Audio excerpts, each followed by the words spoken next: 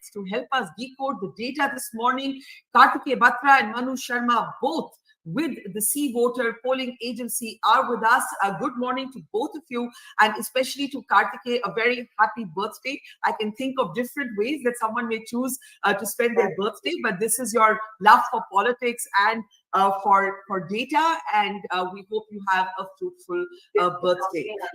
Thank you, Barkha. Thank you. All right, let's get started with the big picture. The first leads will, of course, start coming in only at 8 a.m. The morning has begun with many politicians across these 5 states, but Mizoram will be counted, of course, tomorrow.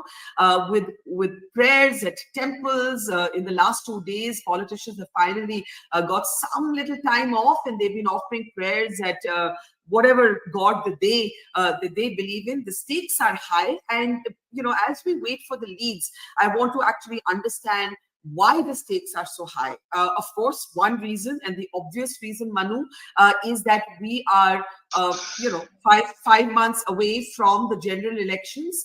What impact do you think these assembly elections will have on national politics? I'll start with you, Manu. Well, I think first of all, we can begin with Telangana. So in Telangana, the trend has been that whenever the Congress has been able to be strong in these now 2 Telugu states, but it was erstwhile Andhra Pradesh, it has done well at the center also. So for Congress, not only it's a provincial election, for them it's actually a good omen if they end up winning Telangana. So it would be a morale boost of sorts. So it's quite critical for them from that respect.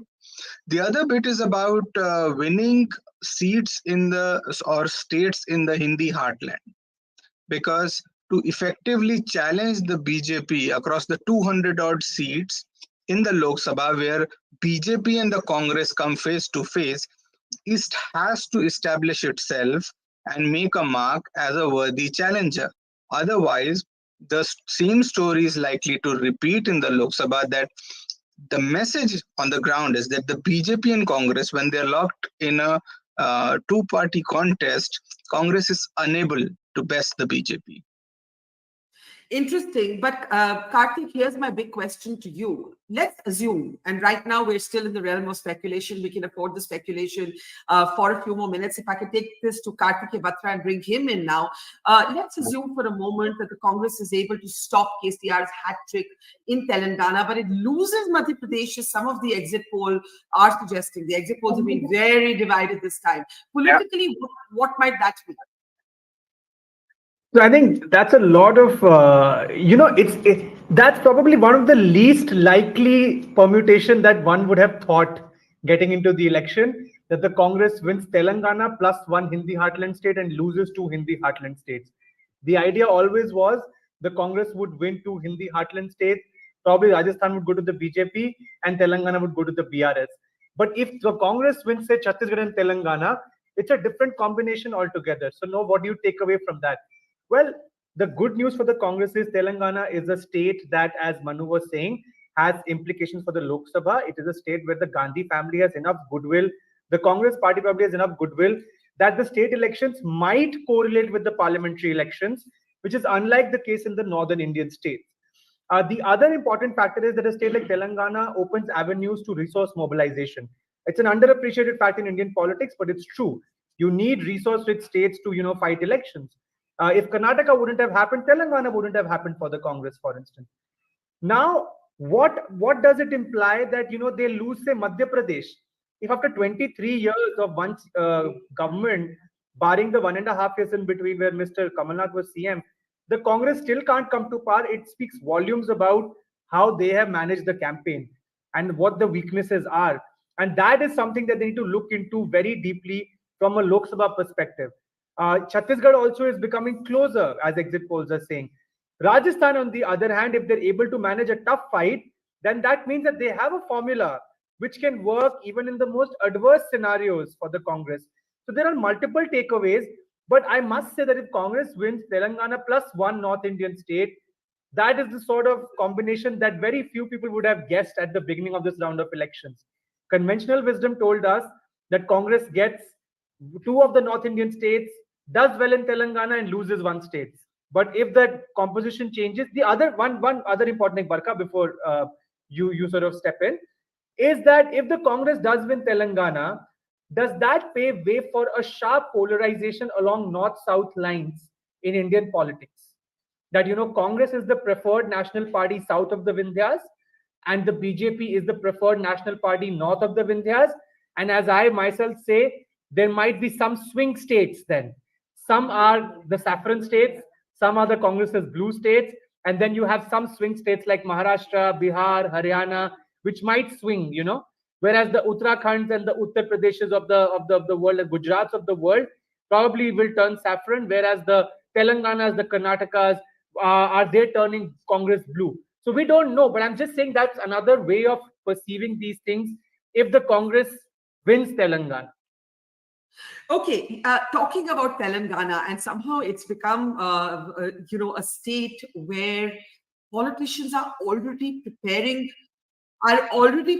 for what might happen after the results. Very interestingly, we've seen DK Shivakumar, the troubleshooter, the key leader from Karnataka, reaching Telangana to guard Congress MLAs against poaching. And it's very interesting, Karthik and Manu. I want to play what Prime Minister said during his campaign, where he actually suggested, he set the cat among the pigeons. He suggested that KCR wanted to join the NDA and it was the BJP that said no. And he actually went on record to say that the BJP could never join hands with the BRS, and Modi himself was giving that guarantee. Let's listen in, and then we talk a little more about what might happen in Telangana. Na kutum sabhyulara KCR को BJP की बढ़ती हुई ताकत का एहसान बहुत पहले हो गया था। ये एहसास उनको हो गया था। लंबे समय से केसीआर इस कोशिश में थे कि किसी तरह बीजेपी से दोस्ती कर लें। जब वो एक बार दिल्ली आए थे तो मुझसे मिलकर भी केसीआर ने यही रिक्वेस्ट की थी, लेकिन बीजेपी कभी भी तेलंगाना के लोगों की इच्छा के खिलाफ कोई भी काम नहीं कर सकती। जब से बीजेपी ने केसीआर को मना किया है, तब से बीआरएस बौखलाई हुई है।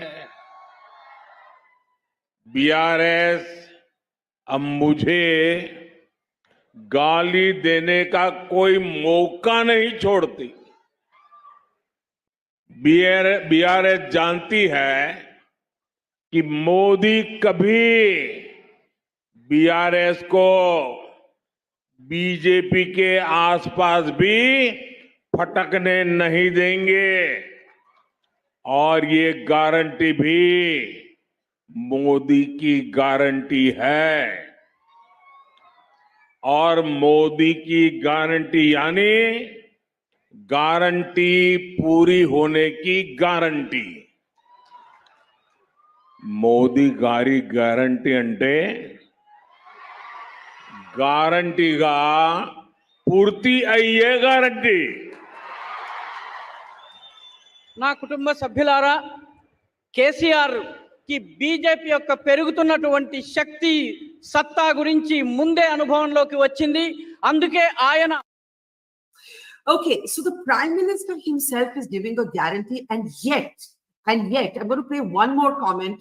DK Shivakumar is in Telangana, and he's already talking about possible poaching, as are other Congress leaders. Let's take a listen in to DK Shivakumar, his presence in Telangana. Very, very interesting. Let's play that. It is a neighboring state. We all have been involved. I have gone for the campaigning. There are some of our responsibilities, what we have to do, help our party leaders. It is quite obvious. The entire Telangana team was here in our elections. They also helped us. We also have to help them. So don't you have the confidence on your legislators? Because are you somewhere worried about poaching? We are not worried. No one will go. All our candidates, whomever they have approached, they have already informed us that this is the attempt they are trying to make. They are also very cautious. We are also very. Okay, let's get comments in on why Telangana is so high stakes, and of course there's the Hindi heartland politics that we'll move to in a moment. Karthik, any thoughts? I know you've got your eyes fixed on the first lead to come in, but we still have 10 minutes for that. DK Shivakumar in Telangana, the Prime Minister saying personally, मैं guarantee देता हूँ ये हम दोनों parties कभी हाथ नहीं मिलाएंगे, but we know that there's no such thing as never in politics, right?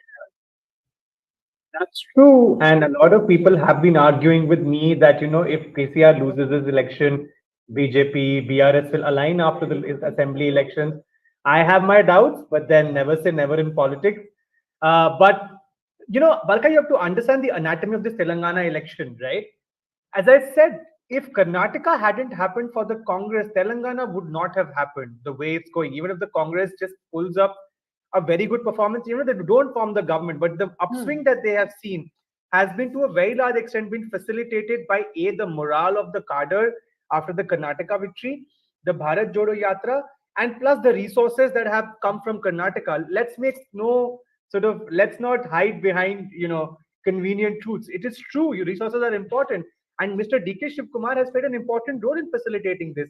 You remember when this Y.S. Sharmila was keen to contest elections with the Congress, it was Mr. DK Shivkumar who was driving the negotiations, and eventually it ended up being in a situation where the Congress did not include her, but made sure that she did not fight elections.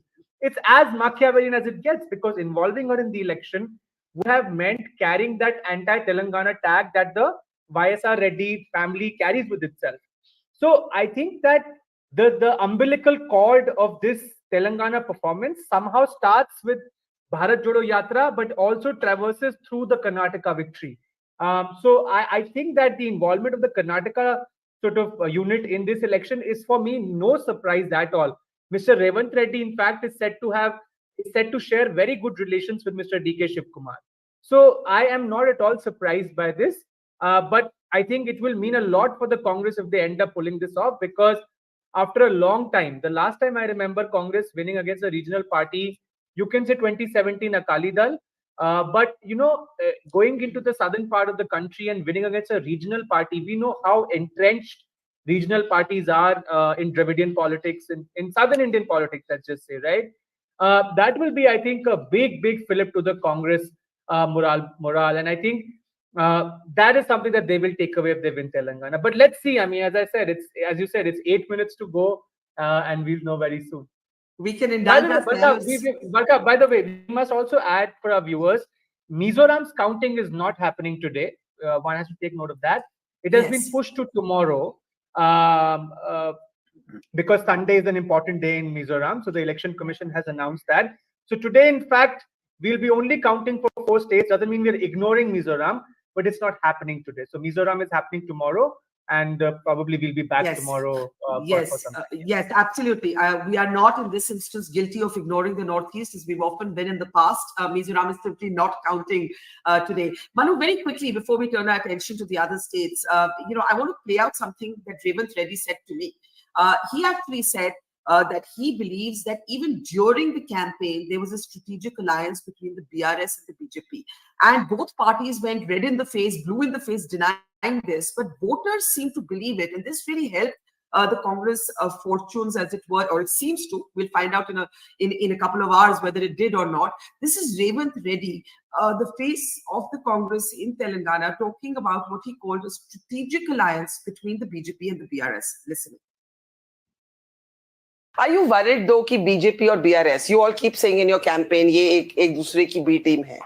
If you don't get a significant majority, तो ये तो चुनाव के बाद भी हाथ मिला सकते हैं. मैं कभी भी B team नहीं कहा है. वो सीधा अलायंस है. NDA कूटमी में BJP अलायंस है यार, B team भी नहीं बोल रहा. Strategic alliance. This is called strategic alliance. BRS, BJP, MIM. India NDA कूटमी. Congress, CPI, Telangana Janashakti, Professor Kodan Ramis, India Kutami. So the election is going between NDA Kutami and India Kutami. So picture साफ है, इसमें कोई छुपाने का नहीं है, कोई मुखौटा नहीं है. तो लोगों को पता है how they are supporting each and other. Revant Reddy is an interesting character. He is somebody who's been in ABVP, a student leader. He has been close to Chandrababu Naidu. He has been close to KCR. He's now in the Congress. Owaisi tried to target him by calling him an RSS Anna, and he turned around and said, Owaisi ki sherwani ke niche to khaki nikkar hai. He's a sort of street, he has street fighter politics, as it were. But this narrative that ye dono parties mili hui hai, these two parties are together. How much do you think this has helped, possibly? Again, we have to say possibly till the actual results are in, Manu. How much do you think this might have helped the Congress? Well, to a large extent, I must say, see, Revant Reddy comes from an ABVP background, as you just said. And the larger BJP Parivar, if one must to say, it has been guilty of, or one can say it has strategically exercised this choice of propping up the local Telugu parties in joint Andhra and later on also at the cost of its own cadre, its own organization. And the rationale, well, they may very well explain, but it has been in the past that BJP has got around to about double-digit votes, especially in the 90s in the joint Andhra, and then suddenly, they tapered out. They just shifted the votes. So in this atmosphere of anti-incumbency, when people were looking for an option, basically BJP did a hit wicket and said, we are not an option anymore. So it's simple economics after that, that when you're in the market and looking for two options, and one of the options just rules itself out, all you have to do is just go and buy the next one. And I think that is what they did to the voters. That is, they ruled themselves out of the fray by tacit signaling, if one must to say, and that was it. That's where Congress benefit. All right, as fascinating as Telangana is and might be, let's turn our attention for just a moment to an individual for whom this is a moment of reckoning, Kartik, which is Ashok Gehlot. Kartik, if you can hear me, otherwise I'll take it to Manu. Ashok Gehlot, Manu. It's a moment of reckoning for Ashok Gehlot. In fact, one senior journalist in Rajasthan was saying, win, lose, whatever, it's been a one-man show in the campaign. And I just want to play out Ashok Gehlot, what he's saying about his prospects and what might happen to him in the eventuality of a win or a defeat. Let's listen to Ashok Gehlot.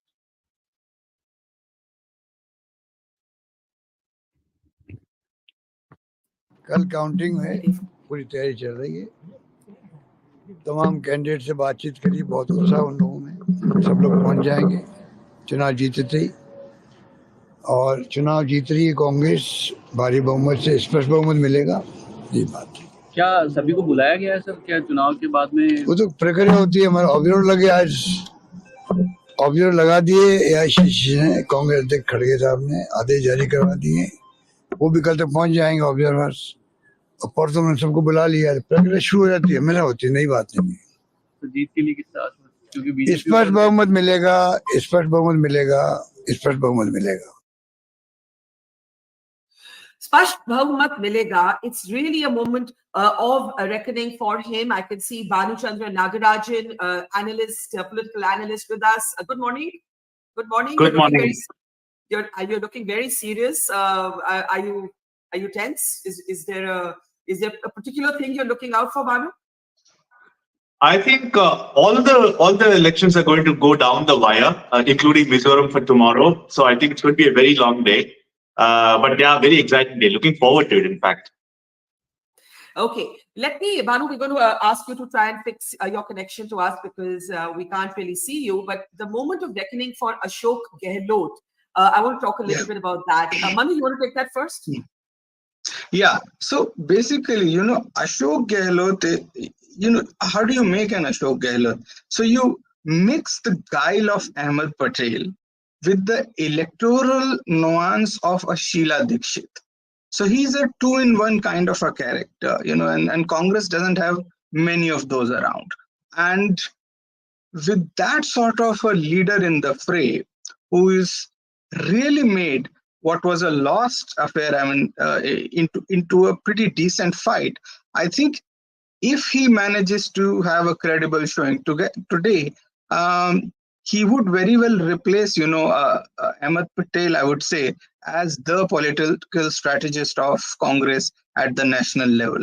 That would be, I think, an appropriate step up for him. Yeah. So this is a very interesting thought, Karthik. Just to remind our audience, the Congress at one point before Mallikarjun Kharge wanted Ashok Gehlot to take the job of Congress president. They thought that was one way to stem the dissidents with Sachin Pilot. He turned that job down. Sachin Pilot was hoping that this would be his moment in the sun. It did not happen. If Mr. Gehlot is able to pull off a win or even a neck-and-neck situation, what might be the scenarios and what does it do? I think, as Manu points out, for his individual standing within the party. One Congress leader said to me yesterday, obviously I can't name him, कि अगर अशोक गहलोत राजस्थान जीत जाते हैं तो कांग्रेस तो भाई जयपुर से चलेगी, दिल्ली भूल जाएगी, because it will be the most extraordinary buck trending victory if it happens, and there's a big if there.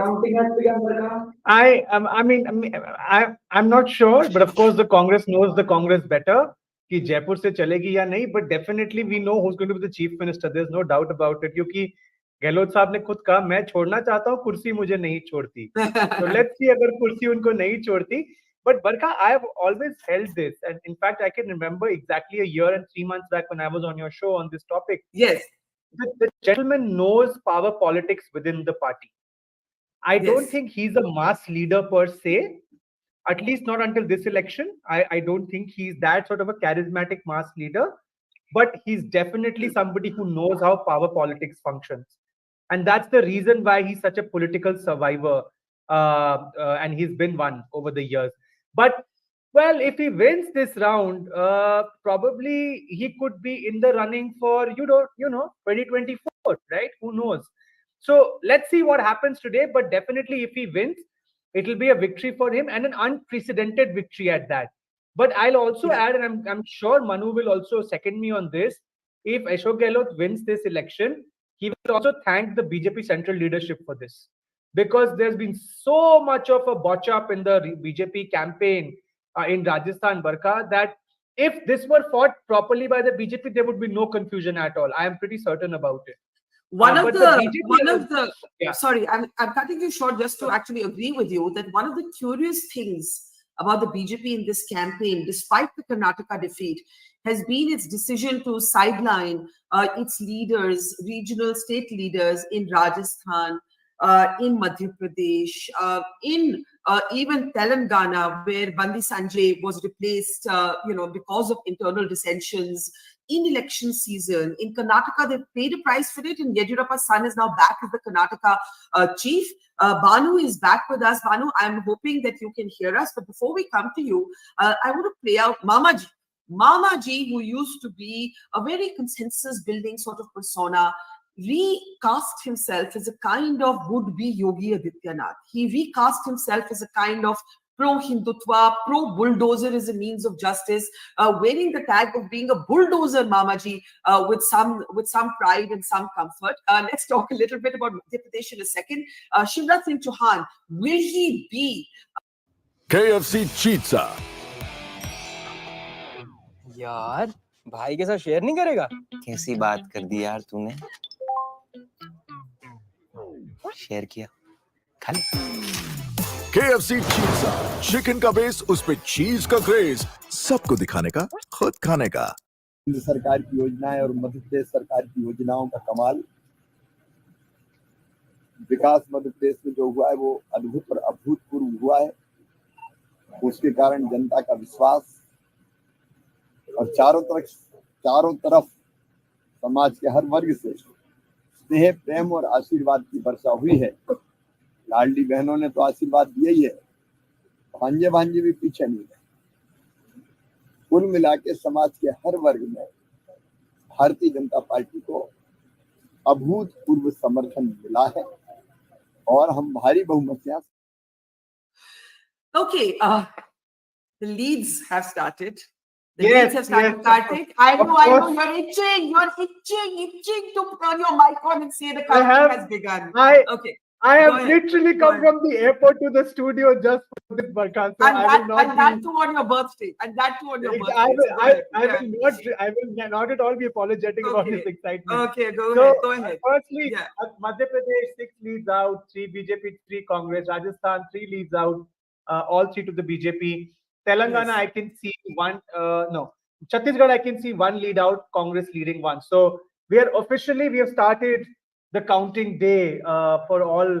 So if there was a proverbial ribbon to be cut, that ribbon has been cut. Okay, so the ribbon has been... Health warning, Barkha, sorry, health warning for the viewers. Early ballots are postal ballots. Conclusions should not be drawn, but this is just started now. And as we speak, Rajasthan is now 5, 3 to the BJP, 2 to the Congress. Back to you. Okay, so the leads are now going to come in fast and furious. If you see our banners changing at the speed of light, don't get confused. We'll try and keep pace the best we can. These are going to come in very, very quickly. They're going to change very, very quickly also. And we'll do the best we can to keep pace. Counting is now officially open. And let's talk a little bit now with Bhanu. We're seeing, again, health warnings. Everything you see on your screen right now is early leads. Karthik has given us the warning that these are first postal ballots, and we're going to be very careful in identifying a trend of an election. Certainly at 8:05, it's only been 5 minutes. Bhanu, what's at stake here? Which are the states that you're going to be really looking out for? Bhanu? I'm particularly very keen on Telangana. So let's see how it goes, because that's the most dramatic of all the 5 state elections, because we had a party that was probably number 3 in the reckoning at the beginning of the year, and that's probably going to win the majority as far as the exit polls are concerned, which is the Congress. So I think I'm looking at it very closely to see how the parties stack up in Telangana. But going by what the exit poll says, all the 5 states, including Mizoram for tomorrow, are in for like a nail-biting finish. So pretty exciting day. Okay, let me just actually bring in Anurag also with first comments. Anurag, can we unmute Anurag, please? Yeah. Yes. Hi, Barkha. Very good morning, and thank you for having me on the show, Barkha. I think for me, the most exciting state today would be Rajasthan, Barkha. I think Telangana looks like a no-brainer, looking at the trends, very strong trends, And Madhya Pradesh, of course, I mean, I also get a sense, traveled across length and breadth very recently. I'm fairly confident BJP will pull it through. And Chhattisgarh, of course, Congress will have a marginal edge. It's something which is very established. But I think Rajasthan would be very, very exciting to watch. And I cannot rule out the possibility of resort politics starting up in Rajasthan, and how would this independence play, and Vasundhara coming back. So I think I would really watch out for that Vasundhara comeback movement, Barkha. Okay, so you believe that there's going to be a Vasundhara comeback moment, and you also believe that Telangana is the biggie. Now, typically, Anurag, you are, if I'm not wrong, and if I can categorize you that way, you're an admirer of the Modi government. But in Telangana, yes, but in Telangana, you're not really rooting for the BJP. You might actually be rooting for the Congress. This is the delicious paradox. This is the delicious paradox of our politics, that people respond in a very different way at states and different way in national politics, right, Anurag? Yes, Barkha, it's a very good question, Barkha. Yes. That's what people have been messaging me, calling me, because in all the news shows I've been taking, I've been clearly mentioning Congress victory and everything in Telangana. But it's my job as an analyst. I need to be truthful about, what I really analyze the situation, Barkha. But one interesting, Barkha, when I was speaking to a top journalist from Telangana, who's also happened to be an analyst, what he told me is there was BRS knew it, KCR and KTR knew it for last 5 years, that there is a very strong anti-government, mood that is brewing up in Telangana. Even in 2018, it was there. And that is exactly a result when, after 2018, all the by-polls, BJP swept with a good majority. But more than all that, all these by-polls, whether Huzurabad, whether it's Dubbaka, it is also was a candidate-specific victory. But the victory BJP got in GHMC was a very, very neutral, symbolic representation of anti-government vote that BJP could catch on. So BJP was really in the race as long as Bandi Sanjay was there, because he portrayed an image that, the anti-government votes can be brought back to the BJP, and BJP was looking very, very strong. When Barkha, you must be knowing people like Konda Vishweshwar Reddy. He's a very veteran politician, and people like him switched side to BJP with the hope that BJP will galvanize the vote. The anti-government vote will rally, with the BJP.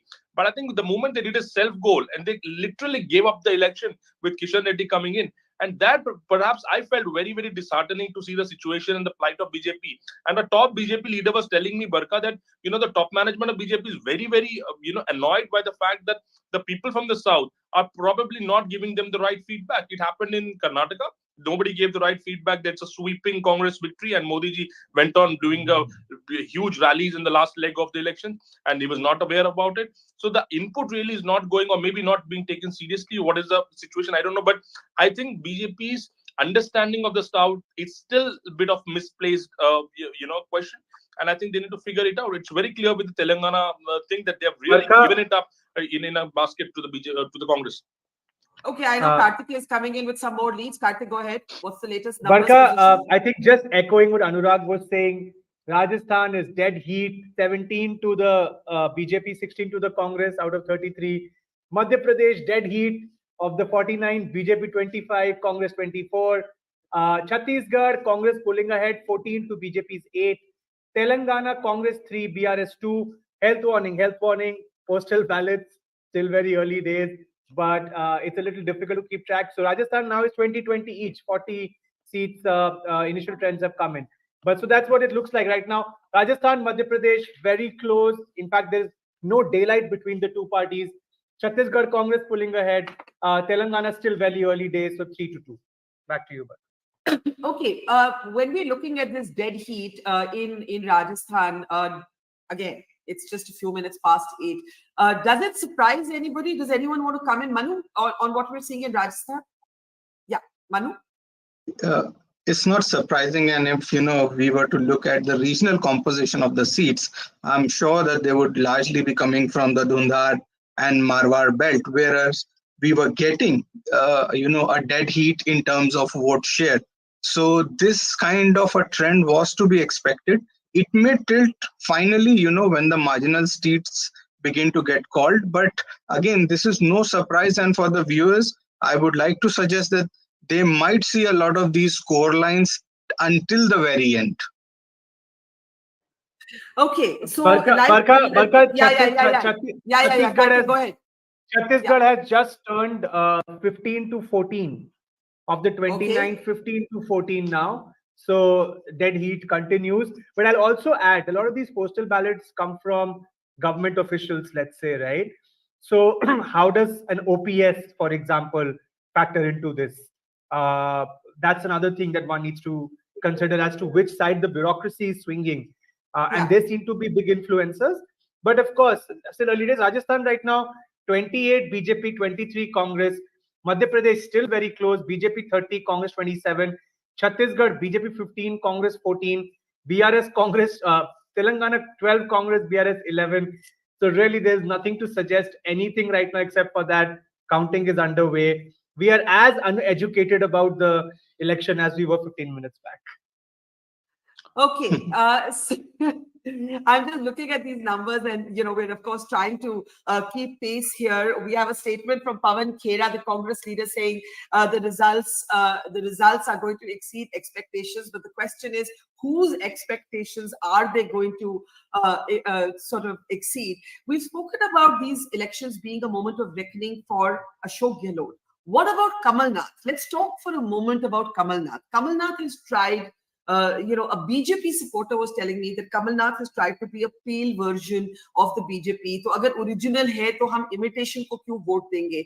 Let's talk a little bit about what's at stake here for Kamalnath. Banu, you want to take that? Kamalnath, a very, very successful member of parliament, one of the longest serving parliamentarians of India, a kind of Sharad Pawar-esque sort of set of networks across parties. Not an easy man to mess with, certainly a formidable opponent. He continues to not believe in the exit polls that have suggested that he could lose. But going by the early leads that we're seeing, and can we please just have the numbers change on the screen, because we've just had Rajasthan. Yeah, there we have Chhattisgarh now. Let's also keep those in rotation. Go ahead, Banu. Yeah, I think it's a moment of reckoning for Kamalnath. And see, Madhya Pradesh is a very quirky state. In fact, I would say it's the politically most complex state in India. We all get enamored by Uttar Pradesh and the 400 seats, but I think Madhya Pradesh is very complicated because there are eight regions, and 8 regions vote very differently.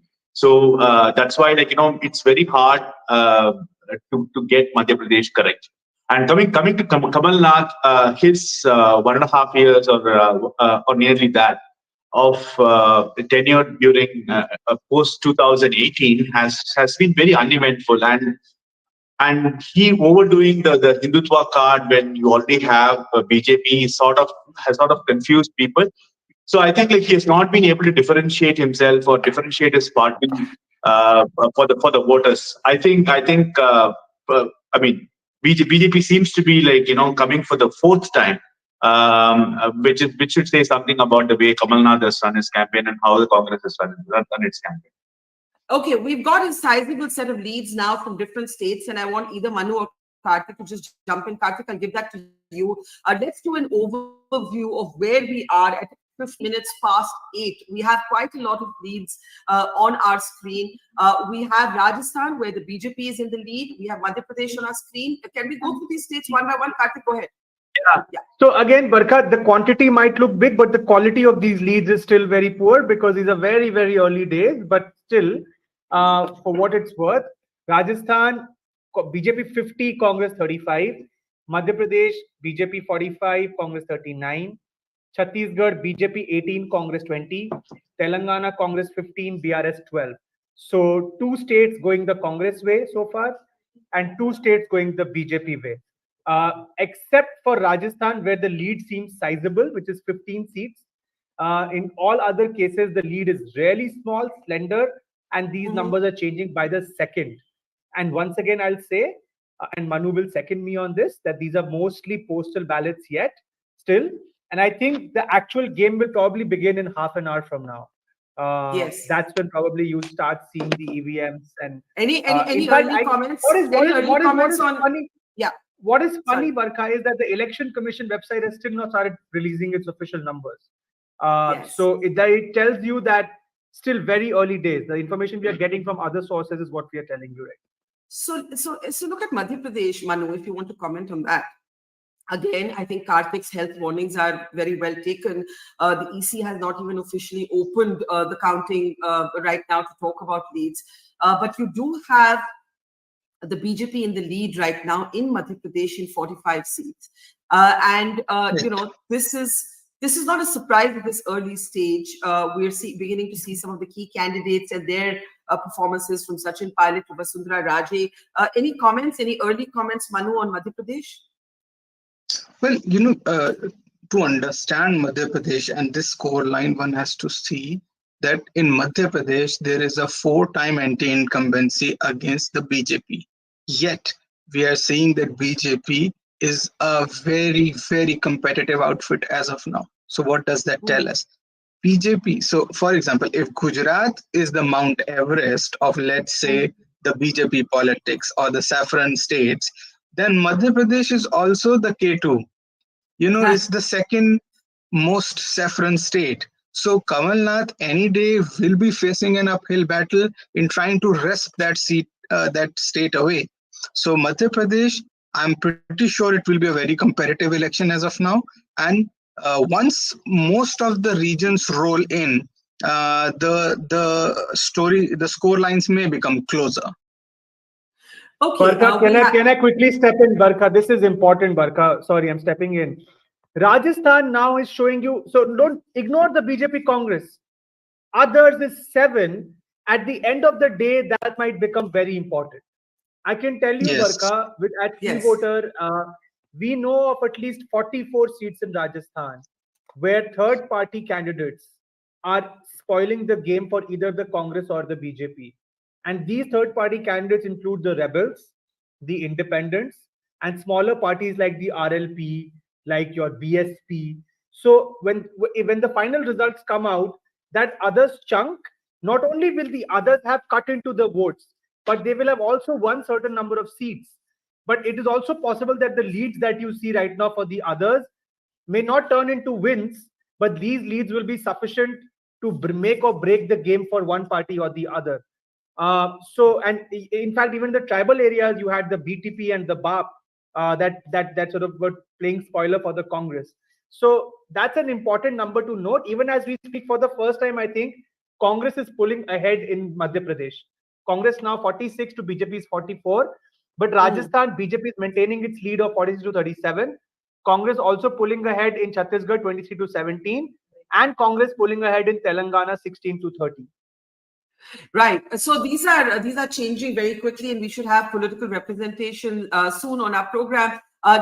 So hang on, Kartik, because obviously you're getting the leads quicker than our graphics are able to keep pace naturally. You're saying in Madhya Pradesh right now the Congress is just narrowly ahead. I'm seeing it on the banner now. 47 to 43 now, Barkha. And I think Manu is absolutely spot on that these are big states. So it is essentially a collection of regions. So Madhya Pradesh, I can tell you, Baghelkhand will vote very differently from Gwalior Chambal, from Malwa Nimad, from Mahakaushal, so from the Bhopal region. And a lot of these early trends come from places which are more sort of developed and quicker to release their results. So that's another sort of bias that comes into early trends. But right now, Congress 47 to BJP's 43. But we'd have no clarity on which regions these seats are coming from.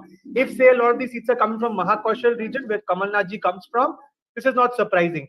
But if the Congress is pulled, by the way, I must tell you, Barkha, Voter is the only agency that is predicted a majority for the Congress, sort of among the major polls. And the key difference was that we said that in the Gwalior Chambal area, the Congress will sweep, and in the Malwa Nimad area, they'll do well. That is contrary to what some of the other polls were saying. So if these numbers are coming from the Gwalior Chambal area, the Congress will be very happy.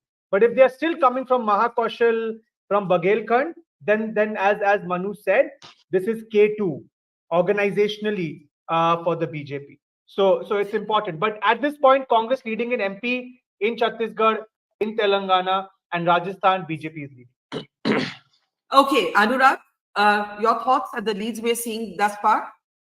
Well, I think, Barkha, I think it's very, very early, and I think I really don't give a lot of importance to the postal ballots. Of course, although it is very interesting for analysts and psychologists to start analyzing, but I think it is extremely, early to say comment anything. I think it's as good as we are in a situation where the only numbers which are kind of a bit serious for us to introspect would be only exit poll numbers. So I don't think we should give a lot of importance to the early trend, particularly the postal ballots, because that has totally a different trend altogether, totally different culture altogether in itself, because it is casted way before, and does not generally in elections. What I've seen, Barkha, is the last 3-4 days are very, very decisive, and last 3-4 days will always result into 2 to 3% of a swift here and there. So I think that's a big number in any state, particularly when you have this razor thin margins, this kind of last ball finish games that we are foreseeing right now.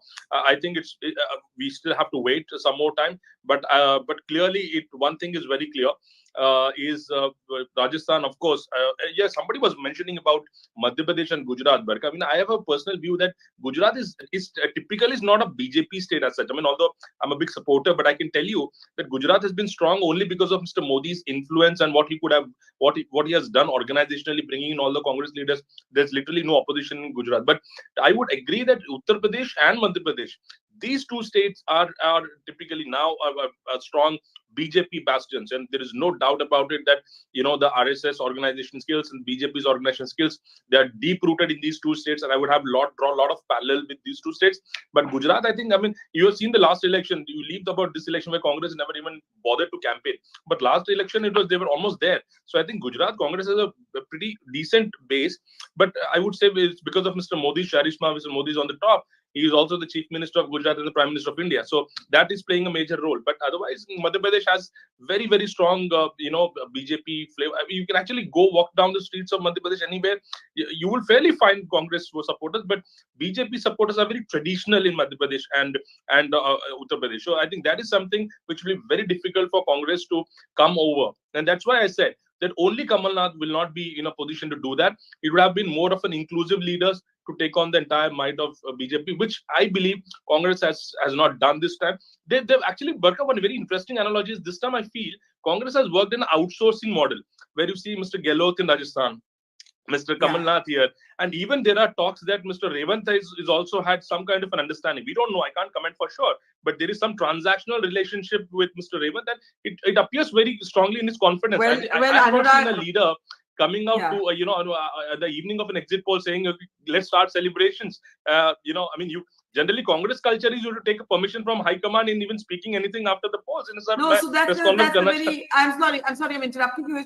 There's been a kind of role reversal between BJP and Congress. In the BJP, you're seeing a kind of vanishing of a generation of state level leaders in this election, and in the Congress you're seeing a kind of emergence of satraps that are asserting themselves almost autonomously from the so-called what used to be called the high command. I want to introduce our political guest this morning. We have K.S. Chauhan, BJP leader from Chhattisgarh. Namaskar, Chauhan ji, namaskar. And we also have Anshuman Sail from the Congress. Good morning, namaskar, Anshuman. And before I come to both of you, Karthik, yes, a quick overview of the leads, and then I'll get comments from our political guests. और थोड़ी छत्तीसगढ़ की भी बात करिए. हमारे पास चौहान जी हैं छत्तीसगढ़ से BJP के. प्लीज. नहीं, छत्तीसगढ़ की तो हम बराबर बात कर रहे हैं कि कांग्रेस 23 और बीजेपी 17, 40 लीड्स हैं. Rajasthan, Barkha, the gap is closing. BJP 45, Congress 43. Madhya Pradesh again Congress 47, BJP 44. Telangana Congress 17, BRS 15. So I agree with Anurag that these are still postal ballots, not indicative of the larger trend. But we are now slowly moving into that territory where we will have to increase the amount of seriousness that we accord to the trends. Still not there, but getting there now. Getting there. Okay.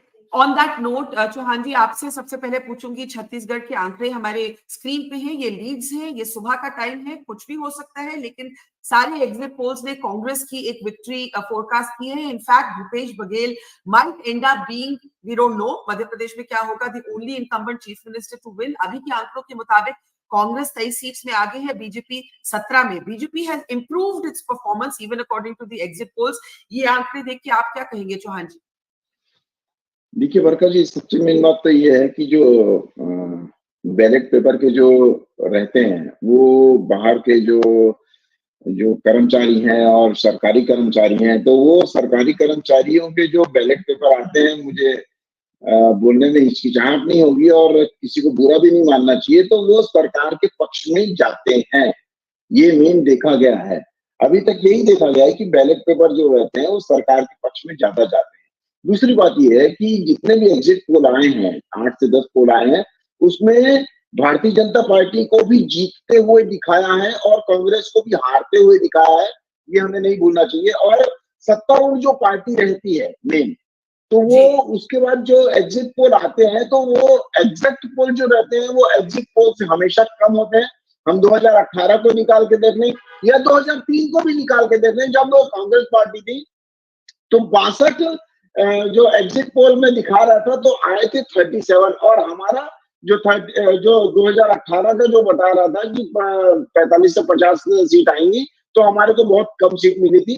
तो exit poll जो है वो थोड़ी सी as देता है सत्तारूढ़ party को. और उसका एक कारण एक और ये भी है कि जो सैंपलिंग लिया जाता है उसमें जो सत्तारूढ़ पार्टी रहती है, जो उस समय पार्टी रहती है और सरकार में रहती है, तो वो सरकार के खिलाफ नहीं बोलना चाहते हैं, लेकिन मत पेटियों में अपने निर्णय को उन्होंने दे दिया है. तो हमें पूर्ण उम्मीद है कि हम बहुत ही अच्छी बहुमत से जीत के आएंगे. मैं कहना चाहती हूँ कि जो लड़ाई है वो है, मतलब it's not a walk over. That's the interesting thing Chauhan ji. BJP 25, Congress 30 in Chhattisgarh. जी बरखा जी, वॉक ओवर का तो सवाल ही पैदा नहीं होता.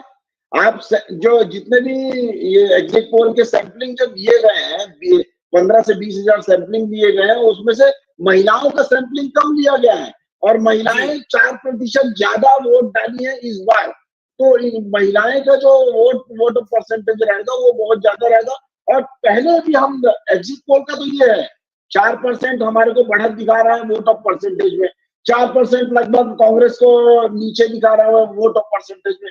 और एग्जैक्ट पोल जो है पहले मध्यावधि चुनाव में भी आया है 2018 के बाद, उसमें भी लगभग 3.5 से 4% जो वोट ऑफ परसेंटेज था वो भारतीय जनता पार्टी का बढ़ रहा था और कांग्रेस का कम हो रहा था। तो हमारे को ये नहीं भूलना चाहिए। और प्रिविलेज जो दे रहा है, प्रिविलेज जो दे रहा है वो 6.5 भारतीय जनता पार्टी को दे रहा है, वहीं 2.75 जो एग्जिट पोल है वो प्रिविलेज दे रहा है। मैं आपको इंटरप्ट करूंगी। I think we can also take a look at the overall leads. Bano, I know you are coming just Barkha Chauhan साहब के लिए अच्छी अपडेट दे रहा हूं एक।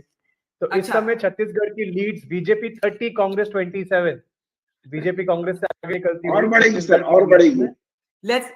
BJP 30, Congress 27 is correct.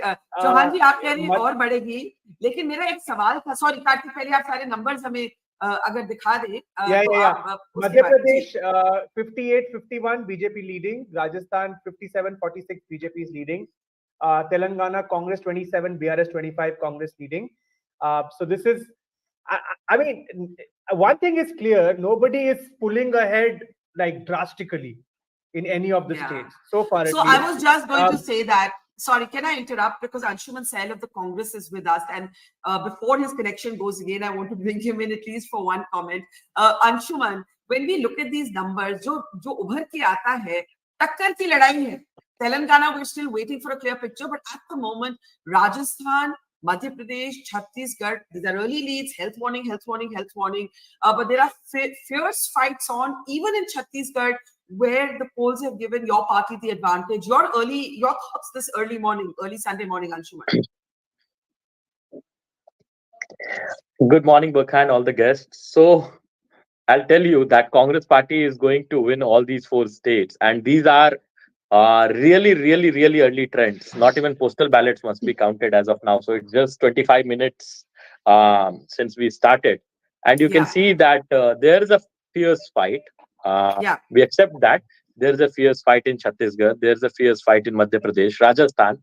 Telangana, I was personally there for 3 months. So I can tell you that Telangana, Congress is going to win. Congress is going to win big in Telangana. My number for Telangana is definitely we are going to win 75 plus, because what I saw in Telangana across the state, I felt that people were voting for change, people were voting for Congress's 6 guarantees, and they were trusting the Congress's leadership. Next, Rajasthan, Madhya Pradesh, Chhattisgarh, what all the inputs that I have got in last 2.5 months. Chhattisgarh, I'm pretty sure that we are going to win decisively, more than 60 seats for sure. Then comes Madhya Pradesh. Madhya Pradesh also, I don't think that there will be any suspense. By the time we are at 10:30, there will be a clear picture in Madhya Pradesh where we will be getting a very comfortable majority in Madhya Pradesh. Anshuman, I want to ask you something. And then I also want to ask Chauhan Saab the same question. मुझे ऐसा लगता है BJP Congress ने थोड़ा role reversal किया.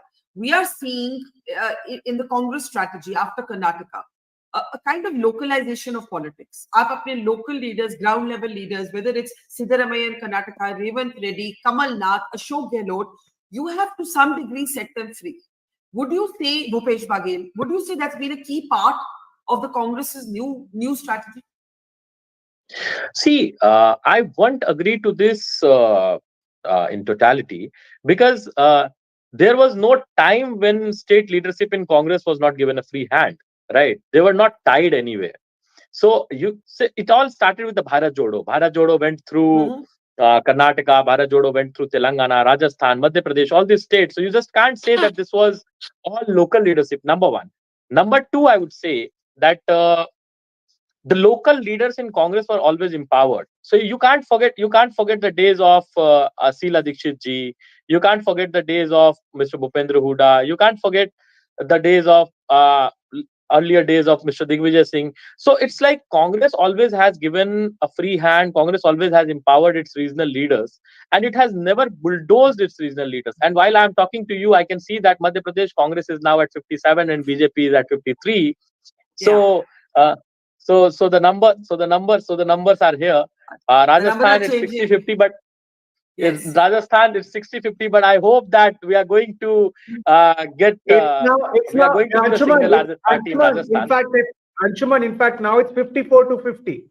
54 Where? BJP, 50 Congress. Huh. Rajasthan. Okay, so Rajasthan is also 54-50 and 13 Yes. others. So that's what I'm saying, that I'm very hopeful that it is going to be. Anshuman, sorry, Anshuman, can I interrupt you? Sorry, Barkha. Yeah. It's Yes. Congress 50, BJP 53. But what is most interesting, Barkha, others is 14. Right. Others is 14. That's not the case in Madhya Pradesh, by the way. Madhya Yes. Pradesh, Rajasthan, roughly the same number of seats have been counted. Madhya Pradesh only 3 leads to others.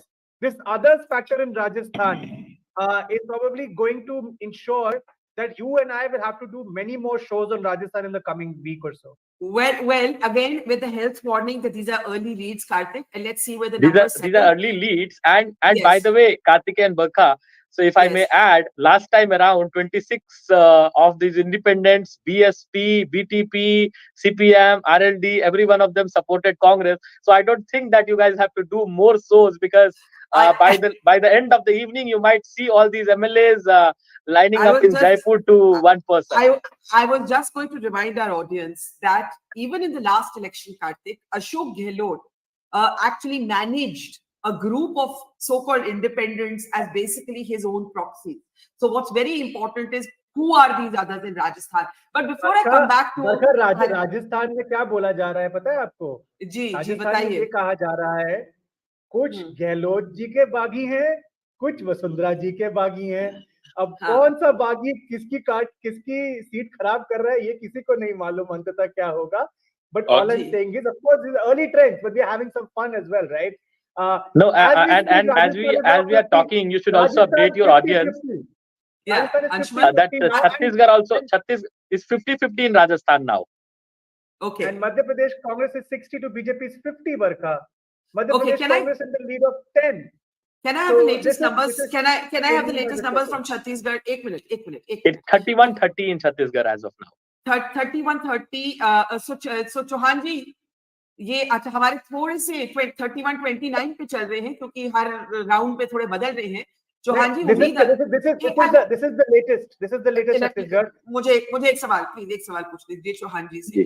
Chauhan जी, हर प्रदेश में BJP की हमने देखा है कि जो strong local leader है उसको project नहीं किया. छत्तीसगढ़ में भी देखिए तो रमन सिंह जी को प्रोजेक्ट नहीं किया गया, राजस्थान में वसुंधरा जी को प्रोजेक्ट नहीं किया गया, मध्य प्रदेश में शिवराज को नहीं प्रोजेक्ट किया. आपको लगता है ये गलती, क्योंकि ये जो क्लोज फाइट चल रही है, हो सकता है आपकी फाइट और बेटर होती अगर आपके पास एक फेस होता who was leading the campaign. Chauhan ji. देखिए बरखा जी, भारतीय जनता पार्टी हमेशा टीम में विश्वास रखती है, और अगर धोनी को हटा दिया जाए कैप्टन से और विराट कोहली को लगा दिया जाता है तो धोनी का परफॉर्मेंस कम नहीं होता है. तो भारतीय जनता पार्टी 11 के 11 खिलाड़ी जो हैं उनकी काबिलियत के हिसाब से खेलते हैं, और ये नहीं बोलते हैं कि हमारे को कैप्टन बनाया जाएगा तब हम अपना 100% देंगे. ऐसा नहीं है, सभी के सभी लोग वहां पर लगे हुए हैं. और इसमें एक और चीज रहती है कि जैसे केंद्र का नेतृत्व जो होता है वो as a guidance, as a guardian जो हमारे को गाइड करता है, जो हमारे को प्रोटेक्ट करता है, तो उनकी एक और एज मिलती है जो कि कांग्रेस पार्टी में ये नहीं देखने को मिलती है. आप किसको लाएंगे कांग्रेस पार्टी में, आप खुद हाल देख रहे हैं कांग्रेस पार्टी का. लेकिन हमारे शीर्ष नेतृत्व, हमारा सौभाग्य है कि हमारे शीर्ष नेतृत्व का आशीर्वाद और उनका गाइडेंस हमारे को मिलता रहता है, और उनके गाइडेंस के हिसाब से हम चलते हैं. जी अच्छा, मैं कहना चाह रही थी कि अभी राजस्थान में Barkha, कांग्रेस एक सीट से आगे. if I may just interrupt for 10 seconds. Yes. So right now in Telangana, Congress is leading at 41 and BRS at 22. That's what I said in your very beginning. That Congress is going to win big in Telangana, and this will be, you also know, this will be the biggest comeback in Indian politics in last 10 years, in a decade. Congress winning Telangana like this. No one gave us the chance. Last year when we were there in Bharat Jodo Yatra, everyone was saying, you guys are not even opposition in this state now. Look at GHMC. Look at all those things. Now you see how we made a comeback, and I'm telling you that we are going to win more than 75 for sure in Telangana. So and the number can go up to 80, 85, 90. So you will see in the evening. Yeah, I want to switch to Telangana for just a moment. It's very interesting because it's the only state right now. Let's open this up for our panel now. Anurag, you want to come in? Barkha, before you do that, Telangana actually now Congress 50, BRS 27. Just to update that. I was just going to say, while we update our figures, can we just stay on Telangana for a second? Telangana, can I go to Telangana? Anurag, Telangana, of our 4 states this morning, Mizoram is not counting today, of our 4 states this morning is the only state so far where there is a very clear lead. It is not a Kantaki Takkar. It is a very, very clear lead, right? And I think it will be the big untold story in a way of this election. And I was asking you earlier that as a Modi supporter, you seem to be quite happy that BRS has been defeated in Telangana. If it's been defeated, I still want to be careful. Why is that? What do you think is Very happening good in question, Telangana? Barkha. And I want to answer Yeah. that, Barkha. I was telling Yeah. these BJP leaders yesterday, I was on call with some leaders. What I told them? With this kind of a defeat, trust me, Barkha, BRS future is very bleak because KCR is not going to be there for long. KTR do not have hold on the rural leaders or the regional leaders, within Telangana. Harish Rao is the only one who is holding the central Telangana and a bit of northern Telangana. So BJP has a chance of resurgence. So whenever it is a BJP versus Congress, BJP does very good. So BJP has now got a chance in Telangana to be that principal opposition, take on the Congress every time. And that's where BJP's strength lies, Barkha. BJP's strength lies in taking on the Congress. Now, if you see this vote share of BJP, mark my word, Barkha, BJP's vote share will anyways, close to doubling. It will be close to 15-16% this time, or maybe 20%. I'll not be surprised. One interesting fact, why I told you early trends, you showed on your screen, Barkha, that Kama Reddy KCR is leading. Shall I tell you the beauty of this early trend? The beauty of this early trend is, I think Kartikeya can, we can talk in the evening. Kama Reddy, BJP is going to win. Mark my word right now. Both Revant and KCR will lose. Kama Reddy, mark my word on this seat, Kama Reddy, BJP will take away. So that's the kind of strength. Actually, BJP might just end up with 7-8 seats. I disagree with that. Maybe 10 maximum. But the vote share would increase. What it essentially says is, going forward, you might see 5 years down the line a BJP versus Congress fight in Telangana, where BRS will be reduced to kind of a very minor vote share, and KTR being very, very centric to the urban cluster, the youth and everything, who don't go out and vote, the IT people. So it is going to be difficult. But Barkha, one very interesting thing also what you said is, BJP in this recent times, and you made a fantastic point, the regional point. I saw this in Karnataka. I see this in Rajasthan. I also see a bit of in Telangana, that BJP high command is not able to get their way through with the regional leaders. Even in Karnataka, nobody listened to them.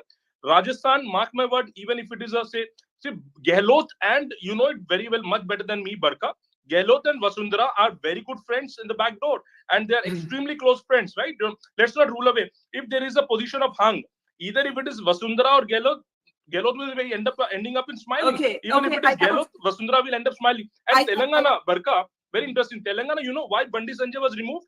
Because a leader called Itala Rajendra, who came from BRS to BJP, he blackmailed. He said, I am going to switch side to Congress. Everyone else in the state is going to Congress.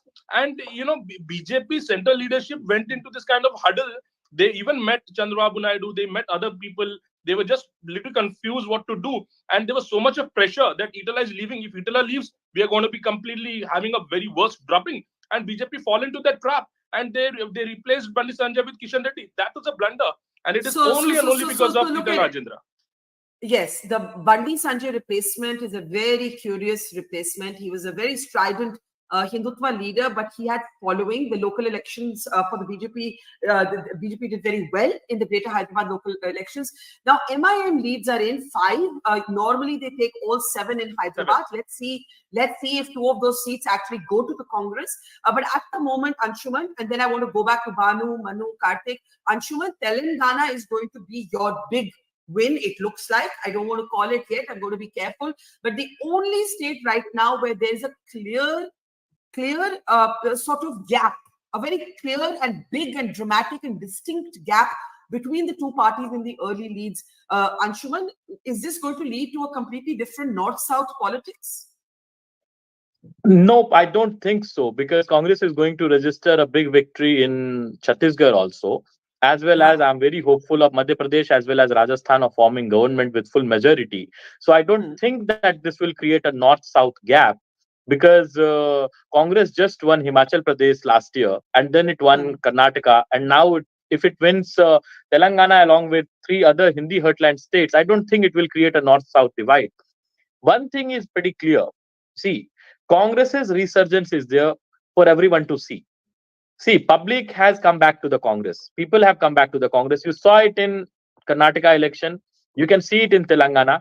You can see it in other states. So even after 5 years, see, I'll tell you a very interesting fact. Even being a Congressee, I'm telling you this, that if we are retaining our government in Rajasthan and Chhattisgarh, it is going to be after 10 years that Congress will be retaining any government in any state. Last time it did was in Mizoram in 2013. So last Congress retained an incumbent government was Mizoram 2013. But Last Anshuman, 10 years. I'm so sorry I'm interrupting you, but the gap right now is widening between the BJP and your party in Madhya Pradesh. If you lose Madhya Pradesh, I'm again saying if, how much of a disappointment will that be? Because, you know, Kamalnath had put everything, and Kamalnath's latest statement says, I have not seen any trends. I don't need to look at any trends till 11 a.m. I am very confident. I trust the voters of Madhya Pradesh. So Kamalnath isn't going to take this seriously 11 baje tak. Uske liye to abhi time hai, 2.5 घंटा hai. But when you are looking at these numbers, BJP now in the lead in 76 in Madhya Pradesh, what do you say? See, if Kamalnath will look at the trend at 11, I'll also look at the Madhya Pradesh trend at 11. So if Kamalnath has the trust in the public, I have trust in Kamalnath. So I hope that we will pull up Madhya Pradesh. See, I was there briefly in Madhya Pradesh, so I can tell you that there was a sense of anger in the public. They wanted to remove the incumbent, and Congress ran a good campaign. See, what the exit polls 3 days back showed, they overhyped what you call the Ladli Behna Yojana in Madhya Pradesh. So they think that 1,000 rupees, just 1,000 rupees a month for 4 months will wash away the sins of Mr. Shivraj Chauhan of last 18 years. That's not going to happen. I don't think so. So I feel that Congress party is going to clinch Madhya Pradesh for sure. Rajasthan will be close and we will be forming government for sure. Chhattisgarh, you can see the gap is widening and Congress is improving the number. And I hope that Congress will get a very decisive majority in Chhattisgarh for sure. Next comes Telangana. Telangana, we are winning big, no doubt in it. Can I get our friend from Chhattisgarh to just comment on Chhattisgarh, and then Bhanu's been waiting a long time to speak. Chauhan ji 1 minute Chhattisgarh के आंकड़े अगर हम screen पे लाएं, मैं भी देख पाऊं, मैंने भी लेटेस्ट नहीं देखे. Can we have Chhattisgarh numbers please on our screen just for a second? Chauhan ji, आप अभी भी like a good sportsman, आपने क्रिकेट की बात की, like a good sporting spirit, आप अभी भी हंस रहे हैं, आप अभी स्माइल कर रहे हैं. टक्कर की लड़ाई तो चल रही है अभी. Sorry Anshuman. Barkha, I just wanted to add one thing in sportsman wala thing, that I have never seen an Indian fan. I have never seen an Indian fan saying, "Virat तुझसे बैर नहीं, धोनी तेरी खैर नहीं." So that's their sportsman spirit and the cricketing spirit. I don't want to comment more on it. चले, चौहान जी. बरखा जी, Bharatiya Janata party ने पूरे 5 साल काम किया है, और उसके पहले अभी जो मेन जो लोग जो एनालिसिस कर रहे हैं वो 15 साल और 5 साल में कर रहे हैं. और जो पिछले 9 साल में हमने कांग्रेस की हालत देखी है, उसके शीर्ष नेतृत्व को देखा है, पिछले 9 सालों में लगभग 80% लड़ाइयां इन्होंने हारी हैं, भले वो केंद्र में हो, भले वो राज्य में हो. तो ये हम पूरे भारतवर्ष में देख रहे हैं कि कांग्रेस पार्टी लगभग 80% लड़ाइयां हारी हैं, चुनाव हारे हैं. और जहां पर डायरेक्ट लड़ाई है भारतीय जनता पार्टी और कांग्रेस की, वहां लगभग 85% इन्होंने हारे हैं. तो ये उसके हिसाब से हम कांग्रेस का हालत देख सकते हैं. हम मध्य प्रदेश में भी देख रहे हैं, हम राजस्थान में भी देख रहे हैं, और इवन छत्तीसगढ़ में भी आप देख लीजिएगा, क्योंकि हमने ग्राउंड लेवल में काम किया हुआ है.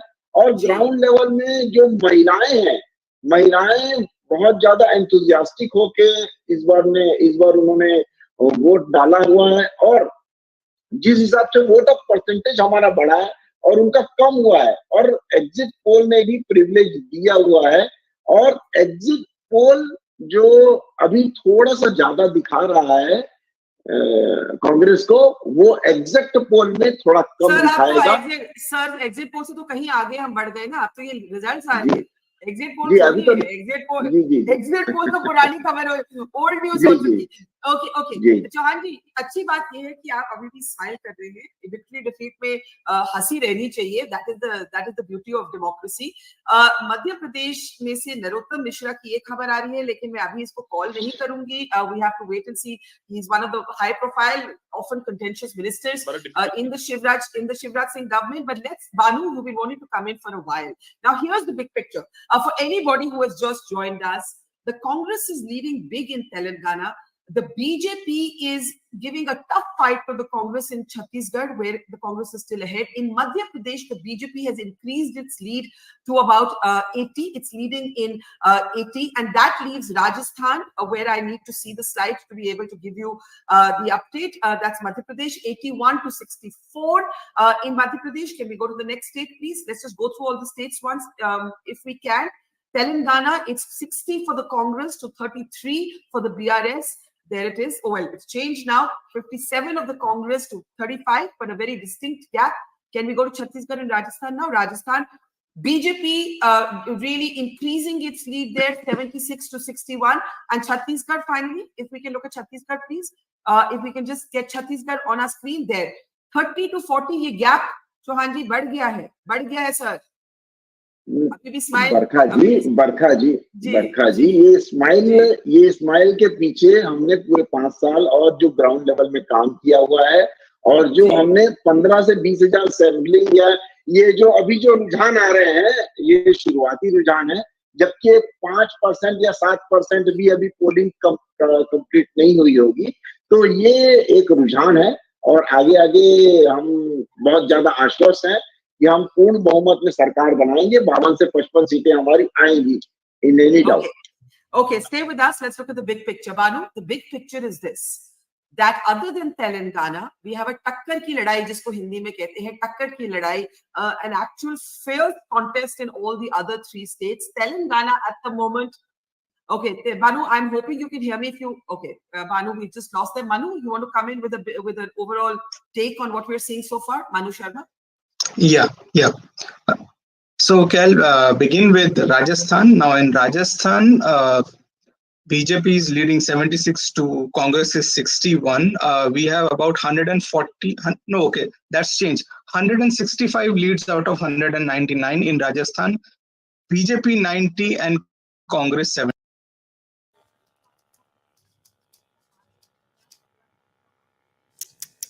काफी बाल झड़ रहे भैया, एक हेयर फॉल वाला शैम्पू देता हूँ, यूज करो। हजारों शैम्पू यूज कर लिए यार, कुछ नहीं होता है। अरे ये ओए, शैम्पू लगा रहा है या चूना? भाई साहब, हेयर लॉस एक अंदर का प्रॉब्लम है, तो बाहर के प्रोडक्ट्स नहीं, पूरा ट्रीटमेंट लो। ट्राई त्राया, एक फ्री हेयर टेस्ट लो, किट खरीदो और बस 5 महीने में रिजल्ट देखो, नहीं तो पैसे वापस। बाल बनाने को बोला था, उल्लू नहीं। 93% saw results with Raya. These seats are coming from different areas, and as of now, there is no distinct trend. But yeah, looking at this number, perhaps there is still an edge. Manu, Telangana, Rajasthan. yeah. एक minute. बात करते BJP, Anshuman's on the phone, but I don't know if he'll be happy with these numbers. The BJP is now leading in 90 in Rajasthan. Manu, 90. Just Yes. pick that up. Just pick that up. Yeah. So 90 seats for BJP and 70 for Congress. But look at the others. This is the story. I think if the others are unable to crack into double digits, then perhaps the anti-incumbency, which was supposed to be split, by these smaller parties and independents and rebels, might be actually going to the BJP, and it could just simply give BJP a decent enough verdict rather than the a tight one that was being anticipated in the polls. So here's the big picture. Anshuman, you want to come in on that? And Bhanu, every time we come to you, we lose you. So I'm going to try my luck in a moment after Anshuman. The gap is widening in Rajasthan. The gap is closing in Madhya Pradesh. Yeah. It's tight. It's still advantage BJP in Madhya Pradesh, Anshuman, but it's a tight gap. Telangana, So what I can very see big is gap. it's 75 to 70 in Madhya Pradesh, and Rajasthan. I would like to tell you that you have been covering elections for like decades now. So you know that the picture of these independents. I am that old, yes, but yes. Go ahead, Anshuman. so yeah, so I'll tell that the picture of the independents, other in the smaller parties, come after 2-3 rounds of counting.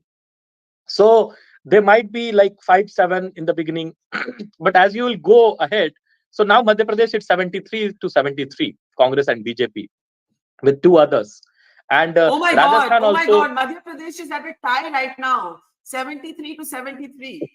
Yeah. And see, I told you when I started that the only state where you don't even need to look at the results, you can trust my words, is Telangana.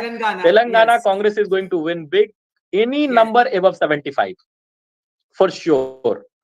And I'll tell you, I told a joke to and Chhattisgarh, you see, it's 45-26. I don't feel that my friend from BJP would be happy looking at the numbers. And I'll tell you, in the end result, if BJP manages to get 25 in Chhattisgarh, they are lucky enough, because the way they have cheated even in opposition, not just 15 years in power, in 5 years in opposition, they were protesting on flimsy grounds in Chhattisgarh. They were protesting, farmers given money. Anshuman, अभी चौहान जी की smile थोड़ी सी हल्की हुई है ये आंकड़े देख के, लेकिन फिर भी बैठे हैं हमारे साथ। कार्तिक, 1 सेकंड, मैं सिर्फ स्वागत करना चाहती हूँ। एक minute Kartik, 1 minute, half a second. Krishna Kumar जानू जी, नमस्कार। राजस्थान बीजेपी की प्रवक्ता हमारे साथ हैं। Karthik, it's over to you for the lead, then Bhanu, then Krishna Kumar ji. Yes, Karthik, go ahead. Karthik, take that. So, Barkha, early leads, I can tell you, Congress has crossed the majority mark in Chhattisgarh and Telangana. BJP has almost crossed the halfway mark in Rajasthan. In leads. Yes. Yeah. And Madhya Pradesh is dead heat, where Congress has just in the last 1 second, Congress has pulled ahead of the BJP. Just 5 minutes back, the gulf between the Congress and the BJP was 15 seats, where the Congress was staring at 60, the BJP was 75. At this point, Congress 75, BJP 72. And one thing that is probably playing a role here is that Congress does well in the tribal areas. Some of the counting in the tribal areas is relatively slow. So those are also trends that, one needs to factor in. But anyway, so Rajasthan early leads, it seems that the BJP has crossed the majority mark or almost there. Congress is pulling ahead in Chhattisgarh, although it's just dipped to 44 in the last 5 seconds. Telangana, Congress 60, as you rightly said. I think Telangana seems to be settled, it seems, in early trends at least, but we'll have to wait. Madhya Pradesh, Congress just taking a slender lead, 75-72. So at this point, this is that's what the situation is. Apart from Telangana and now Chhattisgarh to some extent, I think Rajasthan and MP, but Rajasthan also the gap is widening, I would say. So MP for me now is the key area of interest, where it seems. So let's say this. So let's say this: the Congress in leads seems to be set for a huge win in Telangana. The Congress is now distinctly leading in Chhattisgarh. In Rajasthan, the BJP is at the moment distinctly leading. And there's a dead heat battle on for Madhya Pradesh.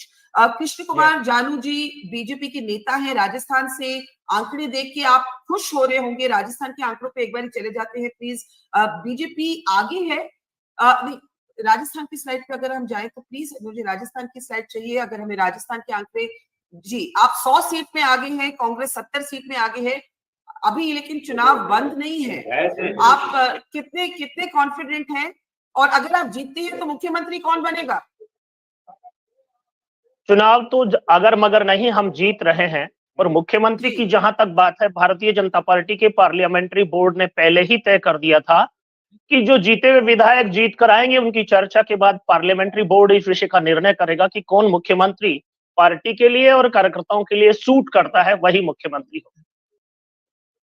तो आपको लगता है कि ये जो आप 100 seat में lead कर रहे हैं, अगर आपका एक मुख्यमंत्री कैंडिडेट होता, जैसे कि वसुंधरा राजे जो प्रदेश की सबसे सीनियर लीडर है, माना जाता है कि उनको साइडलाइन किया गया, अगर आप उनको बनाते तो और भी हो सकता है आपकी जीत कंफर्टेबल होती। अभी जीत लग नहीं है, तय नहीं है, इस पे आप क्या बोलेंगे?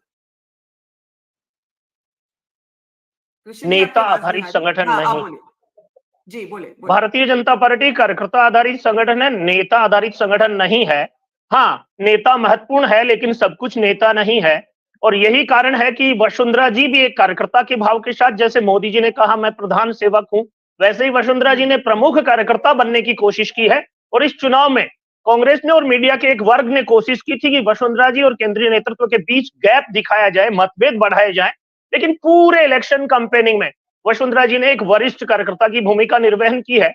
और अब पार्लियामेंट जो बोर्ड है बीजेपी का, उसके साथ बैठ करके पार्टी। कृष्ण जी मुझे कुछ पूछना है आपसे। ये राजस्थान के आंकड़े में अदर्स की कैटेगरी में 19 लोग हैं। Barkha, we have new numbers 180 and 19 in Rajasthan. 180 and 19, मैं उसी की बात कर रही हूँ। It's on our screen.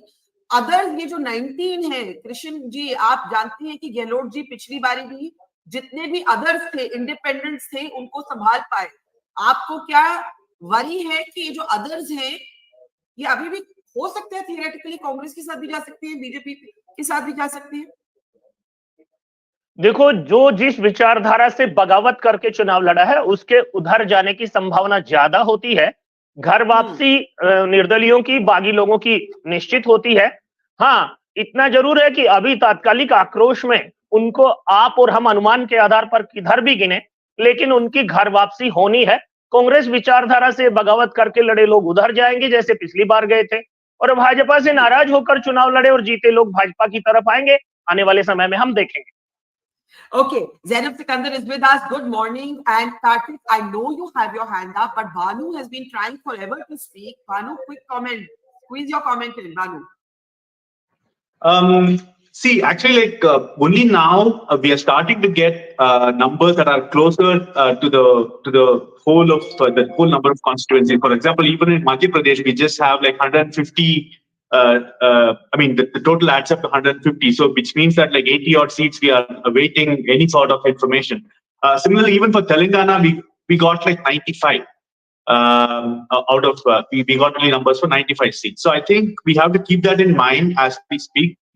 As far as Chhattisgarh is concerned, 20 out of the 90 seats was decided by less than 10,000 votes last time. So I think it's always a low margin sort of a state. So I think we have to keep that in mind. As far as Rajasthan is concerned, I think both Vasundhara and Gehlot not only should beat the opposition party, but also their own party. So if they want to become chief ministers, which is what Gehlot did last time. So I think quite fascinating contest. But I think we should keep in mind that there are results awaited, or even information awaited from various constituencies in each of the 4 states that we're going to see.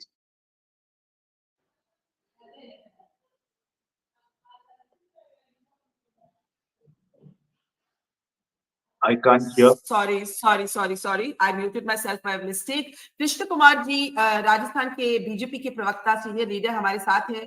ये आपने 100 mark century तो पार कर दी, लेकिन ये जो 18 others में है, इनकी कितनी फिक्र है आपको सर? कृष्ण कुमार जी देखो, भारतीय जनता पार्टी 2013 का जो आंकड़ा था 120 से अधिक विधायक जीत कर आ रही है।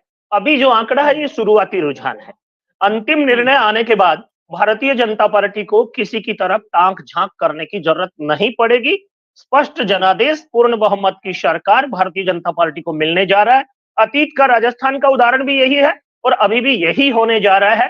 अभी शुरुआती आंकड़े इसी बात का संकेत दे रहे हैं। निर्दलीय जो हैं, उनमें जो भाजपा विचारधारा के हैं, उन निर्दलियों से भी जब आप पूछेंगे तो वो स्पष्ट कहेंगे। बहुत से निर्दलियों ने तो मोदी जी को नेता मानकर ही चुनाव लड़ा है। स्थानीय फैसले और टिकट वितरण में कहीं जो चूक हुई है, उसके कारण उन लोगों ने अपना शक्ति प्रदर्शन किया है, और जो जीत कर आएंगे वो बीजेपी से परहेज करें, ऐसी कोई स्थिति नहीं है। चलिए देखते हैं, हमारे साथ बने रहिए। चौहान जी, आप थोड़ा स्माइल आपका कम हो गया है। छत्तीसगढ़ में अब लीड बहुत ज्यादा बढ़ गई है कांग्रेस की, कुछ कहना चाहेंगे आप? शुरुआती रुझान है बरखा जी। 5 से 6%, 7% अभी पोलिंग हुआ है, अभी मतगणना हुई है, तो इसका आप अंदाजा नहीं लगा सकते हैं। जैसे कि हमने 2013 में भी देखा हुआ है, लास्ट के 2 घंटे में भारतीय जनता पार्टी ने लीड की थी। और अभी ये तो शुरुआती रुझान है। शुरुआती रुझान में अब बहुत ज्यादा अपन बोल नहीं सकते हैं, और निश्चित रूप से हम पूर्ण बहुमत में अपनी सरकार बनाएंगे। Okay, Anshuman, any comment on the others? ये जो 18 अदर्स हैं राजस्थान में जो लीड कर रहे हैं, इनके बारे में अगर आप कुछ बोलना चाहें। क्योंकि I can see. Yeah, go ahead. दो तीन seats. I just quickly checked that who are these others. So I could see that 3-4 are people, and I told you so. See, leave 3-4. If 18 ends up winning, independent, BSP, BTP, BAP. So every one of them you will see lining up to one person in Jaipur. Also for Bhanuji, so he is saying कि शुरुआती रुझान है. So I have this experience. So being a Congress spokesperson, I have this experience. I would like to add some fun in this very serious debate. That we keep saying this 11-12 बजे तक हमें ये बोलते रहना है कि ये शुरुआती रुझान है. So because and Bhanuji Bihar का एग्जांपल प्लीज रिमेम्बर 11 बजे ट्रेंड चेंज हुआ था. तो 11 बजे तक यू कैन कीप सेइंग कि ये शुरुआती रुझान है और बिहार में 11 के बाद ही बाजी पलटी थी. So this is something that I can help you with as of now for Chhattisgarh. But you know, Anshuman, there is a reason कि 11 बजे तक वेट करना चाहिए, क्योंकि मध्य प्रदेश आप देखें तो कांग्रेस थोड़ी आगे बढ़ चुकी है. Kartik, quick look at the numbers and then quick comments from Zainab, from Manu, from Anurag, everybody who's here with us this morning. It's a fascinating election morning. If I were to give you the big political picture, the Congress is poised to take Telangana in a dramatic win. The Congress seems set to take Chhattisgarh. Oh, has it changed? Okay, Karthik, I'll let you know the numbers. Karthik? Yeah, Chhattisgarh has changed even as you spoke, Barkha. Congress 39 to BJP's 34. So what the Congress BJP spoke तो तभी चौहान जी कह रहे थे कि ये रुकिए. But go ahead. हाँ. Of course. And then Madhya Pradesh dead heat, 91 apiece. And just 5 minutes back, Barkha, BJP was pulling ahead significantly in Madhya Pradesh. BJP was at roughly 95 and Congress at 80, but now it's changed dramatically. Rajasthan, BJP 100, but Congress 82 and others 17. So the non-BJP bloc is 99 and BJP is 100, but I will actually be very cautious by saying non-BJP bloc, because of those 17, some might actually be sympathetic towards the BJP. Telangana seems pretty clear at this point. Things haven't changed. 104 seats, trends are coming out. Congress 60, BRS 33, others 7, which is primarily the MIM, and BJP on 4. But Rajasthan, BJP is now 102 again, so it has crossed the 100 mark. MP, I think, is the election to watch out for, it seems.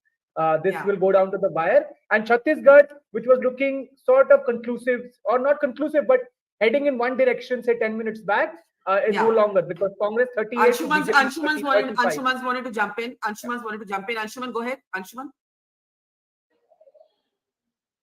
I can't hear you. Anshuman, please. Can you unmute Anshuman? Yeah, go ahead. Yeah. So I just wanted to jump in that only official data that we have from Election Commission till now is from Rajasthan, which shows 4-1, 4 in the favor of Congress, 1 in the favor of BJP. And if I may tell the vote percentage, so Congress right now is at 55.75, BJP at 33.94. So as per the Election Commission initial data, it's a 21% lead as of now for the Congress. So I don't see a reason why Congress would lose Rajasthan as of now. But Anshuman, the reason is that the 3 seats or the 4 seats where the Congress is leading from are coming from the Dhundhar Mewat area, which is where the Congress is expected to do well. The BJP seat is coming from the Mewat area. But can I interrupt both of you? Can I interrupt both of you to comment even for 1 second? Chauhan ji, 37, Chhattisgarh. Chauhan ji, ये आपकी interest की बात है. चौहान जी की smile वापस आ गई. हाँ. नहीं, बरखा जी, ये स्माइल अंत तक पूरी बनी रहेगी और ये जश्न में तब्दील भी होगी. आप के साथ ही हम जश्न मनाएंगे और पूर्ण मोहम्मद से हमारे को विश्वास है, क्योंकि हमने काम किया हुआ है और काम के बेसिस पे ही हम ये बोल रहे हैं और काम के बेसिस पे ही हम लोग बात कर रहे हैं. जी. Okay, I am at this moment going to say thank you to Anshuman, because Dr. Shama Muhammad of the Congress is with us. Anshuman, thanks for joining us. So we'll let Shama Thank you for having me here. Thank you. पर चौहान जी और कृष्ण जी हमारे साथ बने रहिए. Dr. Shama Muhammad, your early thoughts. Telangana looks like a big win. Shama, can you hear me? Good morning. Shama, can you hear me?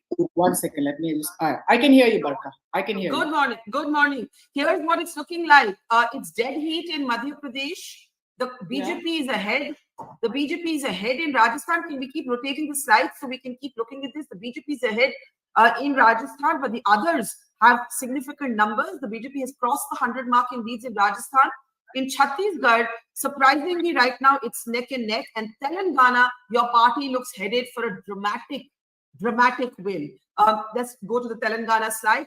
Shama, your thoughts this morning on the big picture. Shama Mohammed of the Congress.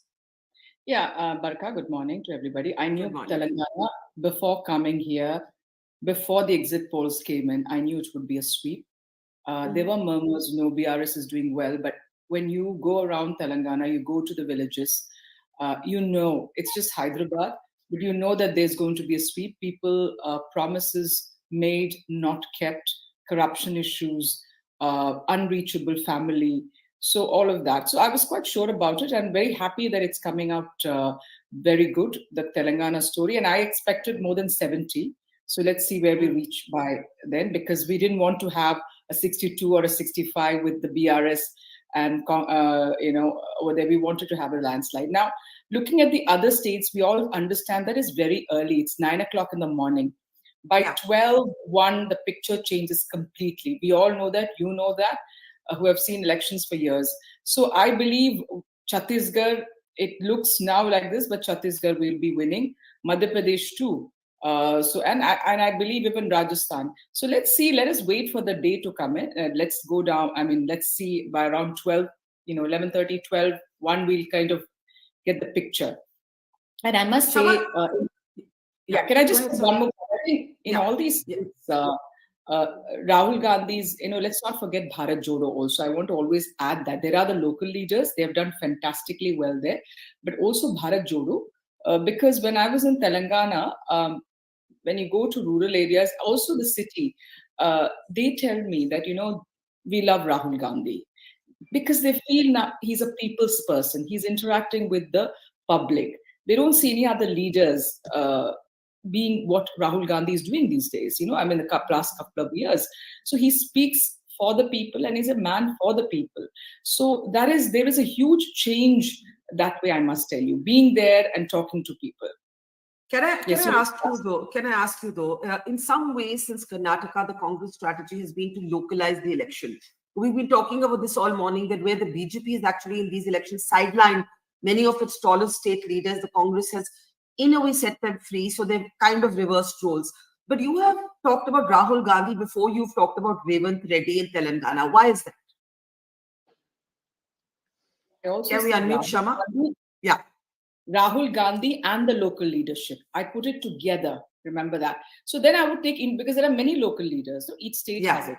So of course, we believe in that. But I just added the Bharat Jodo. Let's not forget the Bharat Jodo. That was my basic reference to that. Of course, the local leadership. I mean, in Telangana, I have seen Revanth Reddy, great orator, crowd puller. I mean, there is excellent. I have seen him. I've seen Bhatti ji. I've seen Uttam Kumar Reddy ji. I mean, many other leaders, tall leaders there. So it has been a united campaign, I must say. That is very important in a state election or any election.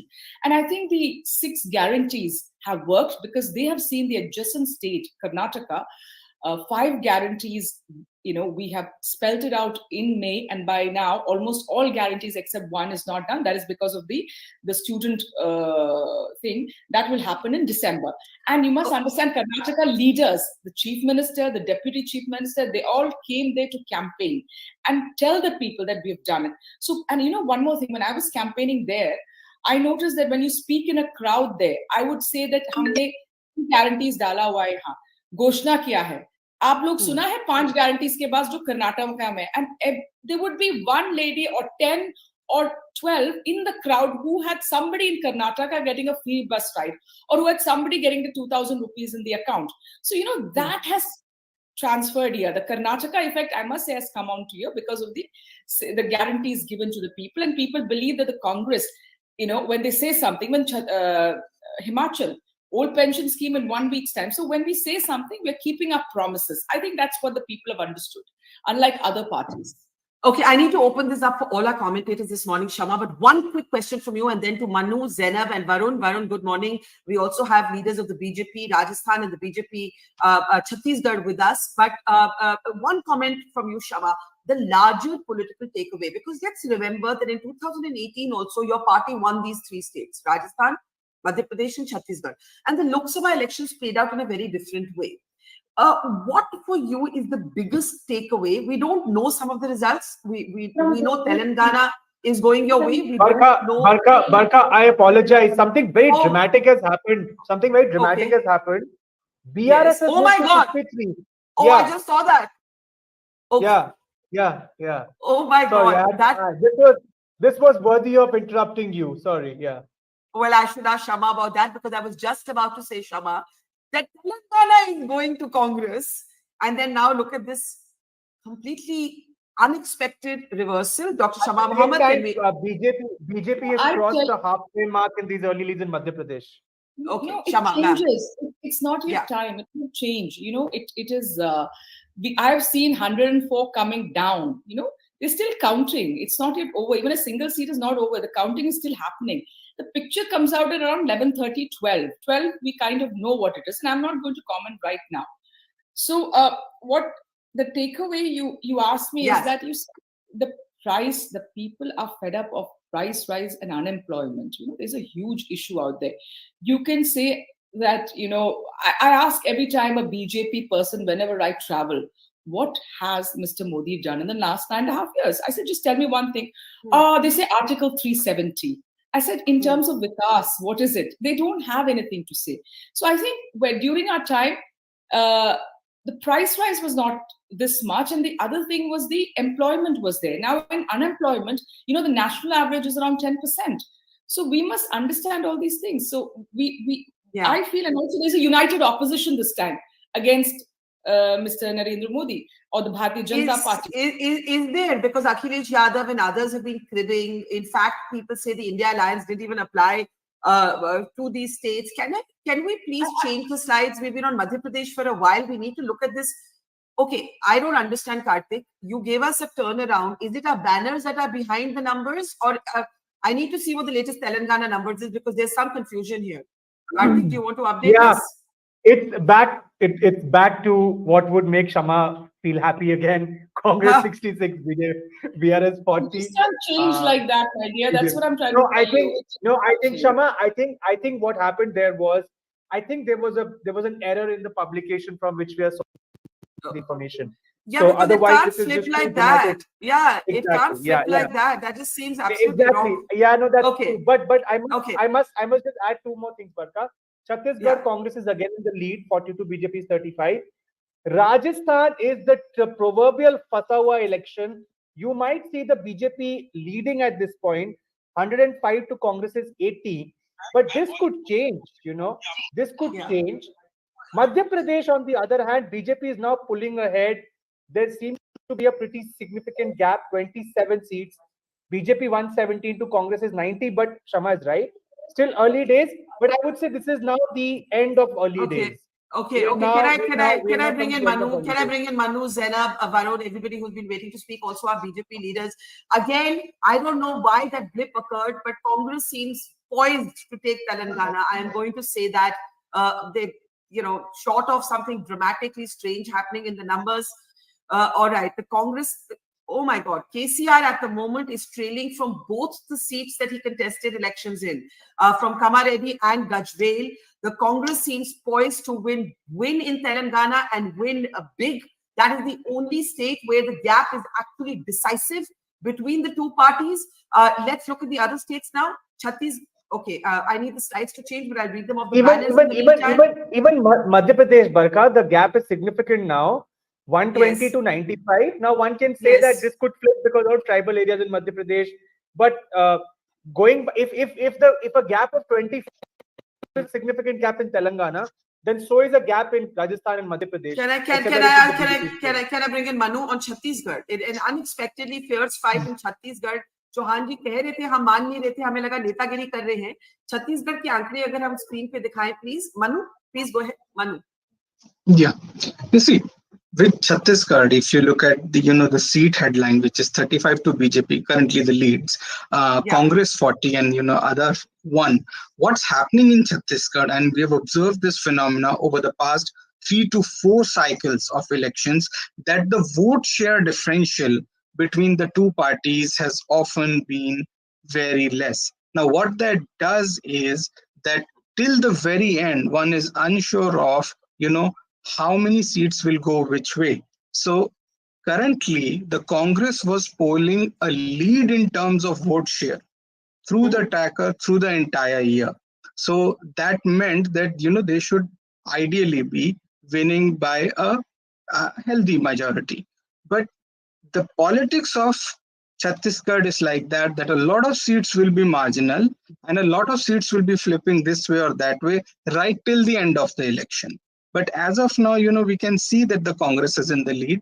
But really speaking, the central Chhattisgarh region, the central Chhattisgarh region will decide who forms the government, and just let's wait to see how that plays out in the end.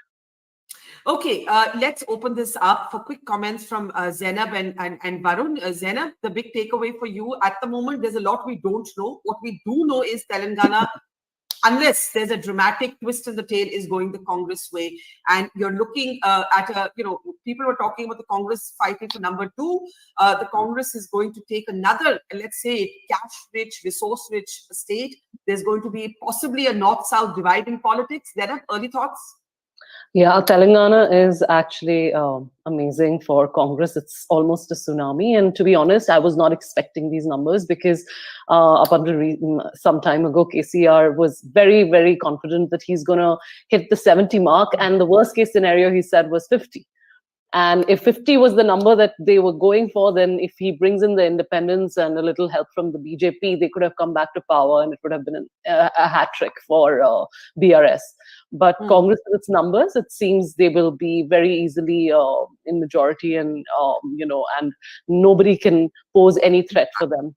And what for you is the political takeaway? Do you believe the Congress has recovered its fighting spirit? Do you believe the Congress has finally set some of its regional leaders free from its high command culture?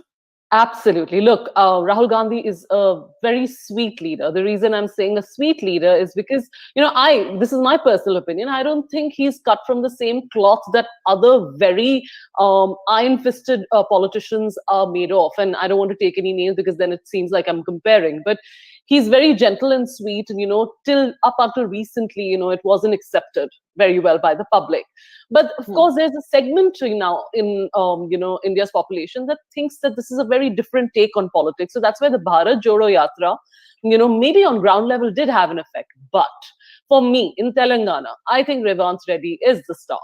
You can't deny that man. And, mind you, if Rahul Gandhi is considered a youthful leader, so is Revanth Reddy. They're just a year apart, in age. So, the fact that, he's had quite a political career. He started off as an ABVP, youth leader, went to TDP, and now is a Congress leader. So he has had his taste in politics. He knows what works and what doesn't. I mean, did you see his rallies? Revanth Reddy was, and I think that is where Congress made the biggest. Okay, okay, 1 minute. 1 minute. We have numbers update, and then I'll come to Varun. And I know also Chauhanji and Krishna Kumarji are both with us, as is Dr. Shama Mohammed. Kartik, quickly. For the first time, we have all leads from Madhya Pradesh. Something dramatic has again happened. Congress 110 to BJP's 116. Barkha, if these trends hold, plus minus 4-5 seats, we may see a repeat of 2018, where one party misses by just 4 to 5 seats. So this is getting really close. Rajasthan, for a very long time now, BJP is stuck between 100 and 105. Now exactly BJP is 100, Congress 85.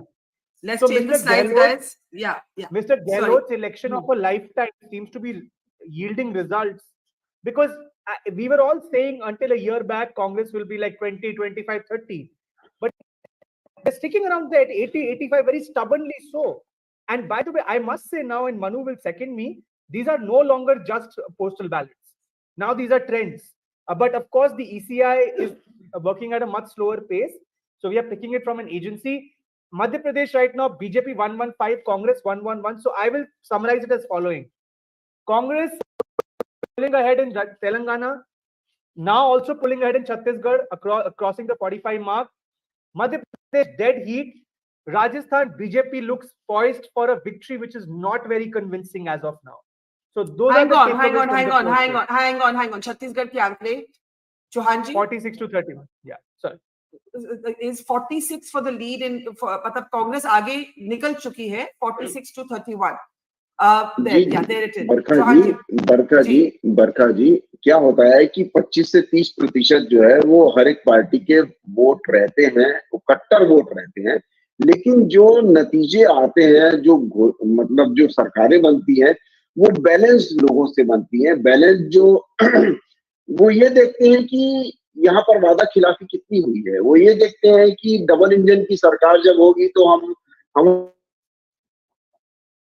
प्रदेश कितना आगे बढ़ेगा। वो ये देखते हैं कि यहाँ पर अपराध कितने बड़े हैं, वो ये देखते हैं कि जो इन्होंने वादे किए थे वो उसमें से कितने पूरे किए हैं, वो ये भी देखते हैं कि यहाँ पर भ्रष्टाचार कितना हुआ है। तो ये सब चीजें, मुद्दे जो हैं, जो बहुत ज्यादा मुद्दे हैं, और ये इनकी जो अंदरूनी लड़ाई है, जो टी.एस. सिंहदेव जी की और भूपेश बघेल जी की और कामनाथ साहू जी की और दूसरे और 2-3 जो इनके वरिष्ठ नेता हैं, उनकी जो लड़ाई है, और केंद्र जो चाहता नहीं है, जो भूपेश के भरोसे नहीं लड़ता है, जो केंद्र ये चाहता है कि जब उनके पोस्टर आते हैं तो 5-5 के चेहरे रहते हैं, और यहाँ से जो पोस्टर बनते हैं उनका एक ही चेहरा रहता हुआ है। तो केंद्र और राज्य के जो कांग्रेस पार्टी है, उसमें भी बहुत ज्यादा लड़ाई देखने को मिलती है जी। जहां तक कि हमारी लेकिन सर अब थोड़ा गैप काफी डिस्टिंक्ट हो गया है। मैं मान सकती थी 1 घंटा पहले, देखिए अगर आप ये कहते। चलिए देखते हैं कृष्ण कुमार। एक मिनट, आपके जो सहयोगी राजस्थान से है, उसके बाद मैं शमा के पास जाना चाहती हूँ। कृष्ण कुमार जी, थोड़ी राजस्थान के आंकड़ों की बात करते हैं। Can we switch to Rajasthan? 100 की लीड है। मैं बार बार पूछूंगी कि ये जो 14 अदर्स, गहलोत जी इनको मैनेज कर सकते हैं? आपको आशंका है? आपने क्या गलती की चीफ मिनिस्टरियल कैंडिडेट ना रख के? देखो, कांग्रेस में भी अभी कहीं भी अधिकृत घोषणा नहीं है कि गहलोत ही मुख्यमंत्री होंगे। वहां भी पर्दे के पीछे से राहुल गांधी पायलट को पुश ऑन करने की सोच रहे हैं, प्लान बना रहे हैं, और अपनी छोटी मोटी छुपी हुई नाराजगी भी गहलोत के सामने प्रकट कर चुके हैं। इसलिए मैनेज करने वाला खेल जो है, ये जो आशंका संभावना है, इसकी कोई जगह नहीं है। और भारतीय जनता पार्टी जब 100 से अधिक सीटों पर लीड कर रही है, तो फिर मैनेजमेंट का जो विषय है वो केवल एक कल्पना मात्र है। राजस्थान में भारतीय जनता पार्टी वर्तमान के साथ साथ आने वाले 2 घंटे बाद डिक्लेयर हो जाएगा कि सरकार बनाने जा रही। ओके, ये आपने बहुत ठीक बात कही शमा, that it's not as if Ashok Gehlot has been declared the chief ministerial candidate. When you look at the Rajasthan numbers and the others 14, it brings back memories of the last time. Karthik, you have an urgent update before Dr. Shama Mohammed? Yeah, Madhya Pradesh is dramatically changed, Barkha. BJP now with a comfortable lead, 132 to Congress's 94. Now, of course, this is an emerging situation, but what was looking like a dead heat, say 5 minutes back, has suddenly changed into something different. That's the update for now. Yeah, and we also in early counting have Kamalnath trailing, but I haven't carried that on the banner because I don't believe it. Like, I think Kamalnath's stronghold in Chhindwara is very well established. No, Barkha, that was important. No, Barkha, it was important because I had put that out because in Chhindwara there were 4 leads that had come out. In the 4 leads, 3 leads BJP was ahead. So that is what was happening there. That Chhindwara district, of the 4 seats for which we had leads at that point, 3 were going to the BJP. So that was important, but of course things have changed. Can I look at the Chhattisgarh numbers for just a second, Karthik? Where do we stand on that? Yeah, there. So that gap is holding. No, but it's now gone down to 42 to 35. Congress 42, BJP 35. But the gap exists. Since morning, let's say, Barkha, the BJP has been in the lead for a very short period of time. The Congress has been ahead, albeit uncomfortably so. But the other thing is, Chhattisgarh is the only state so far of the 4 where all leads have not been declared. We still have leads on 78 out of 90. So 12 leads are still awaited. Whereas for all other states, for the remaining 3 states, all leads have been declared. Okay. Dr. Mohammed, sorry, I didn't mean to interrupt you, but Rajasthan, on Rajasthan, the BJP Rajasthan leader made the point that it's not as if the Congress ने कहा है कि उनका मुख्यमंत्री कौन बनेगा अगर वो जीतते हैं, लेकिन अगर हम कांग्रेस राजस्थान के numbers पे जाएं please, you see, unless you're counting on the others, right now the BJP seems to have a significant lead. In Madhya Pradesh, the BJP has really increased its lead. If you were to take a dramatic win, Dr. Shama Mohammed, in Telangana, but lose Rajasthan and Madhya Pradesh, I'm not sure why I'm being... Okay, that's the chaat papli being readied at various party headquarters. I was going to ask you, how much would it disappoint you, Dr. Mohammed, if you lost Rajasthan and Madhya Pradesh? And please do reply to the BJP leader's point from Rajasthan कि आपने भी तो अशोक गहलोत को officially CM candidate नहीं declare किया. Shama. Okay, so first and foremost, I'm not going into speculative questions. I'm again going to repeat, I'll wait till 12 o'clock when the final results come out. Number two, we have already constituted CLP observers for different states. There will be a CLP meeting, and then the MLAs will decide who they want as a chief minister. It goes to Delhi, and finally we'll decide who's going to be the chief minister. We did that in Karnataka. We did that in Himachal. We will be doing that in all the coming states. So we have not said, see, we have kept a phase campaigning, no particular, I mean, there is, for example, Revant campaigning in Telangana, but at the same time, Bhatti's been campaigning, Uttam Kumar Reddy's been campaigning, everybody else has been campaigning. So we have not said that this particular person is going to be the chief minister of that party, because we believe in democracy and we believe the MLAs have to decide in a CLP meeting. So I certainly think that. But one more thing I want to add, Barkha, about these elections is what we do not need to forget also is in Karnataka, yes, the Lingayat votes helped because Shettar came this side and there were issues with, at that point of time, with Yedurappa. I also believe that the SC votes, because of Khargeji, also consolidated with us. But the other thing which I'm seeing in Telangana and which I already saw in Karnataka is the consolidation of the Muslim minority vote. You see, Muslims vote half to JDS and half to Congress. A lot of JDS voters voted for the Congress in Karnataka. And similarly, if we win Telangana, let's not forget the Muslim minority vote, which also consolidates here because it goes to MIM and areas where MIM is not there. MIM just fights 9 seats. Yeah, that's actually a good point. Can I have the numbers? Karthik, do you have them at a glance on the MIM, please? On the MIM? Karthik, do you have whether MIM is leading in its 7 seats as it normally does, or has it ceded 2 of those? 9, Barkha, not 7, 9. They're fighting 9. Yeah, I need the MIM numbers here, guys. I need the MIM numbers, but we'll get that breakup. Yeah, we'll get that breakup. There is a consolidation happening in Telangana because see, where MIM is not there, they do prachar for BRS and the Muslim votes go to BRS like Rajendra Nagar, Maheshwaram. There, I mean, this time MIM is standing in that Rajendra Nagar, but Maheshwaram, for example, is BRS, Savita Reddy, the education minister. So in those areas, MIM goes to a campaign, but there what we were looking is consolidation. We mentioned what happened in Karnataka. So nobody remembers at the end that there is the Muslim minority vote which consolidates, and consolidating the Muslim minority vote is very important in states where there is a population of Muslims where one can win with that vote. And I think MIM, I believe, has been exposed this time, with things like in Goshamal, for example, there is no candidate against the Bharatiya Janata Party. But look at the leads, Shama. It's still leading in 7. Yeah, that's why I said 7. There are 9 seats they fought. We knew that. We have to put up a fight even harder, but we focused on certain areas. We know that what is MIM. See, the people there has been no vikas wherever MIM is there, no development, nothing. But there's a certain sort of belief which we need to change, and that's going to take time. But so your takeaway on the Muslim vote, your takeaway on the Muslim vote, therefore, is what? My takeaway is that, see, BRS also got the Muslim vote last time. Now, if we are winning this time, definitely there's consolidation. The Muslims have come this side. Telangana is a state with a good Muslim percentage population. So definitely, they used to give it to BRS, but they understood that if we explain to them that the BJP wants the BRS to win in the state elections and then support them in Lok Sabha. That's why they changed Bandi Sanjay. See, Bandi Sanjay was very popular, and they put Kishan Reddy there, a very soft person. So that's a deal, and that's a game plan with MIM, BRS, and BJP, so that you win the assembly elections and we support you for the Lok Sabha. And we explain this to them. Okay, I want to bring in Varun. Karthik, you have an urgent update? If it's urgent, go ahead. Otherwise, Varun has to speak. Chhattisgarh has flipped again. BJP now leading 40, Congress to 38. So Chhattisgarh is a seesaw battle, and I think Yashwant had made this point to you, Barkha. Chhattisgarh, until the last vote is counted, one will have to wait. I think something that even mentioned. But it is now pretty clear, Barkha, that Madhya Pradesh is going BJP 133 to 93. Are you calling it? Are you calling it? I am too old and nervous to call elections till at least 11 years. Yes. I was about to add. Yes. I agree with Barkha.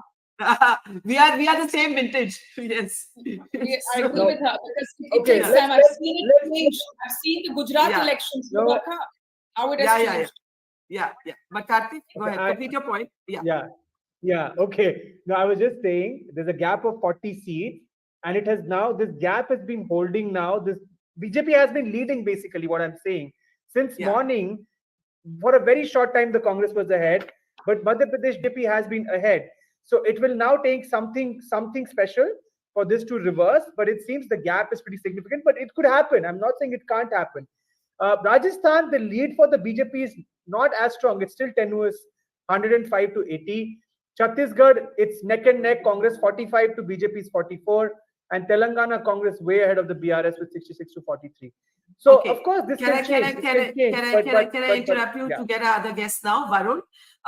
Would you say that ये जो टक्कर की लड़ाई है तेलंगाना को छोड़ के, it shows that these elections have been fiercely contested and the Congress has also fought them well, but even the BJP has fought them well. Chhattisgarh is a good example. Varun? But can you hear me? Just about, Varun, but go ahead and me? make your point. Just about. Yeah. Okay. I would be a bit loud. I'm just saying in Chatti, MP, to be very honest, I had told you when you, me and Yashwant Deshmukh were discussing MP on your show, at that point also I was very clear that MP BJP is winning. And MP, I would say it would be a leher of Shivraj Singh Chauhan because of the work and the connect that he has got. Secondly, Chhattisgarh, I'm sure the numbers would change.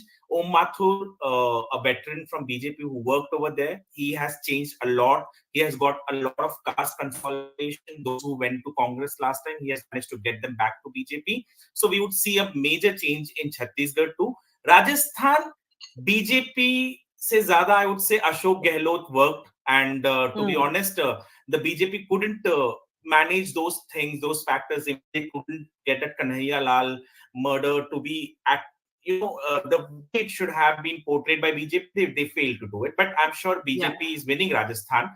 And in Telangana, what Shama said is very clear because I was in Telangana for a few days and in the Congress headquarters, I was talking to a leader. They were more happy with Bandi going and Reddy coming in. हमारे लिए तो platter पे सजा के दे दिया है. And I'm telling you, this was almost 2 or 3 months before the elections. So, Congress has managed to do fantastic in Telangana. Happy for 2 reasons. Because when there is a fight between Congress and BJP and there is no regional factor, the BJP manages to, sooner or later comes into the main fray. And Chhattisgarh, I'm sure we would see the BJP gaining more than Congress. I may not be wrong. I hope so. But whatever I have read about Chhattisgarh, spoken to people, met people from there, I have a feeling. Okay, I want. Congress did fight well. The Congress did fight well. Okay, these results are not yet over. There's dead heat in Chhattisgarh now. Dead heat in Chhattisgarh. 44 of the BJP to 45 of the Congress. The only state where we can, I'm still not calling it, but the only state where we can say that there is such a significant gap that we don't think it will be plugged is Telangana. I want Zainab to come in on the point that Shama made. Barkha, no, I'm sorry to interject you, Barkha. That if Telangana is a case where you can call it, or you can kind say of, that it's kind of leaning towards so calling then, it. so then what is different in Madhya Pradesh, where the gap is 34 seats, and Rajasthan also it's stubbornly 25 seats. So I'm saying Fair that enough. what is, what is sauce for the goose is sauce for the gander, Okay, right? let's wait then. Let's wait then. Exactly. Let's wait then. Okay, let's pick up this point with Zainab and Manu, but also to Krishan Kumar Janu, Rajasthan BJP leader, that Shama made about the Muslim vote. Very interesting point about how KCR could not have won last time without, the Muslim vote of Telangana, and this time the Congress has made a big bid for that, cutting into, they hope, Owaisi's stranglehold over the Hyderabad area. Zainab, your thoughts on the Muslim? I couldn't agree more. Yeah, go ahead, Zainab. Yeah. I couldn't agree more with Dr. Sharma. She's absolutely right. The Muslim vote has been consolidated. I have been saying this for the past 7 years, ever since, I've been speaking on politics, that MIM is clearly a vote cutter for Congress, and they cut the Muslim votes. It's very obvious, and, you always see MIM standing always on the opposite side of Congress. And, as much as they say we have the democratic right to fight our elections, it's very obvious that they create a dent, whoever's standing opposite to the BJP. So, the consolidated vote now, I mean, the Muslim voter has understood very clearly that OVC is not doing much for us, except for only the arithmetic that they do in the final election tally. And which is the reason that now, Congress does get all the Muslim votes wherever MIM is. Because, and I do agree that they are leading on their 7 seats, but that is their stronghold since forever. But the Muslim vote is now clearly, I mean, the Muslim voter is more aware. The Muslim voter knows that any Muslim leader is not a leader that should be backed simply because they are a Muslim, and someone who we have greater interests with should be voted for. So I do believe that the consolidated Muslim vote has helped Congress a lot in Telangana. And, let's just see the other 2 seats where MIM has fought. The 7 seats I was expecting MIM to take. Yeah, but, Zainab, something we can talk about later is that if the Congress talks so much about the Muslim vote, the BJP will also counter-polarize in forthcoming elections. But for a moment, let's just turn our attention to Rajasthan, जहां पर शमा बहुत देर तक अब कोई change नहीं हुआ है. The BJP, is it okay? The banner isn't matching the slide, so I'm not sure. Karthik, you want to tell me which one is the latest number? No, BJP is 105, Congress is 80 on Rajasthan. That's the number. Yeah, so the banner needs to be updated. So 105 to 80. Krishna Kumar Janu ji, मुझे अब आपके पास आना पड़ेगा आंकड़े देखते हुए. BJP की lead 105 में, कांग्रेस 80, अभी भी अदर्स का साइजेबल नंबर है 14 का. मैं आपसे पूछना चाहती हूँ, एक थियोरी चल रही है कि अगर बीजेपी की जीत नैरो होती है तो वसुंधरा राजे बनेगी मुख्यमंत्री, और अगर बड़ी होती है तो कोई भी बन सकता है. इस बात पे आप क्या कहेंगे कृष्ण जी? मीडिया पता नहीं क्यों वसुंधरा जी को लेकर एक विशेष नैरेटिव बना रहा है. वो 2 बार पहले भी मुख्यमंत्री रही हैं और इस बार भी रह जाएंगी. कोई पहाड़ नहीं टूट जाएगा. भारतीय जनता पार्टी की राष्ट्रीय उपाध्यक्ष है, राजस्थान की स्टार प्रचारक है. उनको लेकर ये जो मीडिया का सस्पेंस डिजाइन करने का तरीका है, ये कहीं न कहीं अशोक गहलोत की डिजाइन बॉक्स और अशोक गहलोत प्रभावित एक मीडिया इस नैरेटिव को बनाने की कोशिश कर रहा था. और अब जबकि गिनती हो रही है तब भी इसी पर चर्चा हो रही है. मुझे लगता है कि भारतीय जनता पार्टी का संसदीय दल जिस किसी का नाम लेगा वो मुख्यमंत्री बनेगा, और उसमें वसुंधरा जी भी हो सकते हैं. ऐसी कौन सी अतिशयोक्तिपूर्ण बात है? पर अगर आप देखिए, राजस्थान का लीड आपका बहुत बढ़ गया है, 110 हो गया है 72 कांग्रेस के मुताबिक, लेकिन अदर्स अभी भी 17 है. इन अदर्स के बारे में आप कुछ कहेंगे कृष्ण जी? ये कौन है ये इन अदर्स में से कुछ ऐसे लोग हैं जो टिकट को लेकर नाराज है. उसमें कुछ भाजपा के हैं, कुछ कांग्रेस के हैं, कुछ हनुमान बेनीवाल के हैं, कुछ बसपा के हैं. ये सारी बातें राजस्थान के सिनेरियो में स्पष्ट है. तो आपको लगता है कि ये किस तरफ जाएंगे? क्या लगता है? ये कंसोलिडेटेड होकर किधर भी नहीं जाएंगे. भारतीय जनता पार्टी की जो बहुमत की सरकार आ रही है तो उनको बार्गेनिंग का अवसर नहीं मिलेगा. अगर कहीं बहुत माइनर मेजोरिटी की गवर्नमेंट आती है तो फिर वो लोग बार्गेनिंग करेंगे और मोल भाव के साथ जिधर जाने का. राजस्थान का गहलोत जी ने 2 बार बसपा को खरीदा है, कांग्रेस में मर्ज किया है. उस प्रकार की कुत्सित कोशिश जरूर हो सकती है, लेकिन उसके तो परिणाम आएंगे, संभावना ही नहीं लगती। तो मैं आपकी बात कांग्रेस की जो लीडर है उनके पास 2 मिनट में लेके जाऊंगी। Manu, give us what's happening in Chhattisgarh. Again, it's been pointed out that all the leads, I guess, are not in, but still टक्कर की लड़ाई। Yes, now Chhattisgarh, as I said, is always a close election in terms of vote share. So what's happening currently is that you are seeing this close vote share reflect in various rounds of counting, and this will keep on happening till the very end. That's why Chhattisgarh elections generally take a lot of time in being, called out. Two reasons for that. First is obviously that it has a lot of jungle and tribal belts, so the counting and the logistics of it, they're always complex. And second is that the electorate is pretty cleanly, divided across BJP and the Congress. So there isn't much mobility between the voters and electorate across.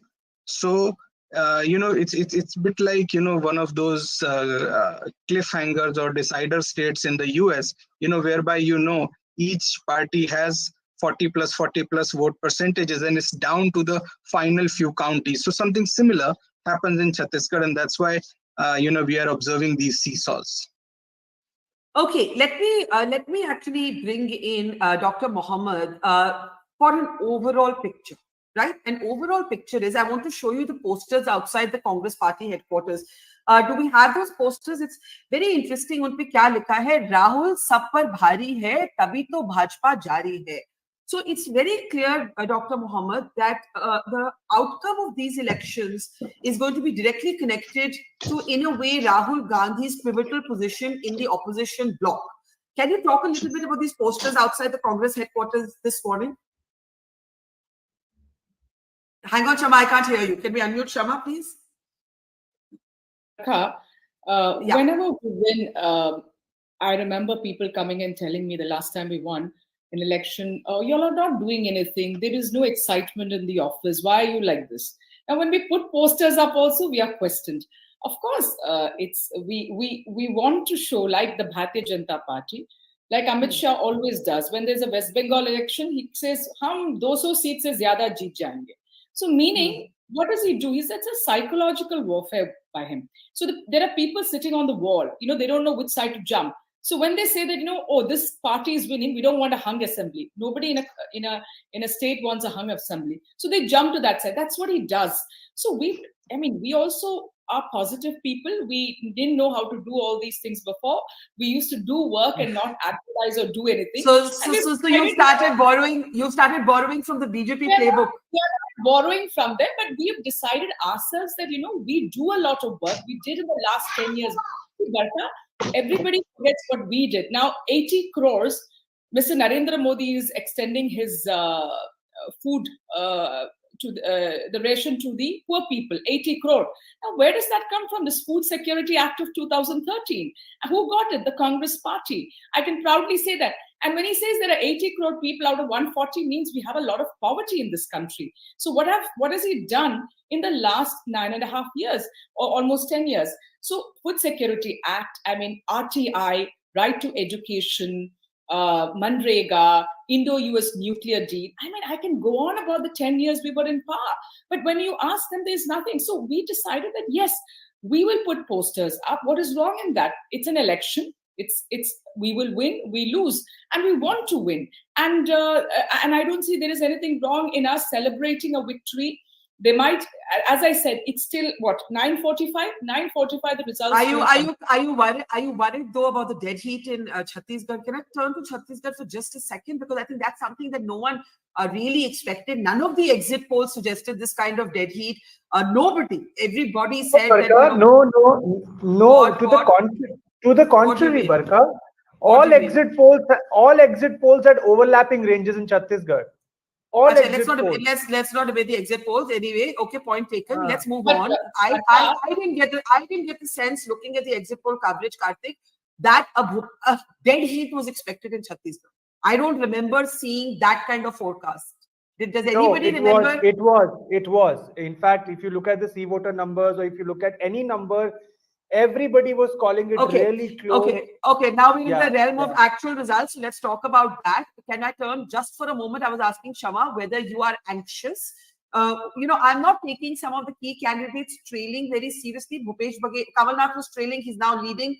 Bhupesh Baghel was trailing. I mean, these are rounds. So we'll wait. Barkha, can I want to say one point. One minute, Karthik, I need to get Shama in and then you can come in unless there's a numbers clarification you want to make. No, I have a question for Dr. Mohammed actually. Yes, go ahead. Look at Madhya Pradesh, Dr. Mohammed. BJP 144 to Congress is 82. This is an exit poll number nobody wanted to believe. But it seems that it's because this has now been holding now for some time, Dr. Mohammed. It's holding, but the question here is it's 9:45 in the morning. I mean, I know. Elections My question so let's not get excited. I remember one election. Let us speak, Karthik. Let us speak. I remember an election where I was asked by another anchor, I'm not going to name, why aren't you bursting firecrackers around 10:15? I said, let it become 12:1. Things changed. Things change at the last minute. So let's not get very overtly excited. And I want to make a point to Barkha here. You told Zainab that there will be reverse polarization with the country. It is not going to be. That is the fear everybody has. Indians are not like that. Let's not do this to Indians. That reverse. No. I was saying if you emphasize how the Muslims vote, the BJP will emphasize how the Hindus vote. No, what was the report done by the Bharatiya Janata Party's report of Karnataka was the Muslim consolidation. I'm not emphasizing. I'm telling the truth. We have to. And one more important thing in Telangana is the backward community vote. BCs are 54% in Telangana. Let's understand that. So BC vote has to also come to you because they are the largest population in Telangana, and that also has come to the Congress if we have this sort of victory by afternoon. So I believe this, the fear of polarization with Muslims after 2014 is very unfair to even each and every Muslim politician out there, because it's always a fear factor. And I don't think we have to stop this fear and understand that Indians are above that. And let's look at the person, or let's tell the facts. I was just talking about a fact. I'm not making out something. And if the BJP asks about it, or BJP says, why Muslims are voting, because you don't even have a single member of parliament. You don't give tickets to a 19%, I think, if I'm not wrong, Muslims are there in UP. You don't give a single ticket. And that is the truth. So if you want to go for Pashmunja Muslims, I mean, I've never heard of being such divisions in the Muslims in our country. I fail to understand why do they want to divide everybody, get one part. So if you're not going to give tickets to Muslims, if you're not going to do anything, one has to speak up. I mean, I'm not saying anything against them. If they really want to, Muslims are part of this, part and parcel of this country from the freedom struggle onwards. No. Okay, as we debate the Muslim vote and the counter polarization, I just want to make the point that the Madhya Pradesh and Rajasthan leads, and Karthik and Manu, please correct me if I'm wrong. Technically, the gaps are now bigger than the gap between the Congress and the BRS in Telangana. So, there's a well-established lead for the BJP in Madhya Pradesh, 140 now to 86 for the Congress. If I can switch to the next slide, there is 115 for 72, but 12 are still holding strong in Rajasthan, and we have to pay close attention to these 12, 63 to 46 in Telangana. And finally, what does Chhattisgarh look like? If we can take a look at Chhattisgarh in our last slide, as it's coming up. No, I need Chhattisgarh, please. We've seen these three states. We need Chhattisgarh. It's coming up in a moment. Varun, there it is. It's dead heat. It is. Shama. Yeah. Sorry, I'm on another. I don't want to name the channel which I'm looking at. It says 57 INC and 33 BJP for Chhattisgarh. So I don't know if the figures are right. Okay. We'll check those numbers again, Shama. Fair enough. Karthik, can we quickly check the numbers? In the meantime, Varun, these numbers are the ones that we are getting from our agency, updated.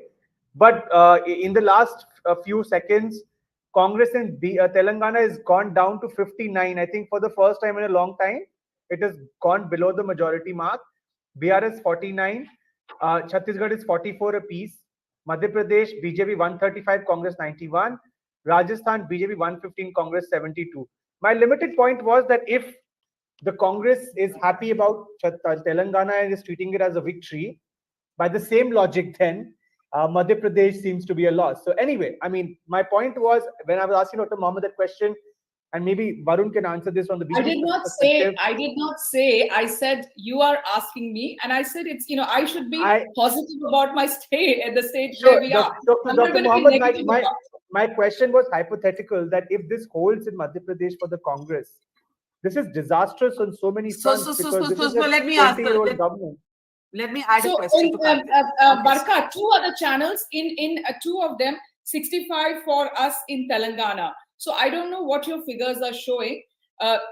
Two channels can't be different. I mean, yours is the only one. So I think your agency, there is something wrong. That's all I can say. Okay. Look, we will check our numbers again. We'll be sure to check our numbers. 58, we are 58 and they're 34. 56, sorry. Okay. I'm just seeing the other numbers. Okay, hang on, everybody. Let's play what Jyotiraditya Scindia is saying while we revisit our numbers, as Dr. Mohammed is urging us to do. Let's take a look at Jyotiraditya Scindia and come back to the politics of it. It's also a big test for Scindia.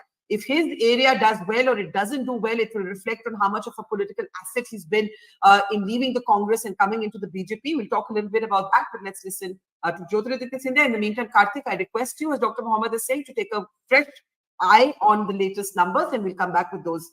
Barkha, can I leave? Barkha, can I leave? बात है हमारी double engine की सरकार प्रधानमंत्री जी के नेतृत्व में, मध्य प्रदेश में शिवराज सिंह जी के नेतृत्व में जो जन कल्याण की योजनाएं, जो गरीब उत्थान की योजनाएं, सेवा और सुशासन की जो हमारी सरकार है, जनता का पूर्ण आशीर्वाद भारतीय जनता पार्टी के साथ रहेगा।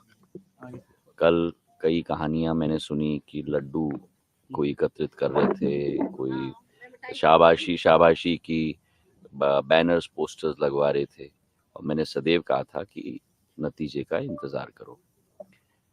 तो मुझे पूर्ण विश्वास है कि जनता का आशीर्वाद भारतीय जनता पार्टी के साथ रहेगा, और समूचे मध्य प्रदेश की जनता को मैं नमन करता हूं। और अभी रुझान आ रहे हैं, अंतिम नतीजे तक हम लोग इंतजार करें, पर मुझे पूरा विश्वास है कि भारतीय जनता पार्टी की सरकार बहुमत नहीं लेकिन पूर्ण बहुमत के साथ बनेगी। ओल्ड पेंशन भी नहीं चला सर, लाडली बहना का कमाल कहेंगे कैसे? अब मैंने आपको सदैव कहा मैं ज्योतिष नहीं हूँ, तो मैंने कहा है बहुमत नहीं, संपूर्ण बहुमत के साथ सरकार। क्या कारण मानते हैं जनता का इतना समर्थन मिला है, क्या वजह है? मैंने यही कहा कि हमारी डबल इंजन की सरकार, प्रधानमंत्री जी का नेतृत्व, प्रदेश में हमारी जन कल्याणकारी योजनाएं, इन सभी के आधार पर हमारा जनता के साथ एक व्यक्तिगत और हृदय का संबंध, सुशासन की सरकार, यही कारण है। मुझे पूर्ण विश्वास है कि दिग्विजय सिंह 2 दिन से आपको अटैक कर रहे हैं। कल भी उन्होंने कहा कि हमारे पास सिंधिया जैसे नहीं है, हमारी कांग्रेस नहीं टूटेगी, हॉस्टेडिंग नहीं होगी। उनके हर एक बद्दुआ का मैं स्वागत करता हूं, और दिग्विजय सिंह जी को मैं अपने तरफ से, अपने दिल के गहराइयों से मैं उनको शुभकामनाएं भी देता हूं। Barkha, I need to leave. Barkha, I know you do. I want a last comment from you just in a second. This is what the numbers still look like from our agency, Shama, but my question to you was going to be just in the end. In case you lose Madhya Pradesh and you lose Rajasthan, but you win Telangana and you win Chhattisgarh, suppose that's how it stacks up, will you be disappointed? Will it be a sort of lesser score than you expected if this was an exam? How would you feel about it? Can I please take this? Yeah, can I please go to Shama? I need to hear Shama. I can't hear Shama. Can you hear me now? 1 second. Yes, I can. Yes. So whenever there is a loss, everybody in the party will be disappointed. That is normal for everyone, whether it's BJP or any party. But at the end of the day, we need to respect the people's mandate. That's what I would say. Unlike the Bharatiya Janata Party, who subverts people's mandate. Let's understand, Madhya Pradesh, we won last time. It was subverted. They subverted Karnataka. Maharashtra, you saw what happened. So we don't want to. We believe in true democracy. And it's people's right to vote. They vote for one particular party. You go and join subvert democracy. It's very wrong. You're cheating the people of India. And it will come one day where people of India will understand what the Bharatiya Janata Party does to gain power by hook or by crook. We are not that. Congress party believes in the power of the people to elect who they want in this country. Okay, Dr. Mohammed, we're going to let you go, and we promise you that we will keep updating our numbers as we get them, and we hope to talk to you again soon. Karthik, I'm going to hand over to you. I'm going to take a quick break to have a glass of water. I see other guests joining us as well. We'll introduce them in just a moment. Krishna Kumar Janu, हमारे साथ बने रहिए. Please, Rajasthan से आंकड़े बहुत अच्छे, interesting आ रहे हैं. आपसे सवाल करेंगे. Karthik, briefly, for just 3-4 minutes, it's over to you. Go ahead, Karthik.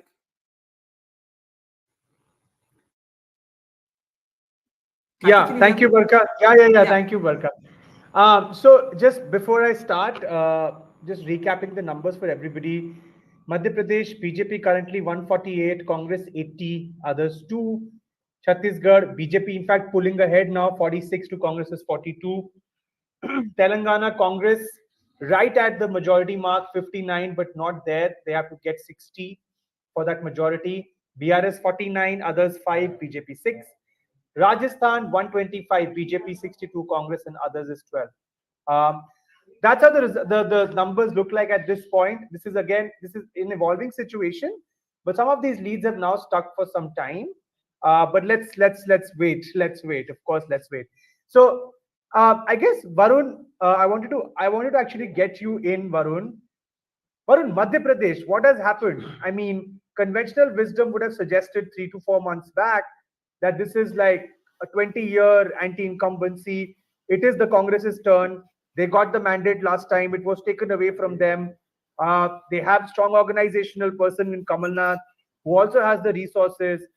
Suddenly, what happened? What do you think is happening here with the BJP? This is not a victory. If these numbers hold, this is going to be a sweep for the landslide. BJP. Yeah. So what are your thoughts on that? You know, two things. Firstly, why BJP is getting this number is because BJP focused more on their Panna Pramukhs. The Panna Pramukhs were given more of importance by the BJP, by the higher leaders, immaterial with the state leaders or the central leaders. They had given a very specific task, and I know this for sure because I spoke to people. I was with people who were doing this work, who were assigned this work to do in Madhya Pradesh. And those were those people who got the voters to the polling booth on the voting day. That is the reason we have such high numbers in Madhya Pradesh in terms of voting percentage. Secondly, Chhattisgarh, I want to go back to Chhattisgarh. Probably I was one of the only few journalists or political analysts who had been saying that I still feel that BJP may win Chhattisgarh because the way the caste consolidation happened in Chhattisgarh in favor of BJP, which had last time gone to Congress, this time they have switched to BJP again. And thirdly, we were talking about consolidation of votes in the Muslims. That is fine with the Congress, but the Congress doesn't want consolidation of Hindu votes. That is, which will in the Lok Sabha elections. I'm very happy Telangana Congress has won because this will give BJP a kind of push that they will have to consolidate those Hindu votes, because if Muslims are going to Congress, Muslims have played very smartly in Karnataka. They voted for Congress when they knew that Congress is winning. They abandoned JDS. Muslims have voted very smartly in Maharashtra also last election, and Muslims have voted very smartly in most of the constituencies. But in politics change and things people do. Again, one last, Rajasthan also, I'm telling you, the number will be much higher in BJP in the upcoming. It's already 125, Varun. I mean, I think I'm this sure is not close in anymore. MP, BJP, MP and Rajasthan, BJP is winning. Chhattisgarh also, I'm pretty sure BJP is winning.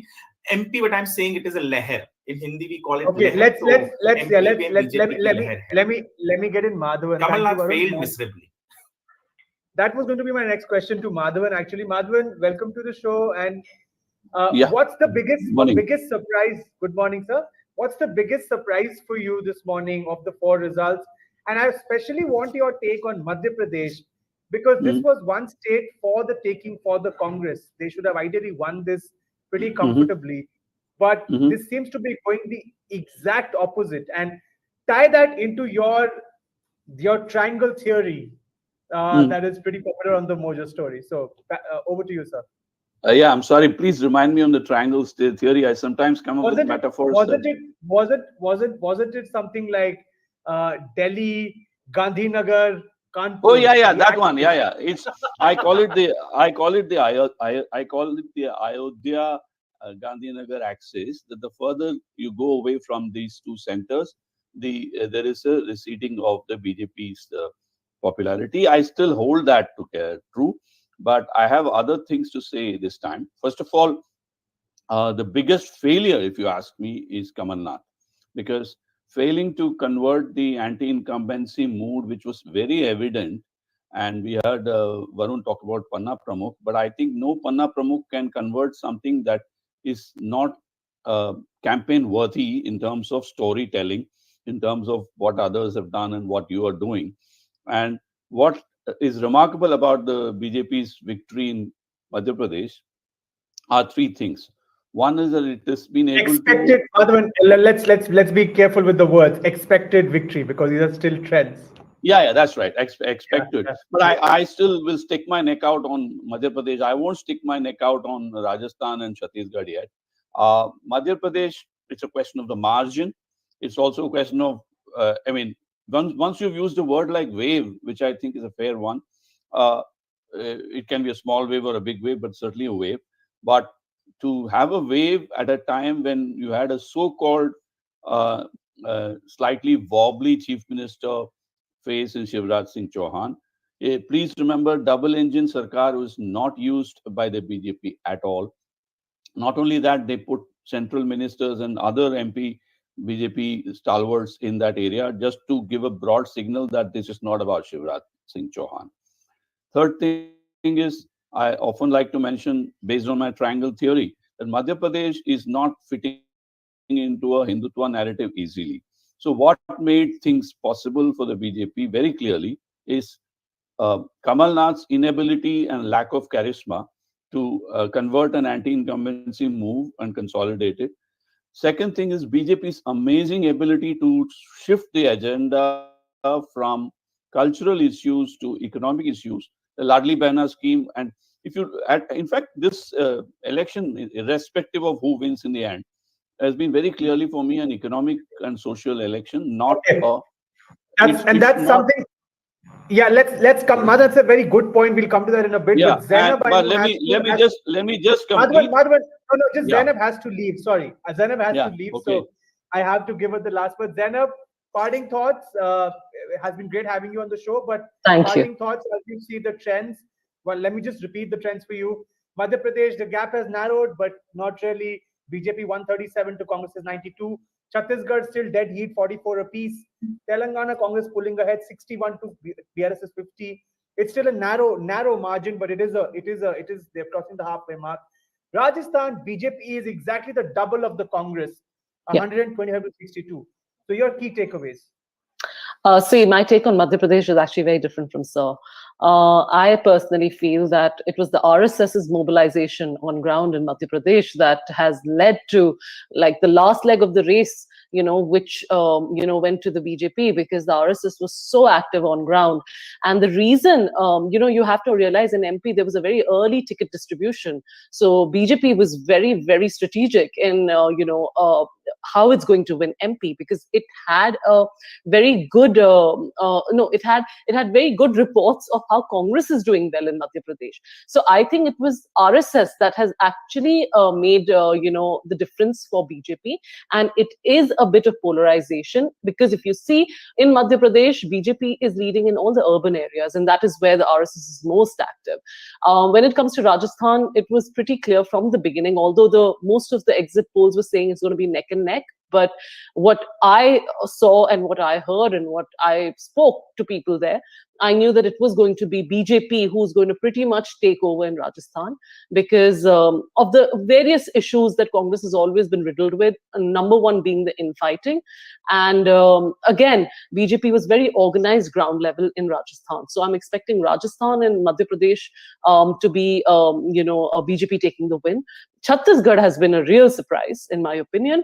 Chhattisgarh, I was not expecting it to be such a close fight. I really thought. In fact, even as we speak now, Chhattisgarh mein BJP is now 49 to Congress is 39. Exactly. So I'm finding that very surprising. Yeah. I'm finding that very, very, very, very surprising. And yeah. Sorry, I'm cutting in because I'm back. Thank you, Zainab and Karthik. I want to welcome formally, I know you've already been talking, Madhava Narayan is with us, veteran journalist and analyst. We're also joined by Sandeep Purohit, senior journalist from Rajasthan. PKD Nambiar, political analyst, is with us. Varun Singh is, of course, already with us. Zainab is with us. And I want to say a very big welcome to Ram Mohan Reddy from the Congress Telangana. Namaskar, all smiles. Baki sab jagah tension chal raha hai. Telangana, one place where Congress is not tense. I can see all smiles. Your first thoughts on that amazing Telangana performance. Although I should warn that at 10 in the morning, just because I'm trained to warn, gap is narrowing. Ramon Reddy, any nervous moments, or you're sure of a win? No, not at all, Barkha ji, not at all. Any nervous moments, and in fact, the gap is increasing. Now, as per our party sources in our handles, it is like around 69 now. So it is increasing. So Congress victory is quite comfortable now. There is no tension at all. This is what, but we are anticipating to touch 72 to 80 figure at least. So I believe it will happen. Can I ask you why DK Shivakumar reached Telangana and was worried about poaching, and Renuka Chaudhary was talking about poaching? If you all are so confident of your win, why are you so worried about poaching, Ram? No, it is not about poaching, but it is about administering, because they recently had experience there post-election. So it's wanted to take their help. But we still, let's see in another way. It's on a positive note. They're here to help us. Okay. Okay, Ram, tell me one thing. What is the factor? What is the one factor if you do take the state, and it now looks like you will take the state? What is the single largest factor to which you attribute your win, if that win were to come, which now looks increasingly likely in Telangana? Ma'am, your voice is breaking. I'm really sorry. The signal is breaking. Okay, okay, Ram, are you able to hear me? Ram, can you hear me? It is comfortable. Yeah. Yes, ma'am.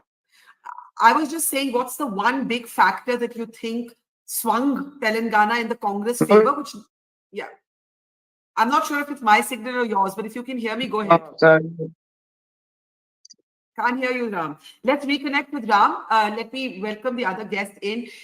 Here is what it looks like. It's 9 minutes past 10 on this Sunday morning, the Super Sunday, our own version of the Super Bowl. Here, as we look at the results come in, and it has been a very interesting Sunday. Look at Chhattisgarh. Chhattisgarh is 49 seats in the lead for the BJP. Hi, Ram, you're back with us to 39 for the... Can we just mute Ram till I'm done with the numbers? And I need to look at the slides, please. Can I have the slides? There it is. All right. Chhattisgarh, they got updated as I was speaking. The Congress just overtook. This is the fun of elections. The Congress just overtook the BJP in the last few minutes in Chhattisgarh. It's 46 to 42. So while it was looking like the BJP was in the lead for a while, that changed in the last few minutes. Now let's move on to the next state. Telangana, of course, is where the Congress is performing very handsomely. But I'm waiting for the slides. If they could just change a bit quicker, it would be really good. In the meantime, okay, I don't think we're getting any fresh numbers. So PKD Nambiar, let me bring in you for an overall perspective on what we're seeing so far. Madhya Pradesh, the BJP is very distinctly in the lead. In Rajasthan now, the gap has really increased between the BJP and the Congress as well. Even the others may not matter if the gap remains this big. If we can go to Chhattisgarh now, where for a long time the BJP was in the lead, but now that has reversed, that it's a neck and neck fight.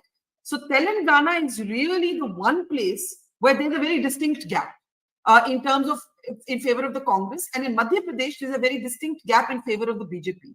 Your overall take, PKD, on the politics? Madhya Pradesh, Barkha, good morning. And Madhya Pradesh is really a surprising. After 20 years, a government, rather than having any anti-incumbency, it's a pro-incumbency, and defeating almost everybody in all the pollsters, all the opinion makers, all those people who have been talking about an obituary for, you remember that we had a show on the age of Kamalnath and as well as Shivraj Singh Chauhan.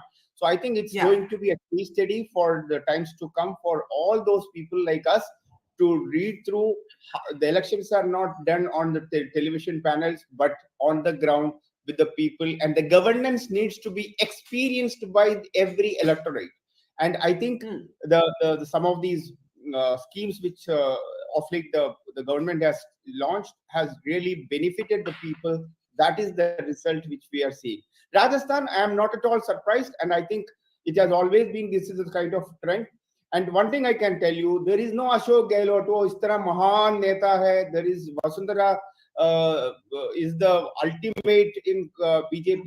There is nothing like that. If that was the case, none of these leaders could ever get back into the power. So the party is more important than these leaders. Of course, every party will require to have some kind of a leaders. Bhupesh Baghel, of course, we were somehow from the last, there was a trend which was going on from the last 1 year. Oh, Bhupesh Baghel, so it's absolutely a standing sarkar and he will get it. But I think he might, if it is a close fight, remember that we had that if it is a close fight, BJP will form the government even in Chhattisgarh. If it is a 5, 6 or 7, because already KC Singhio is already there on the edge. Same is in the case of yes. But congratulations to Congress, an amazing victory for if the trend is continuing for in TRS.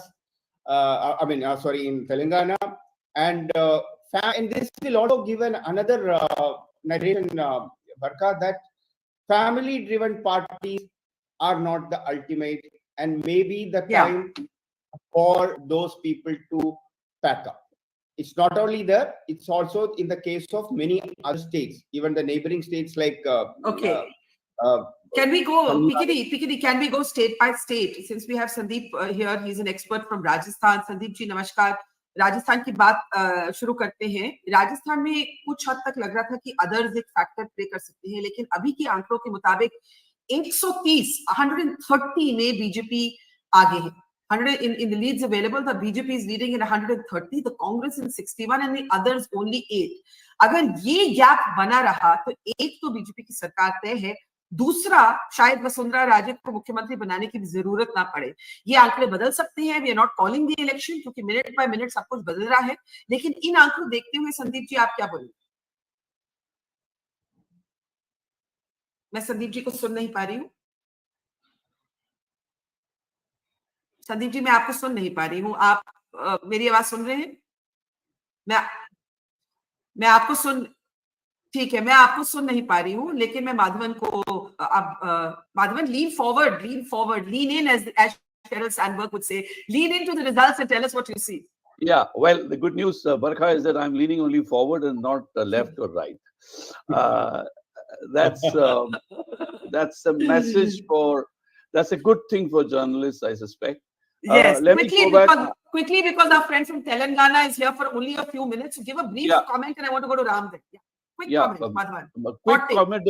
The biggest disaster this year has been Kamalnath, whose failure to convert an anti-incumbency move is evident as hell. And also, I completely agree with Nambiar.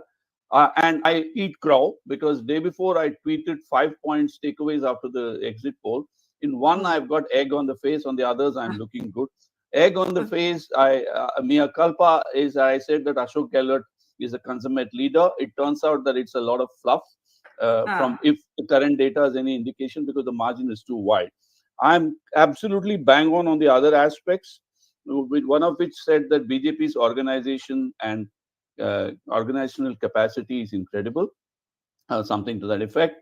And I also said economics matters most, and Nambiar also agreed just now with me. The simple point is that although in Madhya Pradesh, the Sanatana Dharma controversy might have helped the BJP in a late swing, most of the talking was done by economic programs and governance. Madhvan, I'm interrupting you only because Ram is there with us for a few minutes only. He's a much wanted man now with a win in Telangana. But two good quotes of yours, and I want to examine them. Biggest disaster is Kamalnath. Brand Gehlot is all fluff. We'll come back to those thoughts. But Ram, if you can hear me now, I was asking you, what do you attribute? What is the one biggest factor that you attribute the Congress performance to in Telangana? What's the one biggest factor? Can we go to the Telangana numbers, please? Yeah. Fighting spirit. Fighting spirit. That's an See, interesting answer. people of Telangana always vote for the leaders who fight for their welfare. See, this has been the trend. It has been the trend always. Even for the BRS, now it is for the Congress also. Because are you concerned at all that? Yeah, are you concerned at all that the BRS and the BJP could join hands along with the others? Because Renuka Chaudhary, your party leader, has said that BRS leaders are in touch with us. She's saying the ulta. So is there going to be what in Hindi politics is called tod pod? Or not needed? See, just before elections, we have seen several leaders from BJP who joined into Congress saying that they, when BJP and BRS exposed that both are working together, so they couldn't able to digest that, and they came out of BJP and joined Congress party. There may be few more leaders in BJP who are fighting elections on ground, and if they are victorious, then definitely there may be few people who may join into Congress also. But it is not. They are not ideologically inclined towards BJP or a BRS alliance. They may not digest it, right? But BJP and BRS, yes, 100% hand in glove, worked on ground, and they went for elections. So, Ram, is Revant Reddy going to be the chief minister if these numbers hold? If these numbers hold, we are still not officially calling the election. Ram? As an official spokesperson, I should go mute now. Because see, there is a procedure. There is a procedure. Yeah. There is a procedure in Congress party. There will be a CLP meeting, and there will be deliberations and resolutions will be passed and forwarded to the High Command. Again, there in CWC, the candidate will be finalized. Okay, Ram, stay with us. It is very transparent. Yeah. Stay with us as long as you can. We are also going to be talking to the BJP. Varun, I know you have to go. A quick last comment. Varun? Yeah. Happy to see Ram smiling, at least in Telangana, and other places I'm dead sure. Again, as you know, before you weren't there, I was just saying what helped in Madhya Pradesh are the Panna Pramukhs who took voter of BJP to the polling booth. Same to an extent in Rajasthan. And if Chhattisgarh BJP wins, they have to give credit to no one else apart from Om Mathur, who managed to do a lot of things. And that's it. Thank you. Okay, Varun, thank you. I just want to welcome to our program now Madhuram Chaudhary. Madhuram Chaudhary, Rajasthan के BJP के नेता हैं. माधुराव जी, नमस्कार. आपको मेरी आवाज आ रही है? माधुराम जी, शायद आवाज नहीं आ रही. संदीप जी, आपको मेरी आवाज आ रही है? संदीप जी, अगर आपको मेरी आवाज आ रही है तो ठीक है. तो राजस्थान की तरफ थोड़ा हम अपना ध्यान देते हैं. ये जो आंकड़े हैं, पहले लग रहा था कि अदर्स का सिग्निफिकेंस रहेगा. अगर ये गैप रहा तो अदर्स की कोई सिग्निफिकेंस नहीं रहेगी. इन आंकड़ों को देख के आप क्या कहेंगे राजस्थान के नतीजे के बारे में, संदीप जी? देखिए, राजस्थान में इतना गैप नहीं है. बीजेपी 107 सीट्स पे आगे है. 78-79 पर कांग्रेस चल रही है. अच्छा, हमारे आंकड़े थोड़े अलग हैं. कार्तिक, इसमें कोई अपडेट है अभी? जी नहीं, यही सबसे लेटेस्ट आंकड़ा है. अच्छा संदीप जी, हमारे आंकड़े थोड़े अलग है, पर आप बोलिए किसकी सरकार बनने वाली है अकॉर्डिंग टू जी. एक बात बरखा मैं कहना चाहूंगा कि जिस सनातन कार्ड पे राजस्थान में चुनाव लड़ा गया था, वो राजस्थान में इतना सक्सेसफुल नहीं हुआ है. अशोक गहलोत की गारंटी कार्डों ने काम किया है, उसमें वो डिले हो गए, बहुत देर हो गई, ये एक अलग मुद्दा है. लेकिन जिस तरीके का मैंडेट बनाने की कोशिश की गई थी बीजेपी द्वारा, उससे वो पूरी तरह कामयाब होते नहीं है. कांग्रेस अगर आज इस स्थिति में है तो वो उनके अपने अंदरूनी झगड़े और कांग्रेस की जो लीडरशिप है उसके देर से लिए गए निर्णय हैं. और कुल मिलाकर फिर भी मैं कहूंगा कि जिस तरीके से ऐसा लग रहा था कि मध्य प्रदेश में कांग्रेस की स्थिति बहुत बेटर है, छत्तीसगढ़ में बहुत बेटर है, राजस्थान बहुत कमजोर है, वैसा प्रदर्शन राजस्थान कांग्रेस का नहीं रहा है. इन दोनों स्टेटों से कहीं भी राजस्थान कांग्रेस का प्रदर्शन कमजोर नहीं रहा है, बल्कि बेटर ही रहा है. बीजेपी के leader of opposition Rajendra Rathore इस वक्त थोड़े पिछड़ रहे हैं. सीपी जोशी स्पीकर पिछड़ रहे हैं. संदीप जी, आपको लगता है बीजेपी को वसुंधरा राजे को अगर मुख्यमंत्री कैंडिडेट बनाते तो कोई इन आंकड़ों में कोई फर्क पड़ता? निश्चित तौर पर अगर तो बीजेपी को थोड़ा और लाभ मिलता, मार्जिन बढ़ता ही है, लेकिन वो नहीं बनाने से थोड़ा सा बीजेपी को नुकसान हुआ है. Okay, I want to come to Madhavan, PKD and Ram. Karthik, do you have a brief update on the numbers for us? Karthik? Barkha, sorry, could you repeat that? just the latest position. So basically, Barkha, let me resolve this confusion. There are two sources from which information is being picked up. The source that we are picking up the information from is giving numbers as per what we are showing, which are the latest numbers as per us. Yes. Where Rajasthan, BJP is 130, Congress 61. MP, BJP 157 or 160 now to Congress 67. Chhattisgarh, Congress 46 to BJP 43. Telangana, Congress 68 to BRS 46. But let's just clarify for everybody's convenience. There's another source equally credible, which is showing Rajasthan much closer, 108 to BJP, Congress 76 still. It's a pretty big gap, but it's closer. Madhya Pradesh, again, the gap pretty big, much closer. BJP 138, Congress 88. Chhattisgarh, Congress pulling ahead to 52 to BJP's 38. And then Telangana, Congress virtually sweeping the entire state with 70 seats to BRS's 37. Those are the two sources. The two common threads are Chhattisgarh, Telangana, Congress moving ahead. Rajasthan, BJP doing well. But the gap is the question. And I can understand why the Congress leader might think that the gap is relevant, because if the gap, as in Rajasthan, currently is Congress 75, BJP 109, as per the secondary source, which we are not following, then if the BJP somehow drops to below 100 and the Congress is in the late 80s, then that others category comes into the picture. But I think for all practical purposes, I'm not calling it yet because I know you're going to ask that question next. Madhya Pradesh seems to be going to the BJP way because this gap is huge now. Whichever source you look at, 50, 60, 90, in fact, as per the main source that we're picking up. And to bridge that gap, I think even though it's 10:30 a.m., I really think something special has to happen. So that's the clarification I wanted to give to our viewers. So at the moment, we are sticking to our own numbers and we are sticking to our own agency. We'll also check the Election Commission. Telangana is so far a clear-cut case. I see Salman Soz of the Congress join us, but let me get his colleague Ram Mohan Reddy from Telangana as a state leader to come in with his thoughts. You said you better go mute when I asked you if Revanth Reddy is going to be Chief Minister. What do you think worked for the Congress in Telangana, Ram? Was it the narrative that the BJP and the BRS are together? Was that the big factor? Was it the fact that the BRS did not change? That is one of the factors. That is one of the factors. There is so much of anti-incumbency. There are factors which need to be highlighted, like unemployment, inflation, and corruption. These three are the biggest factor which contributed to Congress victory and BRS defeat. And one more thing, Congress party was on ground right from day one. And BJP was just acting, just like Modi ji, who just comes into Hyderabad and do bhashans and always talks about taking action against BRS corrupt government. But till date, there is not even a single case or single action been taken from BJP. So BJP lost its credibility because in initial stages, BJP was gaining. But we curtailed it on the grounds that both BRS and BJP are working together. The formula, in fact, worked really good for Congress, which in fact is true. Okay, Ram. And now the numbers in Telangana crossed the 72, Barkha.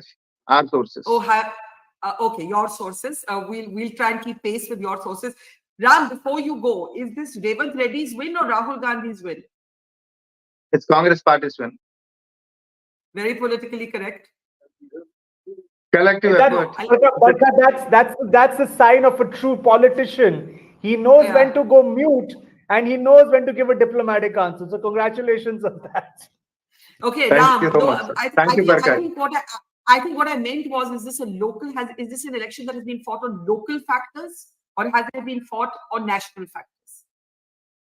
No, it's on local factors. 100% it's on local factors. One of the lines that Revanth Reddy said in that interview to me was, he said the election is local, the politics is national, which I thought was an interesting Yes, 100%. way. Whenever there is some setbacks or drawbacks of Congress party, then definitely it will be highlighted by the good media. Then that will become national. So, but confining to the state subject, so Congress party fought on not national issues, but local issues. Yes, 100% it is the contribution of local aspects only. Okay, Ram, we're going to let you go. Thank you so much. You need to mute yourself. Ram, thank you. And thank you for joining us. Salman Soos, senior leader of the Congress, is with us. PKD Nambiar is with us. Madhavan is with us. Dr. Sandeep Purohit is with us. Before I get Salman to come in, Karthik, do you want to give us? All right, the Congress Party has called an the Congress Party has called an India Alliance meeting on Wednesday, but we need clarity on what's. Yeah, that's fine, but we need clarity on what's happening in the states. Telangana leaning Congress, it's kind of safe to say. Karthik, you want to take us through the other 3 states?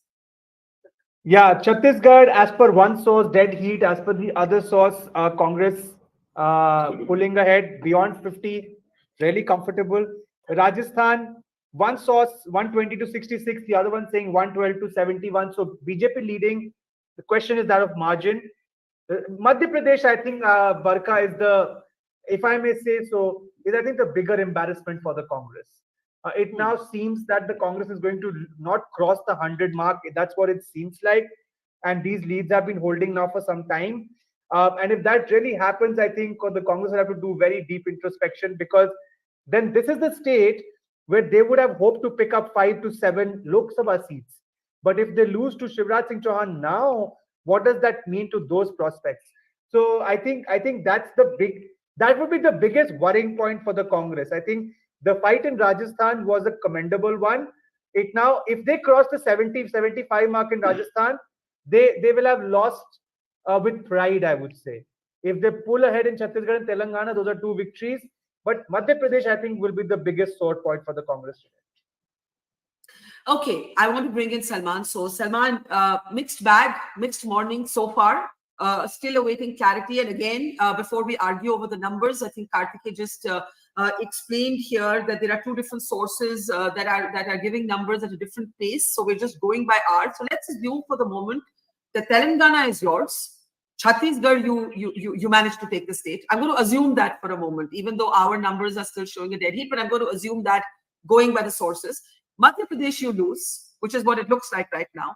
And it looks like you will lose Rajasthan if this gap holds in the Rajasthan numbers, even though the others group still has a significant number. If this were the case, and Chhattisgarh is going up and down, I just have to qualify that it's going up and down, but I'm going to assume for the moment that you managed to take Chhattisgarh, maybe, and you managed to take, you are of course winning Telangana. That seems quite evident. But you lose Madhya Pradesh and you lose Rajasthan. Politically, Madhavan Narayan, minutes before you joined, he said something quite harsh. He said, Kamalnath has been the biggest political disaster of this election story. Is that too harsh, or would you have to concede that? Well, if the Madhya Pradesh results are in line with what we are seeing, then of course it is going to be a huge disappointment for us. And by the way, this would be a surprise for most people who've been following elections. We've been following your coverage as well. Everybody thought that in Madhya Pradesh, the Congress had a very good opportunity to unseat the BJP. But it seems that the voters have a different view, and we have to figure out what it will take for us to really make a dent in Madhya Pradesh, which is sustainable. So we did that in 2018. I think we can do it again. But we need to really kind of think about how we can actually attack the BJP there. But you know, when I look at the elections as a whole, my sense is that if we do win Telangana, and if we do win Chhattisgarh, and we do run up some good numbers in Rajasthan, I think overall the lesson that I would draw is that there is where we have put in a lot of effort. We fought. In fact, I think we put in a lot of effort everywhere. But I think the strategy has worked in some states spectacularly. In Madhya Pradesh, clearly not. And we have to understand what the differences are, because every state is different. These state elections are very different. But overall, I would not be, if I was a Congress worker, I would take a lot of heart from this, because I think we have a plausible way to compete in the Lok Sabha elections, of course, as part of the India Alliance. And I think we may have some silver linings in this that, quite frankly, in many past days like this, we haven't had. And I think this time we have some silver linings, and we have to learn from that. And wherever we have disappointments, we have to learn equally from there and figure out how we can kind of narrow the difference with the BJP in those states. So we are awaiting clarity in Chhattisgarh, but the trends seem quite clear, even though I'm not, I've learned the hard way not to call elections till at least noon. But my question to you, Salman, is the old question. Are we seeing a political framework where Hindi heartland sort of politics in the political space is just owned by the BJP? I can see Dilip Cherian joining us. Good morning, Dilip. And the South is a kind of completely different politics. It looks to me, although Karnataka has been an outlier where the BJP did very well in the Karnataka Lok Sabha elections the last time. But it looks to me that if Telangana is in your kitty, Karnataka is now in your kitty, there are other states by non-BJP leaders. Are we looking at a kind of division in how the North and the South practice politics? And are we looking at the heartland still being owned very much by the BJP's politics? Salman Soos. It may seem like that when you look at the averages, when you look at it from a distance, but I think there's a lot hidden behind the averages. I mean, if you think about Haryana, for example, that's a Hindi heartland state. I expect us to win in Haryana. I'm confident we're going to win in Haryana, not just in the assembly, but also in the Lok Sabha, because the dynamics of that state are different. I think if what you've seen in Rajasthan so far, if we put up a stiff resistance, we have, I think. If you think about Rajasthan, the previous time we lost, I think we lost very badly. This time there's been a fight. And I think that fight I'm seeing more and more in my colleagues. I've been now with the Congress for since 2012. And I see the Congress workers and leaders fighting very, very hard on the ground. And I think there is determination that we will not let BJP have easy victories. Now, I take it, that in Madhya Pradesh, something's gone horribly wrong. But otherwise, I think we're fighting. And that opening up Telangana for us, coming from all the way back to defeating a party, if these trends hold, defeating a party that had 88 seats, I think. That's a huge change. And that does something in the South, which creates kind of a beachhead, I think, to my mind, is a beachhead that could see progress beyond the South into the plains in India. So I think the Lok Sabha election is a whole different ball game, but I would not say that the BJP is going to dominate the same way it has in the past. That is my view. Okay, let's open this up now. Dilip Cherian is with us, but I just want to bring in PKD Nambiar. I know, Madhavan, I'm coming to everybody one by one. PKD, I'm going to say that we don't have clarity on Chhattisgarh. And I'm going to say it looks to me that Rajasthan and Madhya Pradesh are going to the BJP.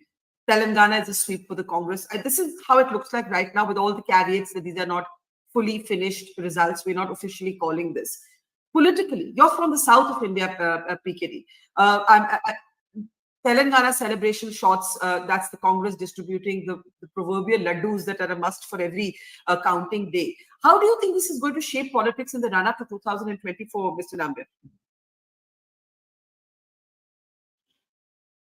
BJP is able to retain Madhya Pradesh, and 2 days back I have tweeted that if BJP is able to retain Madhya Pradesh and handsomely win in Rajasthan and have a tucker fight in Chhattisgarh, then it is going to be the BJP way. It is going to complement the 2024 election.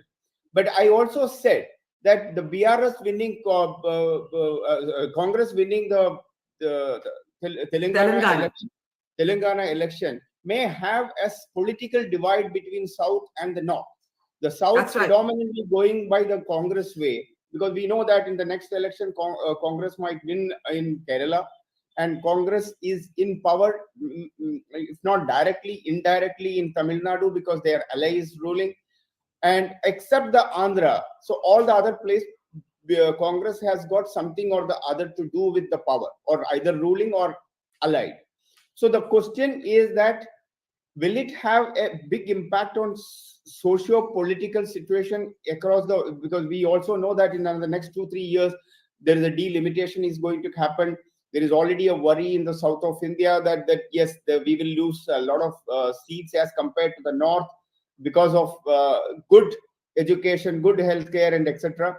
I think BJP needs to really work hard in the southern states, needs to give a lot of importance, which I don't see right now happening because of the reason that we are now going to be in another poll the major poll of in another next 2-3 months or immediately after that. But then one thing is very clear, that good governance, if it is reaching to the people and they are able to feel the governance, people don't want it to change the government. And also, people don't want it to see the drama, political drama day in, day out. What happened in the case of Rajasthan, there is an infighting, even and the real Chiranjeevi scheme and etc. is not reaching to the people. Can I ask you briefly? Do you think the BJP has, the BJP will now, if the BJP wins Madhya Pradesh and Rajasthan, they're not going to accept our Gyangiri on, why did they sideline Shivraj, why did they sideline Vasundhara? But do you think in Telangana, for example, they should not have replaced a Bandi Sanjay? Every state has its own dynamics, and the BJP probably needs to understand that it's not one size fit all. It's not the Modi factor in every state. However, if the BJP takes Madhya Pradesh and Rajasthan, as now looks the case, they're going to say, you pundits, you keep quiet, we know what we're doing. Absolutely. And it's true that way. The Madhya Pradesh election result, if it is going by the way what we are showing, then it is a lot of unlearning for the people like you and me needs to be done, because this is not something which anybody have expected, including some of the BJP people with whomsoever I am in touch. Nobody expected such kind of a victory for BJP in Madhya Pradesh. And this is BJP in Madhya Pradesh is now going by the Gujarat model, Gujarat way. So in a way, it is the next Gujarat for BJP. Madhya Pradesh is the next Gujarat for BJP. So I think we need to give a lot of credit to the existing leader, but then a cadre party needs to take a decision that who should lead. It cannot be that yes, one person is in CM, he is CM forever. There may be a better person can come in. And believe me, in the case of, as I was telling you earlier, that we were talking about Rajasthan, Vasundhara Raje or Ashok Gehlot, as the way we portray that they are the master blaster politicians of the state, they may have some impact, but they have never been able to come back into the power. That means there is nothing called as so much of an impact on them on the ground. It's basically the people decide, the parties who they wanted to be ruled by the next 5 years.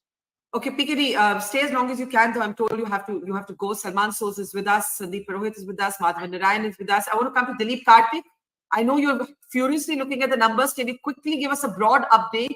And again, we should caveat, because a lot of politicians are watching two sources and wondering why our numbers are different. So I'm going to leave it to you to explain that discrepancy. Karthik, Madhavan, coming to you in just a moment. Yeah, Karthik, quickly. Quick overview, Karthik, quickly. Unmute me some. Yeah, okay. So, Barkha, the problem with Chhattisgarh is it's swinging really wild. I can tell you, the source we are picking the numbers from, BJP is 50, Congress is 38. Surprise, surprise. The other source is exactly the opposite, which is Congress 51, BJP 38. So for the life of me, I don't know what's happening here, but Election Commission website. The problem with that is it's a little slow, but the number of leads also are much smaller. Out of the 64 leads from Chhattisgarh, 34 BJP, 28 Congress, and 2 others. So Chhattisgarh seems to be some sort of an informational problem through different sources. So let's just say, we don't know Chhattisgarh right now. Yeah, let's say we don't know Chhattisgarh right now. Yeah, we can't reconcile that. But, but Karthik, I'm going to cut you short because the guests are here for a limited time. I need to make use of their time. Dilip, let's say Chhattisgarh, we're putting a pause because, as Karthik explained, there's a contradictory set of numbers coming in from the two sources. But the big picture is that Madhya Pradesh, Kamalnath is going to be devastated. Madhavan said he has been the biggest political disaster of this campaign. That is Madhavan's words, not mine. If you switch to Rajasthan for just a moment, can I go back to Rajasthan? Somewhere where I can see the Rajasthan numbers. Rajasthan, the BJP is leading in 117, while the others are sizable. And Gehlot may have been counting on the others as 16. If the gap remains what it is, 117, Rajasthan, I need to stay on Rajasthan, guys. I need to stay on Rajasthan. Give me the Rajasthan slide. If it remains this gap, then the others don't matter.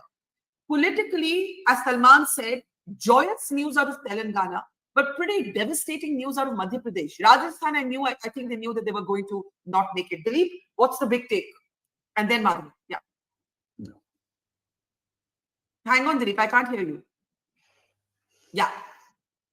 I can't hear you, Dilip. Okay. Yeah, I can now. Yeah. the big take is Madhya Pradesh. It looks like everybody who was betting on Kamalnath's ability to manage elections and produce numbers are looking shocked at the moment. I know, and you're all saying this several times with the usual caveats, but Madhya Pradesh looked a lot better for the Congress in terms of the campaign they ran and the confidence they projected. So was this all a chimera? And has Mamaji once again shown that he may be tired, but he is not going to retire? For him, the big message is going to be that it's a message which probably will disappoint others who are waiting in line. But if he manages to pull this government back into the seat, then that is probably the single biggest message from this election, because he is going to emerge, despite efforts by his own party, as strong and long lasting. And this will change, to my mind, the post 2024 scenario also. Because in what way? In what way? In the way that he will become a serious contender for definitely being number two, if he's if he's willing to hold his horses at this point of time. And I think that the efforts to try and replace him as chief minister politically may be tricky now, given this kind of upset that he is demonstrating on the ground here. As far as Rajasthan is concerned, I want to just make this observation that the pundits on both sides have been talking about the power of the others. I think that this whole belief that you can fine-tune elections to make sure that the rebels who you put up yourself are going to be the reason why you will eventually win is, again, a false flag to fly with. And I think that that is probably what is going to be the undoing of the Congress as far as Rajasthan is concerned, if this results hold. Okay, Dilip, stay with us. Madhavan, you wanted to come in. You had some very strong words. You said brand Gehlot was all fluff. Ashok Gehlot hired a branding agency this time, Design Box. A lot of people said that the campaign was all about him. Kharge did his best to iron over the differences within the Rajasthan Congress. But Rajasthan does have a pattern. I don't think the Congress will be as shocked by Rajasthan as it will be by Madhya Pradesh. Absolutely. Let me put in my caveats there. I was basing my earlier thought about Ashok Gehlot being fluff based on the data that Congress has got only 65 or so seats. If it crosses 80, then it's a moral victory for Ashok Gehlot for three reasons.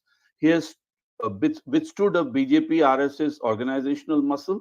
He has withstood internal dissensions within the party, and he is also, in spite of Rajasthan's famous anti-incumbency wave all the time, Rajasthan always goes seesaw.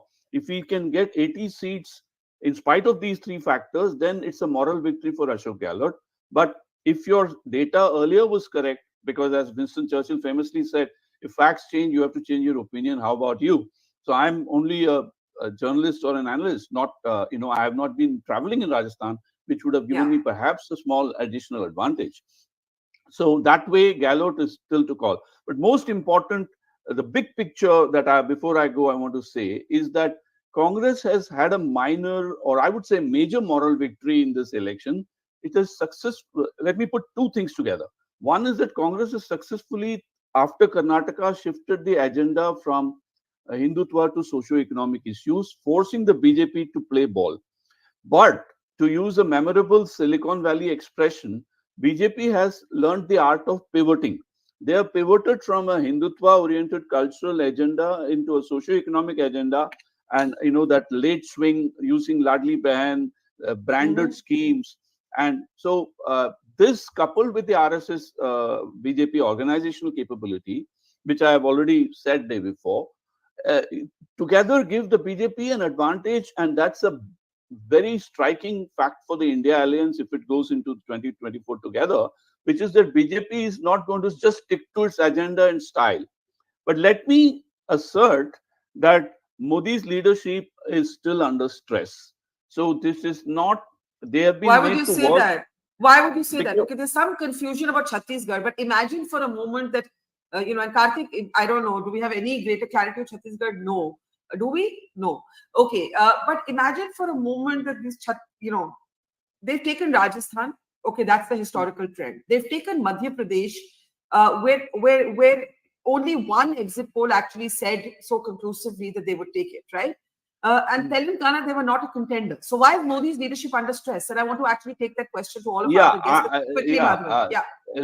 Let me put you that there are 5 things at stake: issues, ideology, issues, implementation, initiatives. These are the 4 I's which I'm using to analyze this election, because things have become much more complex. It's not a simple wave theory.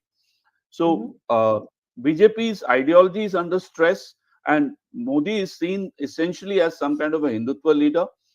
But his implementation, as Nambiar very correctly said, has been very strong. Issues have gone Congress's way. BJP is strong on ideology and implementation, but issues have been quietly shifted by the Congress towards socio-economic themes. That is a good thing for Congress. But with the Ayodhya temple becoming an issue close to the next general election, BJP's excellent campaign machinery might give a positive vibe built around the Ayodhya temple. I've already seen that happening in some way. So that is something that the India Alliance will have to contend with. But it's quite clear that if you take in this Sanatana Dharma controversy and Uday Stalin, which Modi used in his own way, it's not by and large a Hindutva election. It is by and large only a marginal factor. And I don't want to go into the demographics. Bottom line is that 2024 elections, Congress has to really go that extra mile in conceding grounds to both its state leadership as well as allies if it wants to be anywhere near defeating Modi, in spite of the fact that Modi's leadership is under stress. Okay. I'm so sorry. Yeah. I've got Dr. Gulrez. Yeah, Madhavan, I know you have to go. We'll connect with you later. Thanks very much. Dr. Gulrez Sheikh of the BJP is with us. Salman, I'll come to you right after that. Dr. Gulrez, agar aapko meri awaaz aa rahi hai, I can barely see you. Your first reactions, Madhya Pradesh is looking excellent, but I don't think we can see Gulrez sir. Yeah, we lost him there. So let me take it back to Salman, Dilip, and Sandeep Purohit, right? The analysis will keep happening. We're still waiting for clarity. What's intriguing, Salman, is that the Congress has called for a meeting of the India Alliance on Wednesday. Why are we talking about the India Alliance suddenly? Is there a kind of realization that after Madhya Pradesh, which looks set to go to the BJP, there needs to be a greater banding together of forces? How disappointed are you really? Not to take away from Telangana, which is a very handsome victory.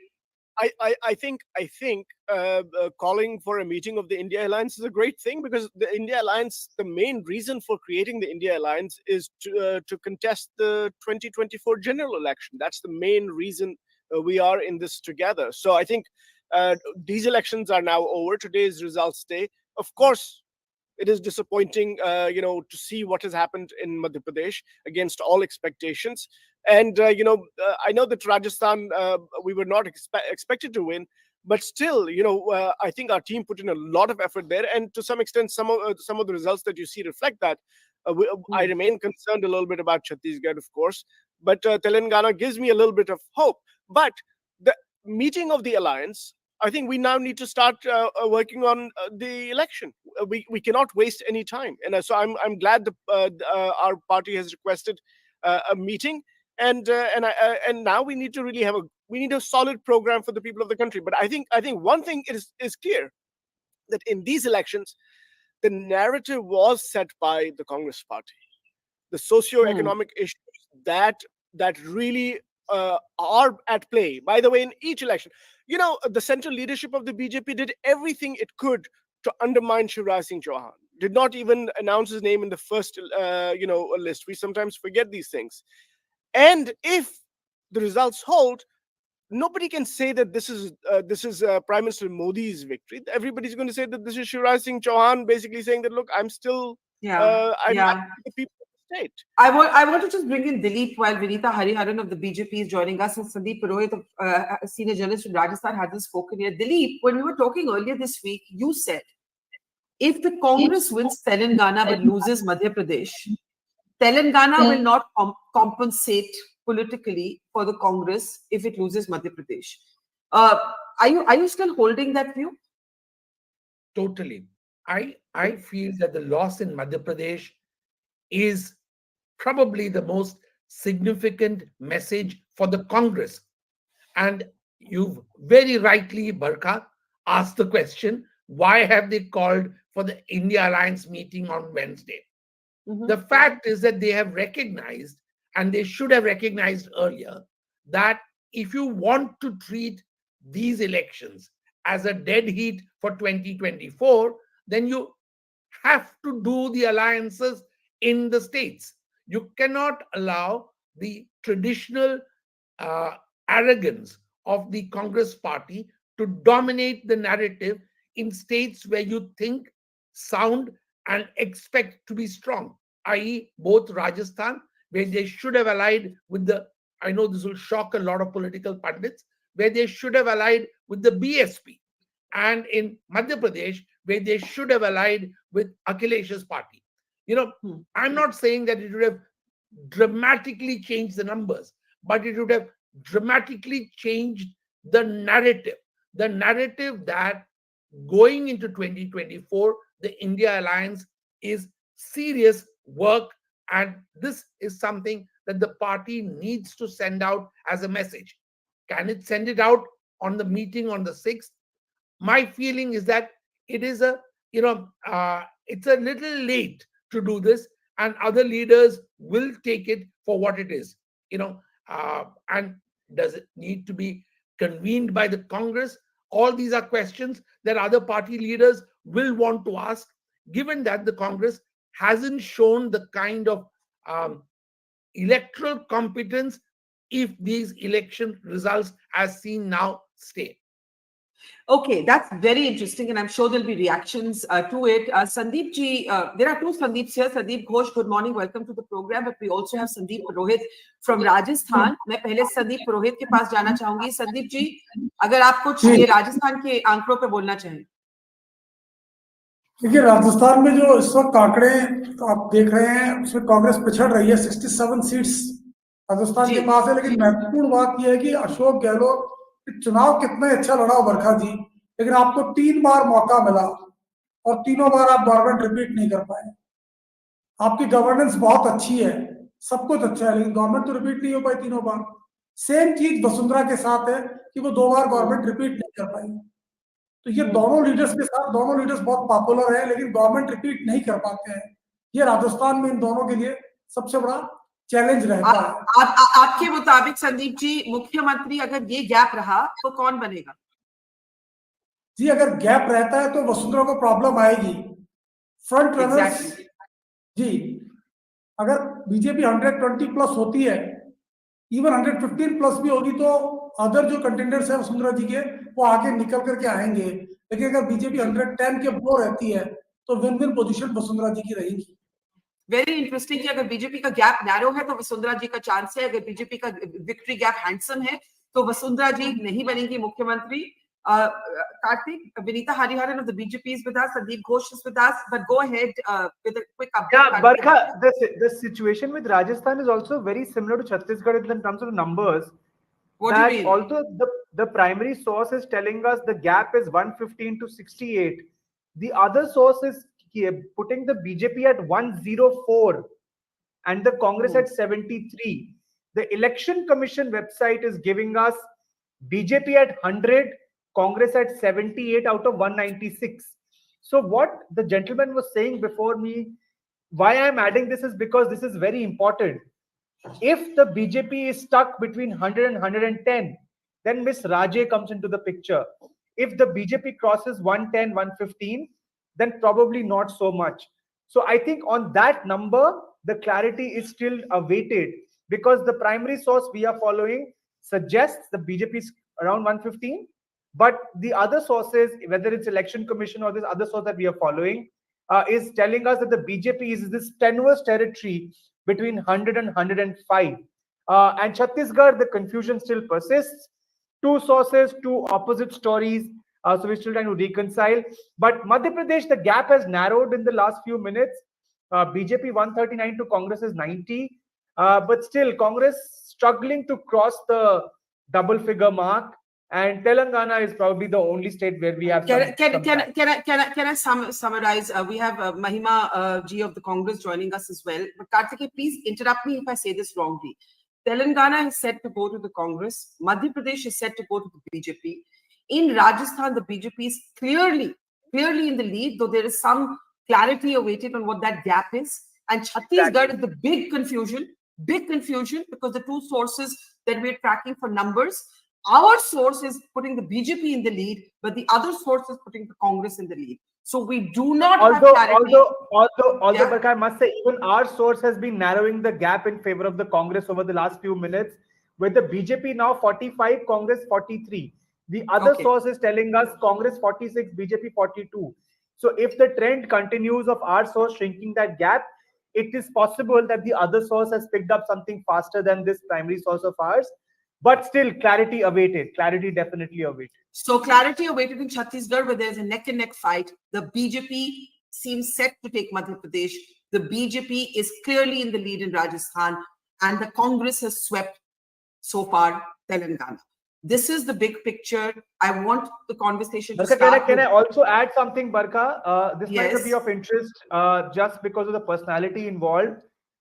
Madhya Pradesh, Congress is actually doing pretty well in the Gwalior Chambal area, which has something to which is important for Mr. Scindia. Which is Scindia. Yeah.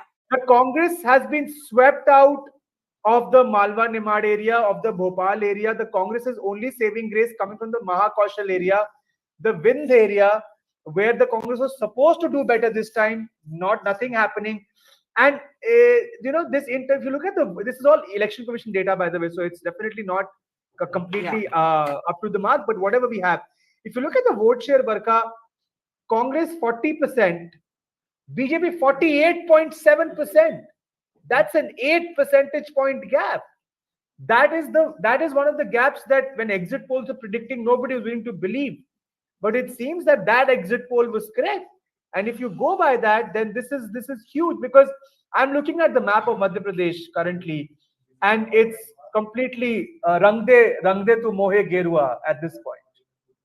Okay, I want Dilip to start this conversation. There are lots of new guests. Oh, I think Yogendra Yadav also, and I think he's there with us for just, I think Yogendra ji is there with us for just a few minutes. So if with everyone's permission, I'm just, yes. I'm just going to go to him very quickly. Yogendra ji, welcome to the program. I want to start by asking you, picture mein confusion hai. Here's what we know. Telangana is being swept by the Congress, and I think you had written an article saying that it is the untold story of this election. But Madhya Pradesh is set to go to, if these numbers hold, to the BJP. Rajasthan, the Congress is in the lead, but there is some confusion on the final gap because two different sources are giving us two different numbers. BJP in the lead, Barkha, BJP in the lead, Rajasthan. Sorry, did I say that wrong? I meant the BJP is in the lead. Yeah. I beg your pardon. The BJP is very clearly in the lead in Rajasthan, but the gap has to be settled. और छत्तीसगढ़ को लेके सबसे ज्यादा confusion है, जहां पे neck and neck है, और हर राउंड के बाद हमारी एजेंसी के मुताबिक नंबर्स बदल रहे हैं. Yogendra Yadav, the big picture when you look at this, as someone who's been a national convener of the Bharat Jodo Abhiyan, when you look at these numbers, what would you say? But as you rightly say, the situation in Telangana is quite clear, and so it is in Madhya Pradesh. Madhya Pradesh clearly going BJP way, Telangana clearly going Congress's way. In Rajasthan, the only confusion is, only uncertainty as of now is whether BJP will get a clear majority on its own or will fall just short of majority. That's the only confusion part of it. In Chhattisgarh, as you rightly say, there is sort of seesaw. Probably Congress a little ahead, maybe scrape through, but not entirely. Now, if we look at the big picture, Barkha, to my mind, this election was not so much about deciding the BJP's strength. BJP is strong in these areas. The question for BJP was, will it be able to break through Telangana And will BJP be able to do what it did in West Bengal in Telangana? The answer is no, it's not. In South, BJP is still looking for one proper entry because Karnataka being closed now. In these northern states, the real question was whether Congress will be able to win these elections, all three of which were winnable for the Congress to begin with. In Rajasthan, the fact is that Ashok Gehlot government was popular, so was Ashok Gehlot himself. In principle, Congress could have won this election. In Madhya Pradesh, when I traveled 3-4 months ago, everyone spoke about Badlav. So yes, in principle, Congress could have won. In Chhattisgarh, Baghel had good schemes and some politically smart strategy. Once again, Congress should have won it. So the real question is, why did the Congress not manage to convert its potential strength into real strength in these areas? You could blame, and to my mind, 2 or 3 patterns are emerging. Number one, in the case of Rajasthan, and I think partly in Madhya Pradesh, but only partly, inability to do your ticket distribution in a way that would suit the party. Because in Rajasthan, it was quite clear that there was strong anti-incumbency against the sitting MLAs, not so much against the chief minister. BJP managed to distribute its tickets in a way that was smart and sensible. In Madhya Pradesh, about Congress, you wouldn't be able to say that, especially in Rajasthan, where Congress ended up giving tickets to many of the sitting MLAs, against which it was quite clear that there was strong anti-incumbency. In Rajasthan, again, 2 simple alliances that could have been struck, one with CPIM, another with Bharatiya Adivasi Party, both of which account for at least 10 to 12 seats as of now. At least in 10 or 12 seats, Congress is suffering just because of not having these 2 alliances. These are the kind of things. But the other 2 factors I wanted to mention quickly. One is Congress's inability to connect to the OBC wind. For the first time, Madhya Pradesh has seen a bit of rise of the OBC. This was a great opportunity for Congress. To my mind, Congress failed to tap into that. And 2, both in Rajasthan and Madhya Pradesh, in the Adivasi areas, Congress is doing unexpectedly poorly. These are things that should worry the Congress party. Can I just bring in Yogendra ji, Dilip Cherian, because just 2 minutes before you joined, Dilip was making the point that the Telangana's resounding victory will not politically compensate for the Congress's bid for relevance and assertion in sort of what is called loosely the Hindi heartland. And Dilip, if you just want to respond to what Yogendra has said, and then I'll take it back to Yogendra and then open it up for the others. Dilip? I respect, understand, and appreciate what Yogendra just said. And Yogendra has traveled a lot more on the ground than many other people. But I think that the big message for me remains that, leaders like Kamalnath probably are leaders who are not connecting with the people who are undecided, the new voter. And that is a message that the Congress will have to take to heart. They are unable to connect with them. They are getting the kind of people who come out and speak in front of cameras, talk to visiting journalists, but the new voter and the reasonably silent voter is not finding the connection with a certain kind of Congress leader. Is it experience? Is it the need to be on the ground? And you can't blame Kamal for not having been on the ground. This is a battle that he has actually fought squarely and personally and quite strongly. This means that despite every effort, that battle is not being won, as we see the results just now. The reason I mentioned that the Telangana factor is not a compensatory factor is because in Telangana, anyone who has traveled there will tell you that the Congress has been able to cash in on the fact that the division of the state was something that they initiated, and people of Telangana respect the fact that effort efforts to bring in others, to restore Andhra-style politics didn't work in Telangana. I think the Congress did well by staying there.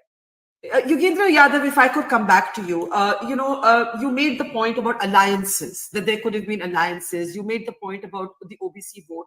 Something we haven't spoken about is Hindutva. Kamalnath ran a very visibly religious campaign.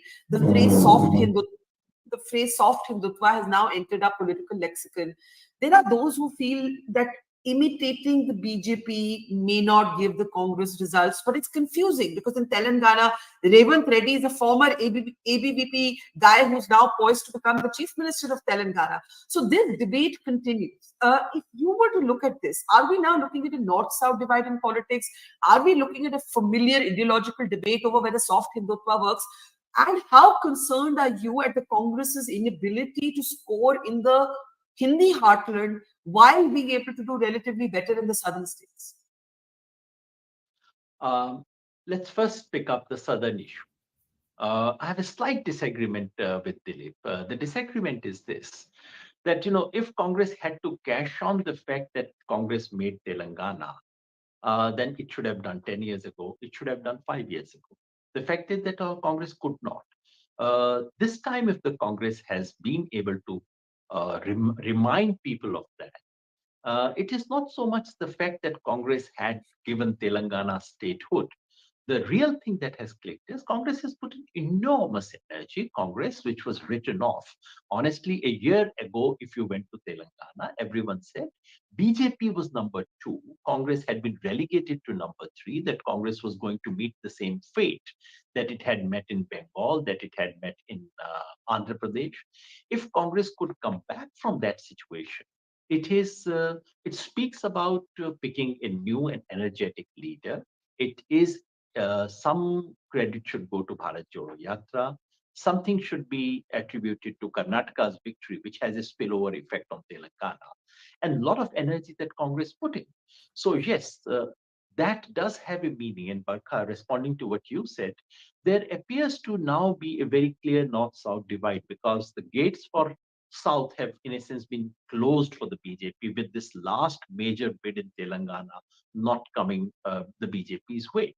But the real important question that Congress leadership will have to face is about inability in North India, despite very reasonable chances. In Uttar Pradesh, Congress can say, we don't have a chance. Fair enough. In Bihar, they can say, we are nowhere right now. It takes a long time. But this is not what you can say about Rajasthan and Madhya Pradesh. To my mind, this is not about soft Hindutva. I don't think BJP's victory is a victory of Hindutva. I don't think Kamalnath's failure is a failure of his soft Hindutva line. The simple fact is these were not the real issues. The issues were about projecting a hope to the people. Congress can say that, look, in Rajasthan, it's a standard roti palatne ki baat hai. वो पहले भी होती थी, बार फिर हो गई. But if that was the case, Congress should have been able to, and it is a fact that Ashok Gehlot's government has done much better than Ashok Gehlot did in the last 2 previous occasions. Because last 2 times, not only did he lose, he lost very, very badly, and he's had the dubious distinction of running good governments and losing elections very badly. It is not so bad this time. Yeah, you made 2 points. I want to just bring in, I know, Yogendra, you're there for just 5 more minutes, but I want Sandeep Ghosh to come in with 1 comment, and then I want you to respond to that. You made 2 comments. You said the gateway of the South is closed to the BJP. We have to see what happens in Karnataka, in particular in the Lok Sabha, where the BJP did quite well the last time.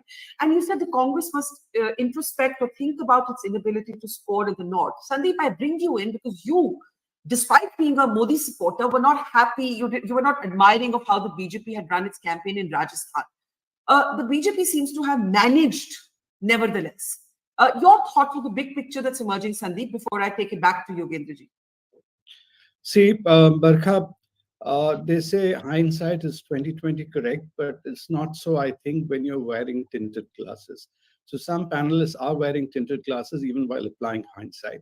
They're today blaming Rajasthan's Congress's thing on ticket distribution, but if anybody had a problem in ticket distribution, it was the BJP. the kind of backlash they had, pushback they had on ticket distribution, the kind of pushback they had on the central leadership coming into vote was way, way more than what the Congress failed. So the reasons have to be, you have to probe much deeper rather than just write it off to the ticket distribution and anti-incumbency against local people. There is much deeper factors, and it cannot also be said about Bazi Palatna hai, that sort of a thing. I think the ridiculous argument is to say BJP's doors are closed for South India. Even when Congress ruled Karnataka, BJP had a high score of Lok Sabha seats. And if anybody thought, especially psephologists, that BJP was trying to win Telangana, I don't think they could have been more off the mark. BJP's only objective there was to, they have managed to raise a 6% to 14% or 15%. That's a huge raise.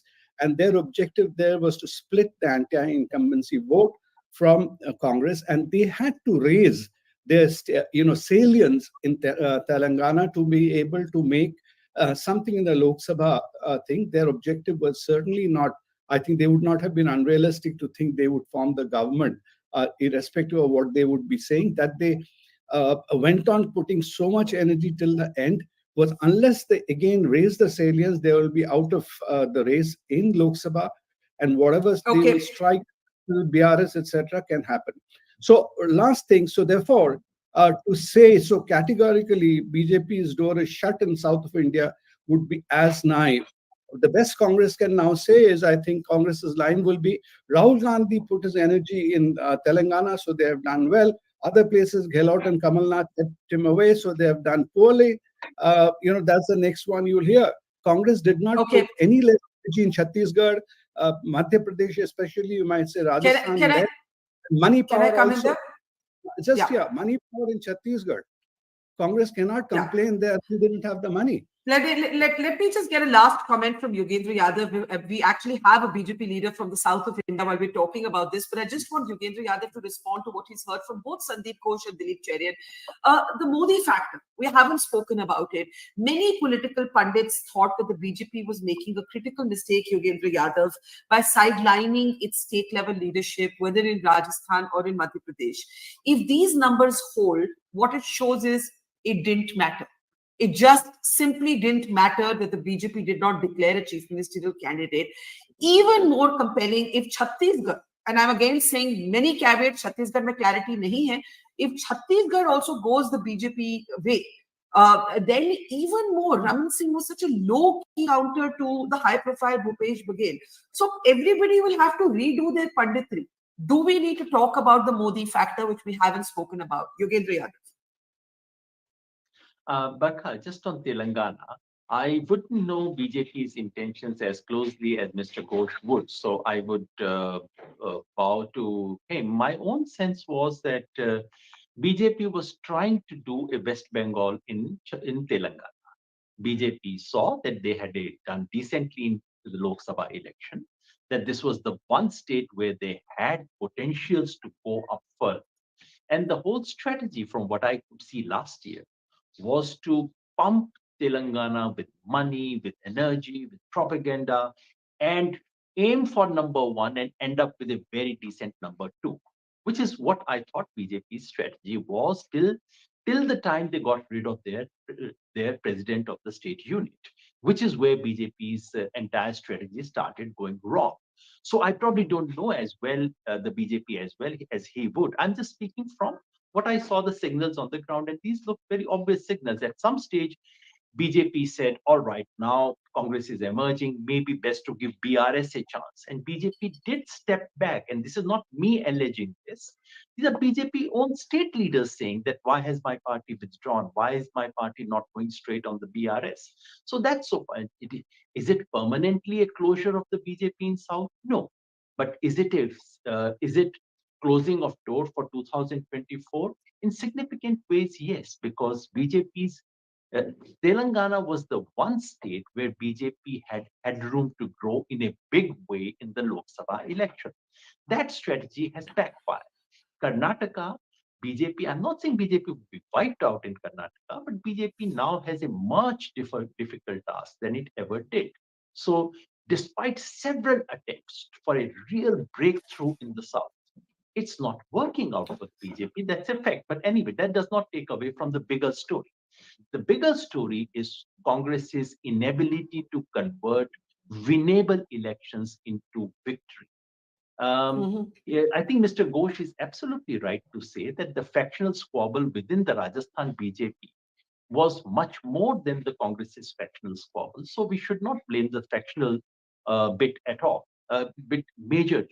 When I spoke of smart candidate selection, it was Madhya Pradesh. I think Madhya Pradesh, BJP showed a certain overall strategy, something that you could not accuse Congress of. In Madhya Pradesh, BJP knew what it was doing. In Rajasthan, I do think that finally this thing of changeover, and this is not my interpretation, this has been happening for the last 30 years. Every single ruling party has been voted out, no matter what. And this required Congress to put in some additional energy, additional imagination. Simply saying we have some wonderful schemes, and incidentally, Chiranjeevi's scheme was a wonderful scheme. And it is really a pity that a government that has had such strong welfare schemes is being voted out. But the simple political lesson is having a good scheme is not enough to win elections. You have to convert that into a message. You have to convert that into political organization, both of which Congress failed to do. And those are the things Congress really needs to think about. Okay, before we let you go, and very briefly, Yogendra Yadav, as a critic of the government, a supporter, as it were, of the opposition politics, a convener of the Bharat Jodo Yatra, you made a very important point. You said the Congress needs to think about its inability to convert winnable elections into victories. Between now and 2024, what's the biggest challenge for the opposition? Look, what is the real strength of the Congress in North India, in all these states, or in fact throughout the country? The strength is that Congress is the party of the bottom of the pyramid. Congress, at least in whatever votes Congress gets disproportionately larger number of votes from the poor, from the minorities, from the marginalized sectors as SC, ST, and OBC. The difficulty is that Congress's political strategy is not aligned to this reality. So this is the one real challenge. Rahul Gandhi speaks about OBC caste census. Do Congress workers on the ground at all know what caste census is? Do they talk about it? At least I didn't hear them talking about it. Rahul Gandhi speaks about Adani, launches a very sharp attack on crony capitalism. Do Congress's own chief ministers and their own candidates actually carry that forward? At least I did not hear that. So unless there is that alignment of the larger picture, of the alignment of the party with its own vote base, alignment of its policies and its communication with that, otherwise Congress would have the kind of disappointments that it has seen today. Okay, I think the last point is very important, that are people on the ground even talking about the issues that Rahul Gandhi has made front and central. You named 2 points, 2 issues, caste census and Adani, a Congress-run states looking at Adani in the same way. Yogendra Yadav, we're going to let you go. Thank you very much. We'll see you again later in the day.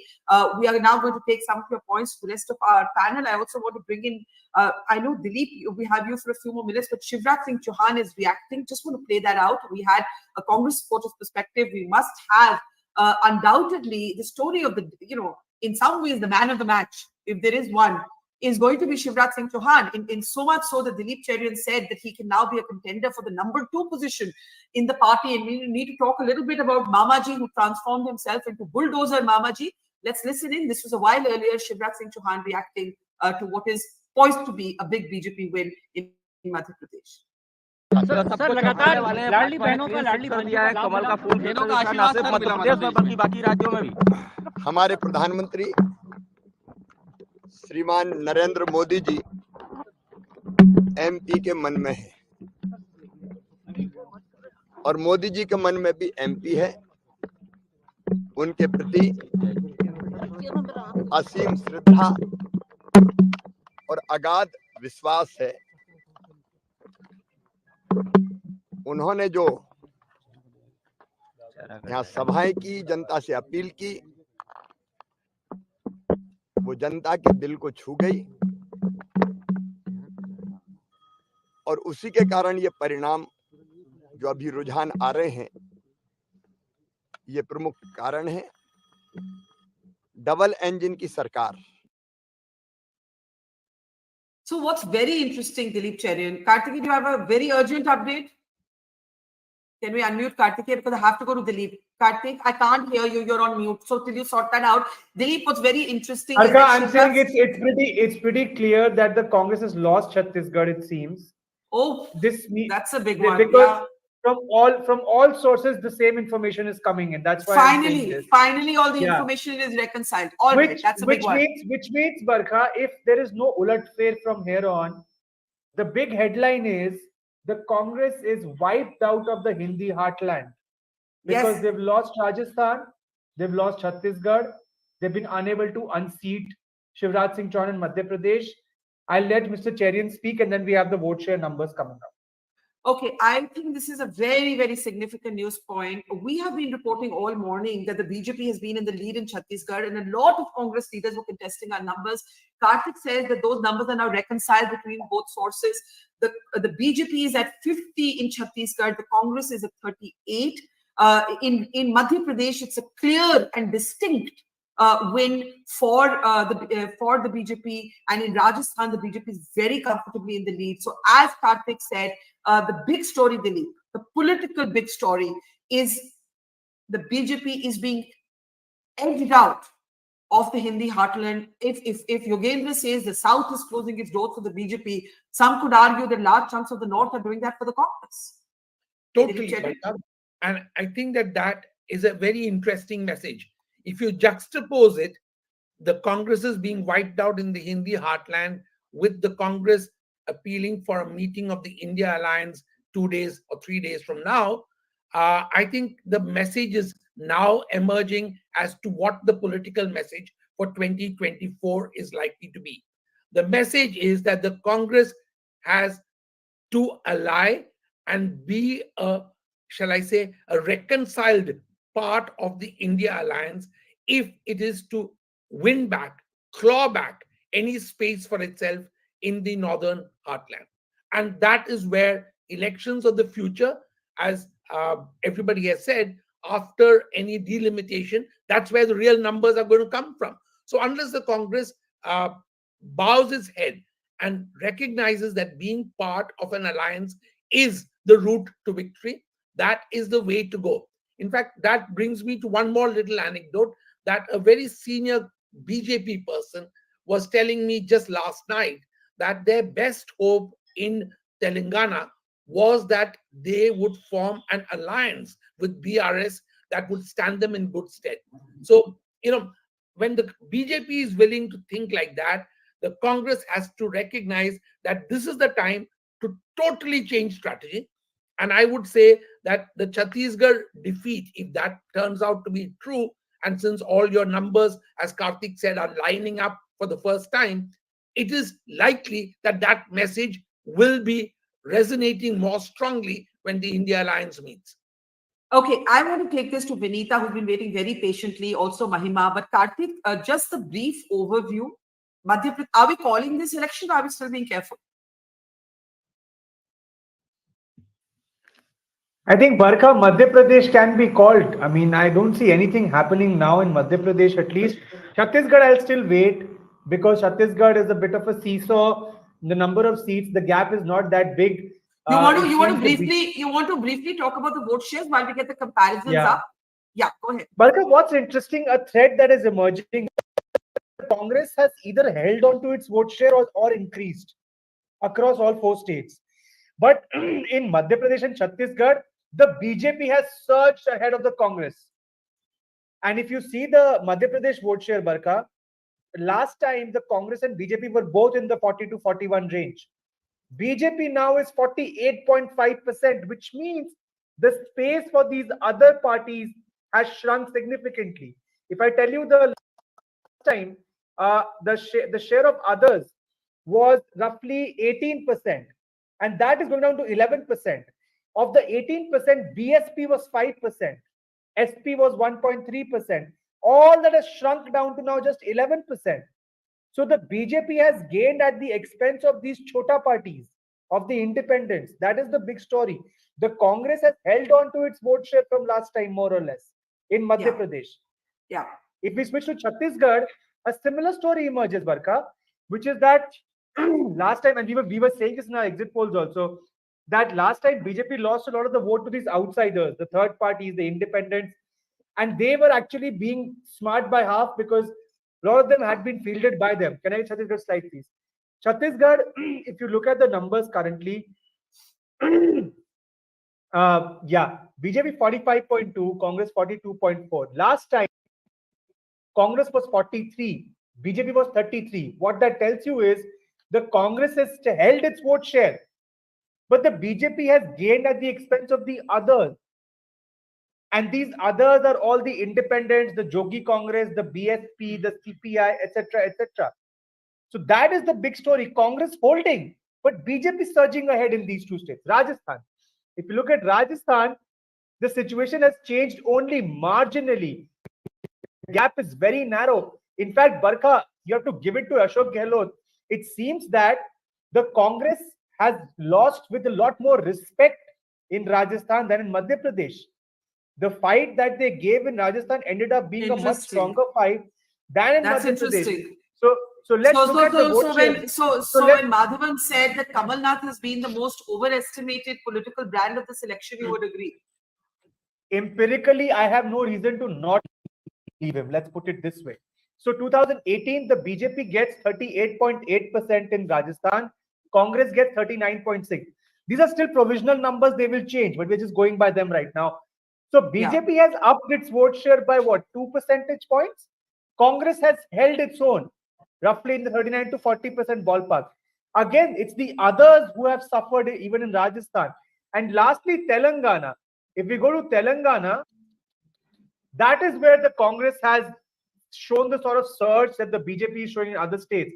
Because last time the Congress was at 32% along with TDP. Now the Congress is 41%. So Karthik, I have a request. Sorry. No, my only request is, I think what would be really useful is if we can see these vote shares in comparison to last time and also juxtapose them with the leads, because then we also have an idea of how the Congress has probably failed to convert a lot of vote percentage into seats because of the first past the post system. I just want to bring in reactions. Anyone who's just joining us, it's 11:30 a.m. on Sunday morning. Here is the big picture. The BJP has handsomely, I don't want to call it, is set to win in Madhya Pradesh. The BJP is surging ahead in Rajasthan. The BJP is ahead in Chhattisgarh, and the Congress is set to sweep Telangana. I want political reactions, and Karthik can go through these numbers. Vinita and Mahima have been waiting patiently. Mahima, it's been not even a mixed bag. If you lose Chhattisgarh, it will be a disappointing result, notwithstanding the dramatic likely win in Telangana. Your thoughts? Now I can't hear you. Yeah, am I audible? Am I audible? Yeah. I wanted to say that I am reminded of Ramdhari Singh Dinkar's poetry, where he says, "Singhasan khali karo ki janata aati hai." So either ways, Barkha, it is the people's victory. It is the citizens of India that win. It is the citizens of the respective states that win. It is the democracy that prevails. Unlike the picture that the BJP tried to show the country, 9 years ago and all along, that there will be a Congress Mukt Bharat. You see that we are gaining our lost ground in Telangana. So certainly that is a good news for us, and I think we do deserve a pat on our shoulder for that when the BJP said that the Congress is completely losing. And certainly it is not Congress Mukt Bharat. The states where we are swinging, the state of Rajasthan, it is by tradition, it is a swing state. And I think in spite of whatever happens today, we would have to our credit, having given to the state of Rajasthan the right to health, the only state in the country to have the right of the sort.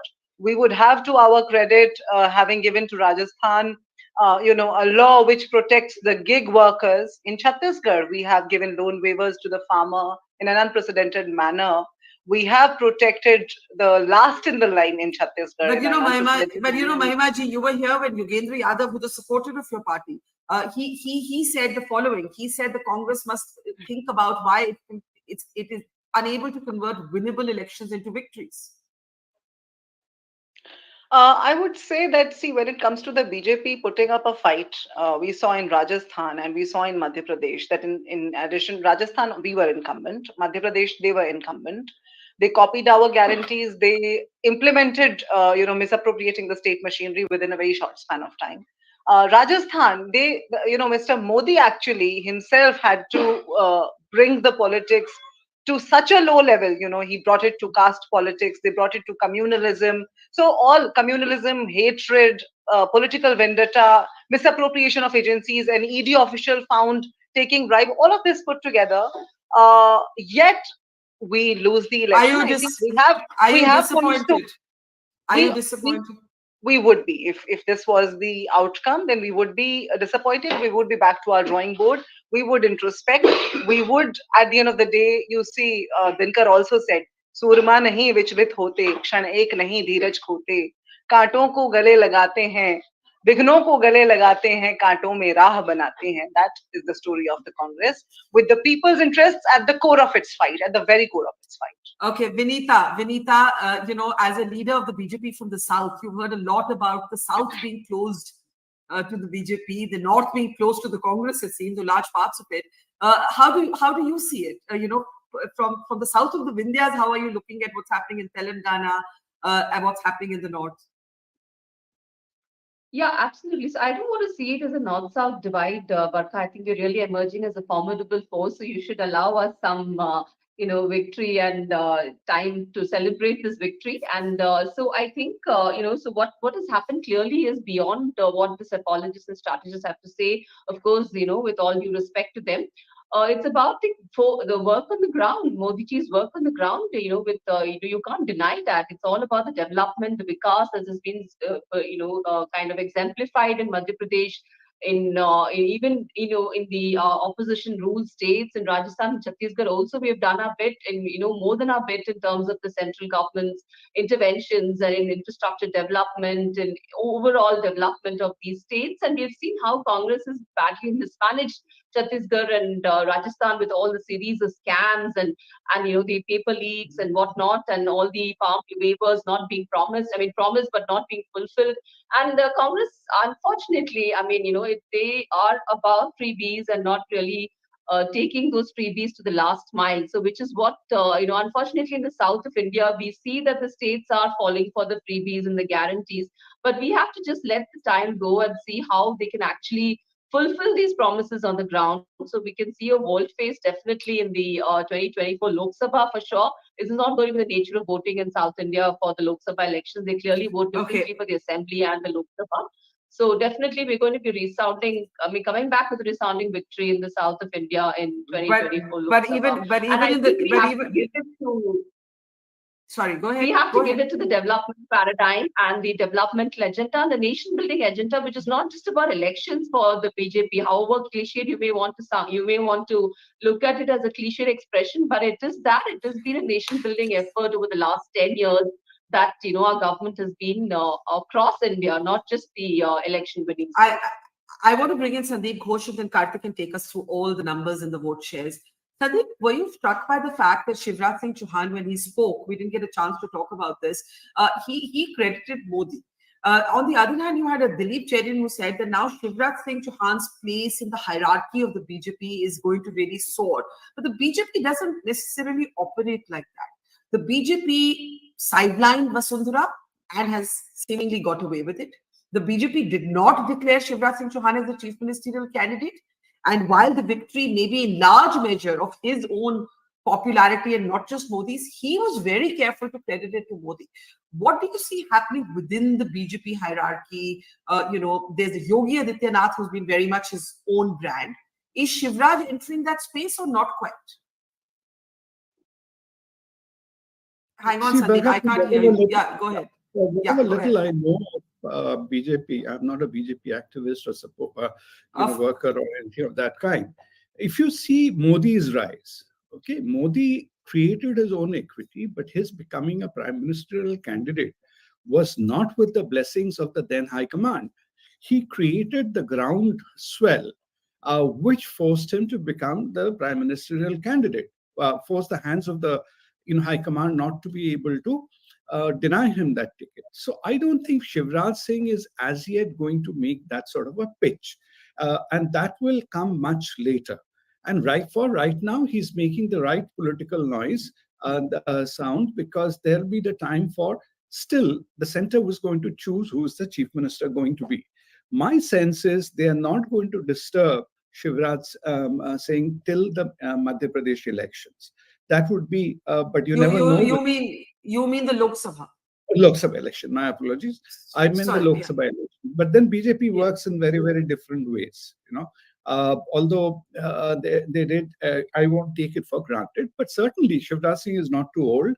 If I'm not mistaken, he's just 62, 63. He has got a long way to go.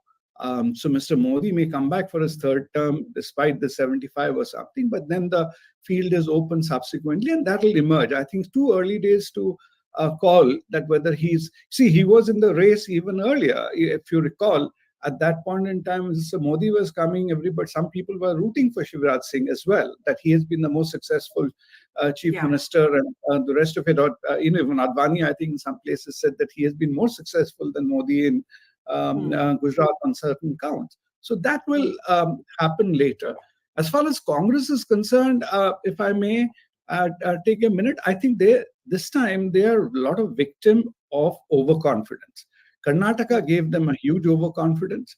The hype they created, or they thought they created on Bharat Jodo, that didn't quite materialize. And what Yogendra finally, I think, half admitted, there's a disconnect between what Rahul Gandhi says and the rest of the part, not only the ground people, but also his regional leaders. Rahul Gandhi can abuse Adani, but Kamalnath doesn't do that. Ashok Gehlot doesn't do that. Even Bhupesh Baghel doesn't do that. That was quite a perceptive point by Yogendra. The issues that Rahul Gandhi is raising are not finding resonance on the ground with his workers or his chief ministers.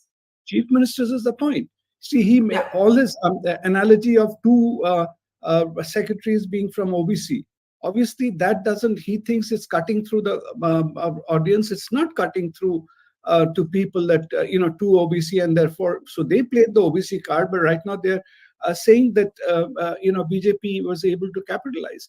And the last thing is, they need to again revise. I found that they had again got very uppity in terms of insulting Modi, including the Panauti comment and all the things, some of their spokespersons go on tweeting about Modi, Vishwaguru, this, that. I think they need to revise that. They have to learn from what happened in 2019. To be taken seriously, they have to, come across the party with gravitas. Sandeep, stay with us. Tavleen, good morning. And I can see Tavleen is here. Tavleen Singh, trenchant columnist, author, political analyst. Tavleen, I'll be with you in a moment. Kartikeya Batra, who is celebrating his birthday, wading through data. Happy birthday, Kartikeya, again. Take us through the overall situation. Let me give the political broad stroke, and you can do the micro numbers. Madhya Pradesh, Kamalnath has lost. That's the bottom line. The BJP is winning Madhya Pradesh. The Congress has swept Telangana. The BJP is leading comfortably in Rajasthan, and the BJP is ahead in Chhattisgarh. This cannot be good news for the Congress, notwithstanding that dramatic win in Telangana. Kartikeya, before I get in, Tavleen and others, I want you to take us through the numbers, and we also have some comparisons now to make with 2018. It's over to you, Kartikeya. Yeah, so let's start with Rajasthan, Barkha. And I'll tell you, in Chhattisgarh, Rajasthan and Madhya Pradesh, the funny thing is, the Congress will look at its vote shares and think that what did we do wrong? Because we are holding on to our vote shares, but our seats are just not there. That's primarily because the BJP has zoomed ahead of Congress. Not so much in Rajasthan, but in Chhattisgarh and MP. So look at the vote shares in 2018 and today. So BJP has gained in Rajasthan roughly 3%, right? The Congress is still there in the 39 to 40% ballpark. But it's the others quota that has gone down. as a result of which, if you look at the number of seats, the BJP is up from 73 to 113. The Congress 99 to 70. I will still say they've gone down fighting. I think there, if you look at the strike rate in Rajasthan is much better than what you see in Madhya Pradesh. So the strike rate in Rajasthan, and I think this was like that was gone, like done and dusted. But they seem to have made a fight out of this. So this was again to be lost, but they've lost it with some level of respect. At least they can lay claim to a Rajya Sabha seat or two, with some comfort. Now Madhya Pradesh. Look at again, Barkha. Look at the interesting part. The Congress's vote share. You see, it's not moved, beyond 0.4%. They were 40.9. They're down to 40.5. That's it. That's the only drop that's happened. Look at the BJP from 41% to 48.5% at the expense of the BSP, the SP, the independents, the chota parties. That is the big story. The Congress retaining its vote share, but the BJP bettering its vote share by a huge margin. 7 percentage points, not a joke. So look at where the BJP is. 136 leads as of now, and this keeps on fluctuating, 135, 140. This is one election that we can call at this point, much like Telangana. 2018, the BJP was 109. Can we get the slide back, please, Madhya Pradesh? Congress dips from 114 to 93. Again, the Congress would say, what did we do wrong? Well, you didn't do much wrong. Just the BJP bettered you by so much. That's the story of Madhya Pradesh. But the Congress's strike rate much lower than that. So you're saying the Congress fought better in Rajasthan than in Madhya Pradesh? I would say, given this baseline that they started from, definitely they ended up with a better result than they expected. Given the baseline they started from in Madhya Pradesh, I think they'll be very disappointed. But I think this is as much a Congress loss as it seems to be a BJP victory, because it's not that the Congress has gone down so much. It's just the BJP has picked up a lot of vote share. Okay, let's and then at some point we'll also do some regional analysis of these results, Barkha. And I'll tell you that the BJP has performed well across areas, except in Mahakaushal, which is Kamalnath's area, where the Congress has done well, which is expected. Chhattisgarh, again, the Congress is. By the way, do you want to give the caveat that these numbers have been fluctuating all morning and it's a confusing picture? Chhattisgarh is still not calling Chhattisgarh. Before you move on, one small comment. Mahakaushal also, what I mentioned on the exit poll discussion day, BJP has been able to neutralize Congress to some extent. I had said very specifically there were side deals. And more interesting is the Chambal Morena belt, where people had said that BJP is wiped out. And there also people had written off the Scindia belt, the Scindia dominated belt. And one last little quip. I don't know Congress will admit or not, if any of you traveled to Rajasthan, which I did quite a few times during this period. The billboards didn't have Rahul Gandhi anywhere. It was only Gehlot, only except the last bit when Rahul Gandhi went to Jaipur and all, they put up a few boards. But throughout the campaign, it was only Gehlot campaign. Yeah. So he raised the Rajasthani pride angle, basically. He played on that sub-nationalism that has become very popular in fighting the BJP in different states. Chhattisgarh, Barkha, just to add, we are not calling it yet because it is still very close and these are very small margin seats. I would say that 49-39, some sources are giving it 44-45, but some are saying 50-38. BJP right now comfortably ahead, but this could change. But the vote share won't change violently now. So look at the vote shares. The Congress still retaining 42.4% of the 43 that they held. But look at the BJP. They have zoomed past the Congress, raising their vote share from 33 to 45.2. And it's all come at the expense of the independent smaller parties. Last time, the BJP fielded a lot of these candidates, hoping they would eat into the Congress's vote share, but the opposite happened. This time, all that vote has come back to the BJP, and that's why the BJP is gaining. The Congress's loss in Chhattisgarh, Barkha, primarily coming from the tribal belt, something that the exit polls had also, or the opinion polls had predicted, especially the one from Sea Voter. And finally, Telangana, if we could move on quickly.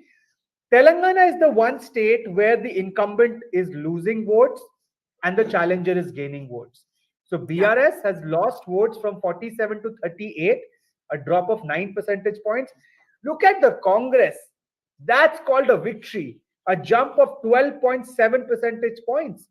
The BJP almost doubling its vote share and others going from 18 to 7.7.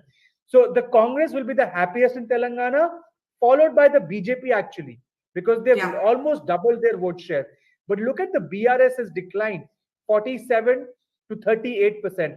That's how you cash in on anti-incumbency, by projecting a solid narrative, a leader. And also it suits in Madhya Pradesh. Sorry, I'm cutting in, but it also suits the BJP politics to go head to head with the Congress. In fact, where the BJP, it's regional parties versus the BJP, where the BJP has a takkar ki ladai, usually in direct fights, the BJP prefers that. So the BJP would be quite happy, I think, with the Congress taking Telangana compared to the BRS, but that's just an analytical point. Tavleen, I want to open this up. Here's what it looks like to me. I'm not a numbers expert like Kartikeya. Yeah, hang on. I'm not a numbers expert like Kartikeya, but here's what I see. I see the BJP not having declared a chief ministerial candidate in Madhya Pradesh, sidelining Vasundhara Raje in Rajasthan, winning, I think it's safe to say, Madhya Pradesh very comfortably, poised to take Rajasthan, and possibly, we don't know, Chhattisgarh is up for grabs. This means that conventional punditry and understanding what works for the BJP is not working. We simply don't know when we analyze what the BJP does and doesn't do. Similarly, the Congress, there's now a kind of north-south divide. The Congress, with its win in Telangana, it will probably now fall back on a kind of southern bloc. But it's been ousted, if these numbers hold, from the Hindi heartland, from the north. One sec, Tavleen. One sec. Can we unmute Tavleen, please? Yeah, Tavleen. Yeah.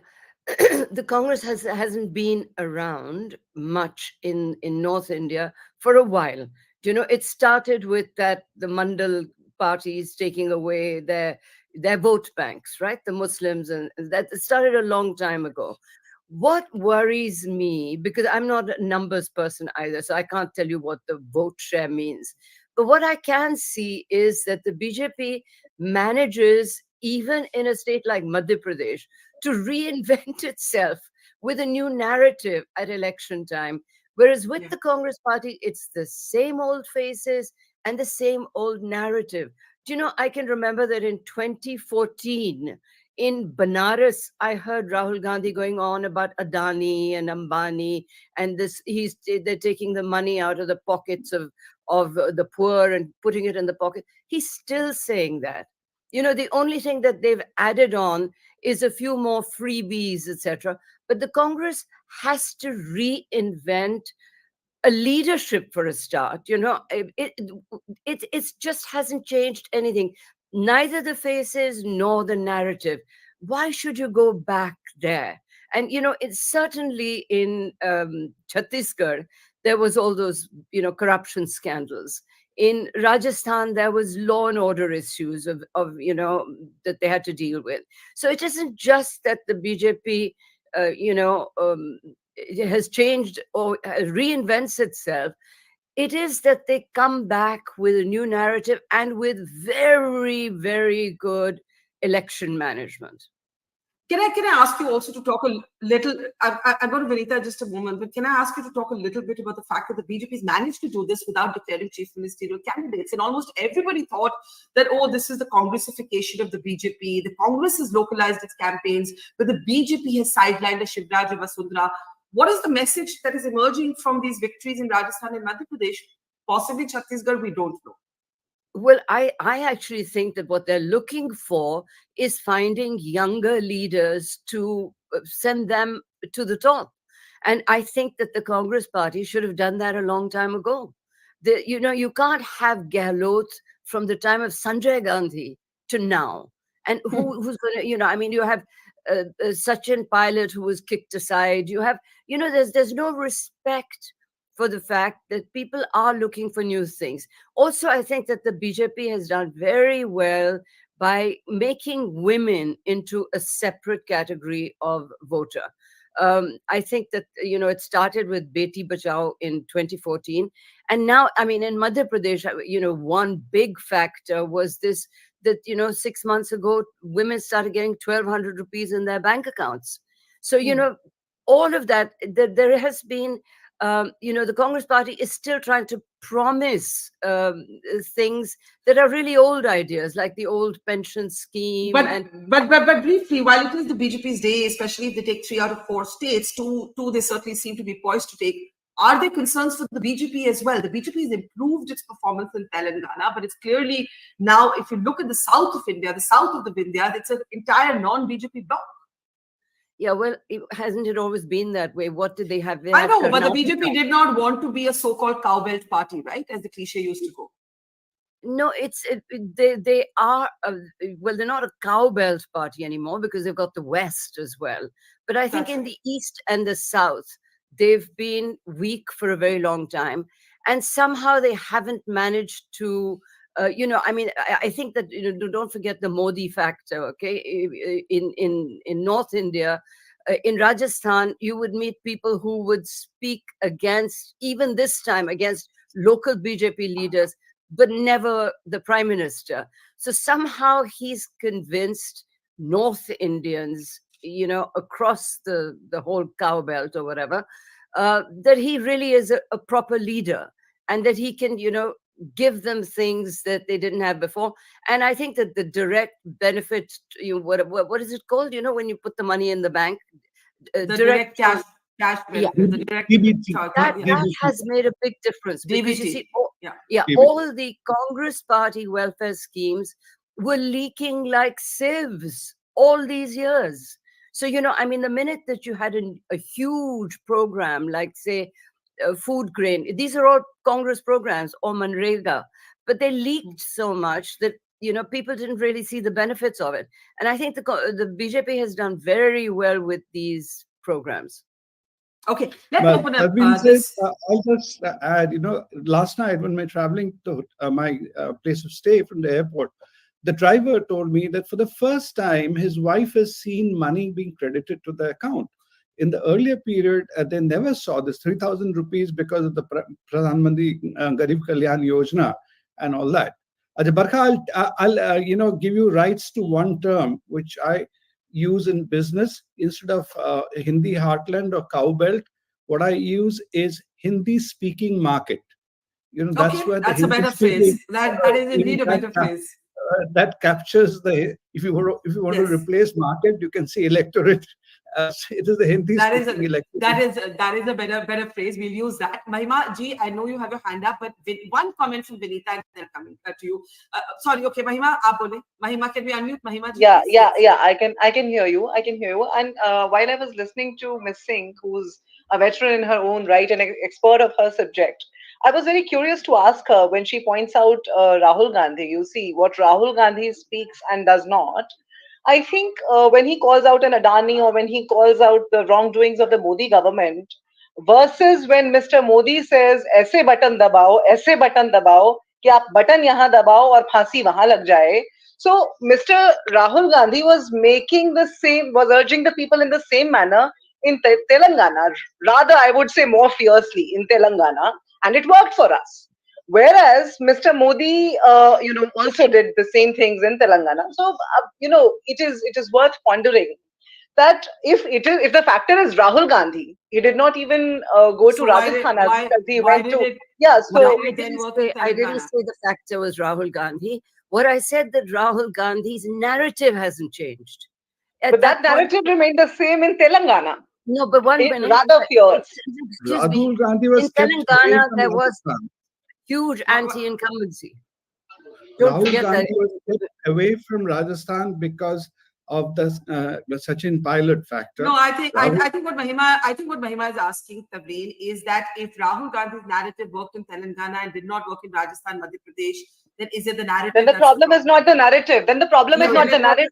It is rather the hateful.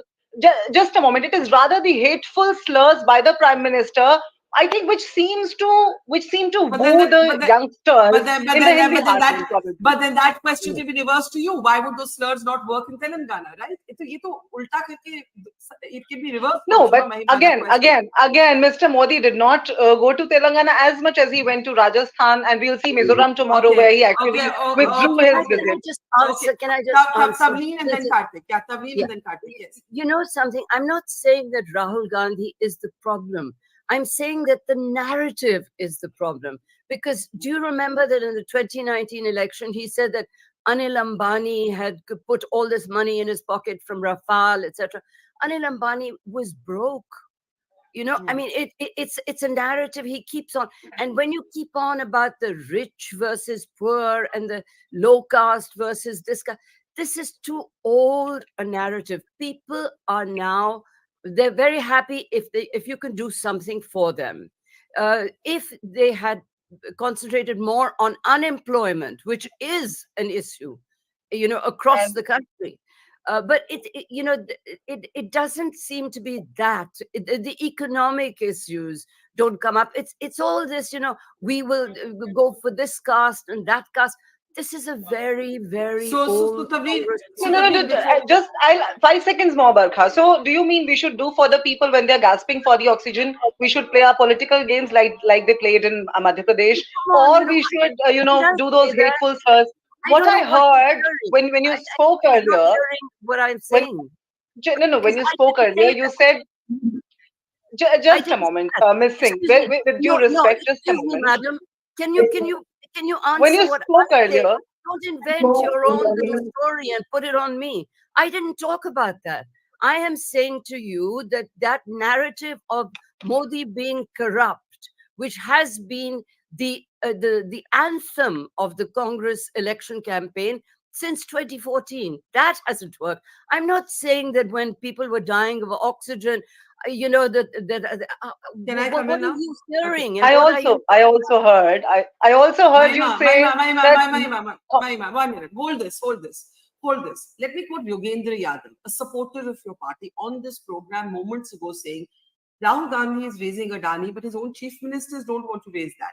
Rahul Gandhi is raising caste census, but the cadres are not raising that. Vinita, I do want to bring you in unless Karthik, you have an urgent update, or can I take a comment from Vinita?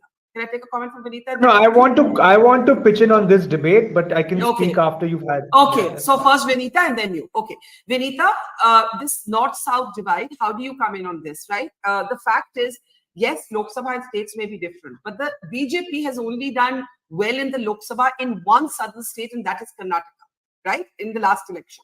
And we have to wait and see what happens. There is the north-south divide. How do you understand that? How do you explain it?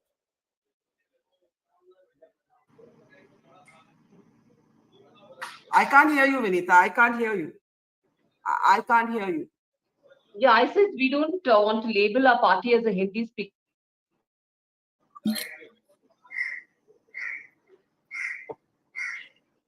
It's a formidable force that's emerging across India, and I think Congress has to be graceful in its defeat and accept the failures which they have had in the past, and even now they continue to witness failures because the criticisms are hollow, and as has been validated by an objective expert like Tavleen Singh ji herself. So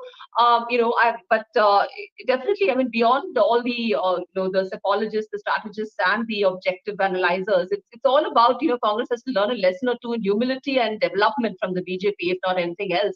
And I think I would want to close the comments at this. Yeah, thank you so much.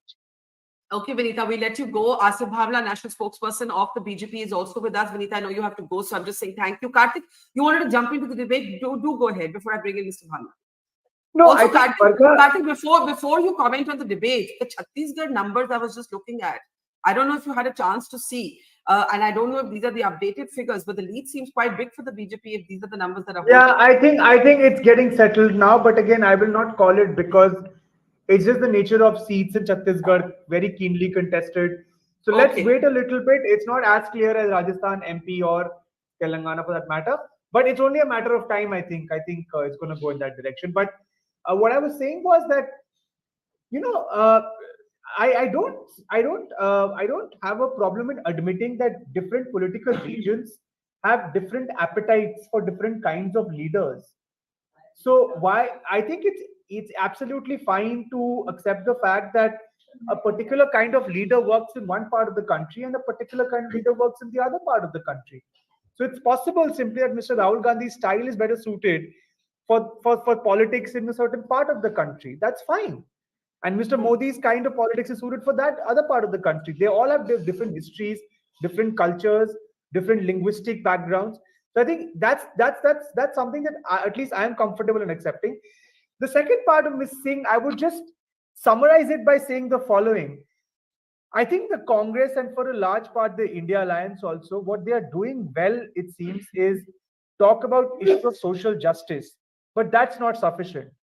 You have to pair social justice with an agenda that is based on aspirations and ambition of a young India. I think that's where the Congress and even the India Alliance is missing a trick or two. So talking about redistribution is good. Redistributing the pie is good.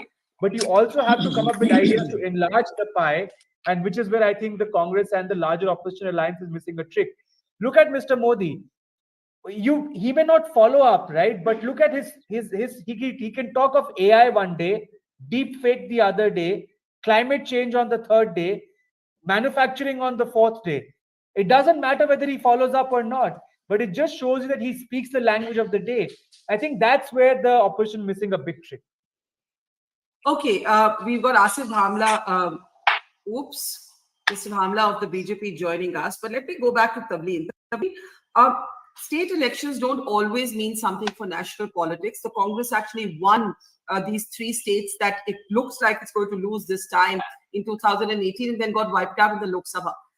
But intriguingly, this time the Congress really believed that it had recovered its fighting spirit and that it was going to take at least 2 out of the 4 states.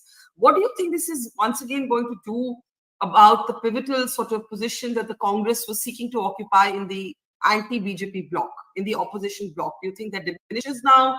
Do you think it's all up for grabs? Or do you think that the regional parties now will be nervous and there'll be a new push for all of them to band together? Tavleen. I would love to be a fly on the wall of Akhilesh Yadav's house today, because you see, right. the Congress has been very arrogant in the India alliance. It's been, it hasn't conceded any room to the others where it thought it was strong. So now you're going to really have, I think, a reconvening of ideas, etc., in that alliance. And to tell you the truth, I actually want the opposition to get its act together. I mean, we can't have election after election in which, it's a complete wipeout. So they need to get their act together. But I think that the Congress has certainly been damaged by these results, and they will have to re-examine their position on all this. Don't forget that they've been projecting Rahul Gandhi as the main opponent to Narendra Modi, right? Now, to do that, you've got to win. You should have won. If they'd won 2 of these states, the big ones, then they could do that.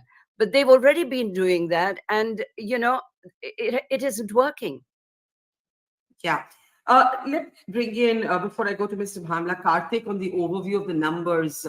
Karthik, I think, did I lose Karthik there? I don't see Karthik. So if you've just actually joined us, let me take you through the numbers. The BJP is clearly ahead in Rajasthan in 114 seats to the Congress in 68. The others remain sizable, but the gap is, if this gap stays, the others will actually be not relevant. Karthik is back.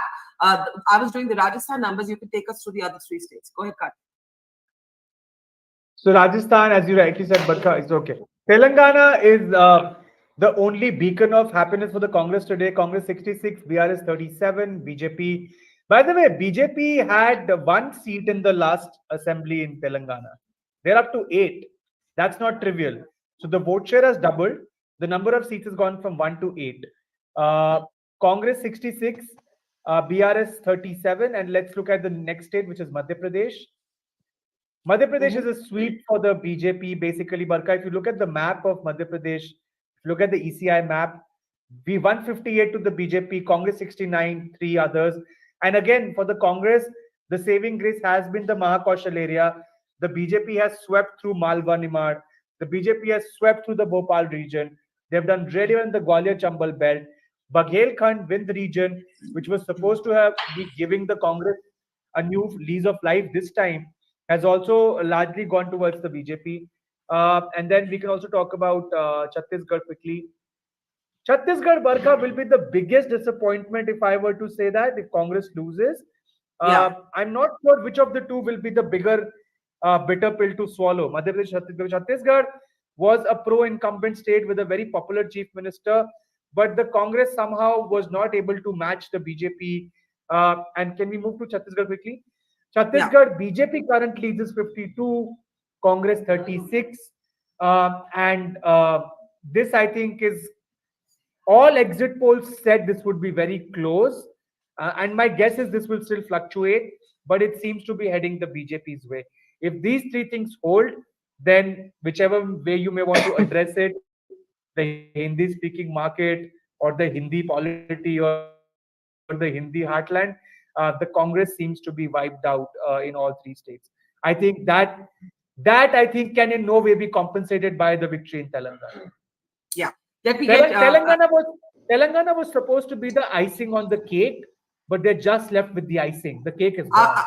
Are we calling this? We're calling all states except Chhattisgarh right now, or are we waiting for Rajasthan? No, Chhattisgarh, I think, except Chhattisgarh, we can call all three, because Rajasthan, Barkha, is about the BJP's margin, because 113 is what we are getting from our source. And that's roughly been the case with the BJP between 100 and 115. They've been in that range. But I will again I will underscore this again. The Congress fought at the end, ended up fighting a better election in Rajasthan than in Madhya Pradesh, just going by the results. So I want to bring in Asif Bhamla, national spokesperson of the BJP, on that. Mr. Bhamla, on that program last week, you had predicted this. And look at that. That's a great image of Shivraj, Chauhan, Jyotiraditya Scindia and other BJP leaders watching the counting coming in. According to Kartikeya, Mr. Scindia has vindicated himself. The area that he dominates, the BJP has in fact done well. Kamalnath and Kartikeya, who's taking us through our numbers, makes the point that Ashok Gehlot has run a better campaign in terms of strike rate in Rajasthan than Kamalnath has in Madhya Pradesh. One of our analysts said that Kamalnath is the biggest sort of loser, as it were, of this campaign. Asif Bhamla, your thoughts, but there's also a north-south divide, a dramatic win for the Congress in Telangana. You see, you're right. As far as Mr. Gehlot is concerned, he has fared better off compared to what Kamalnath lived in his arrogance always. We saw the language that he used for a 5-year, completed chief minister like Akhilesh Yadav. I mean, of course, who was part of the India Alliance and so on, and all the jazz that happened. So the way that the language that he spread, Akhilesh kya hai? तो उनको जीत और कामयाबी sir already चढ़ चुकी थी पहले ही. And मुझे लगता है उसी के फलस्वरूप हम देख रहे हैं ये जो परिणाम आ रहा है. ऑफ कोर्स उसके मुकाबले Gehlot ji was grounded more, but again उनका भी जादू, ऑल्दो ही वाज मदारी एंड ही वाज वो अपनी जगह रहे, लेकिन उनका जादू राजस्थान में नहीं चल पाया, क्योंकि ऑफ कोर्स राजस्थान में ये प्रथा रही है कि एक बार हम और एक बार भारतीय जनता पार्टी तो एक बार कांग्रेस को मौका दिया जाता है. तो वो हमारे लिए एक बहुत बड़ा कह नहीं है.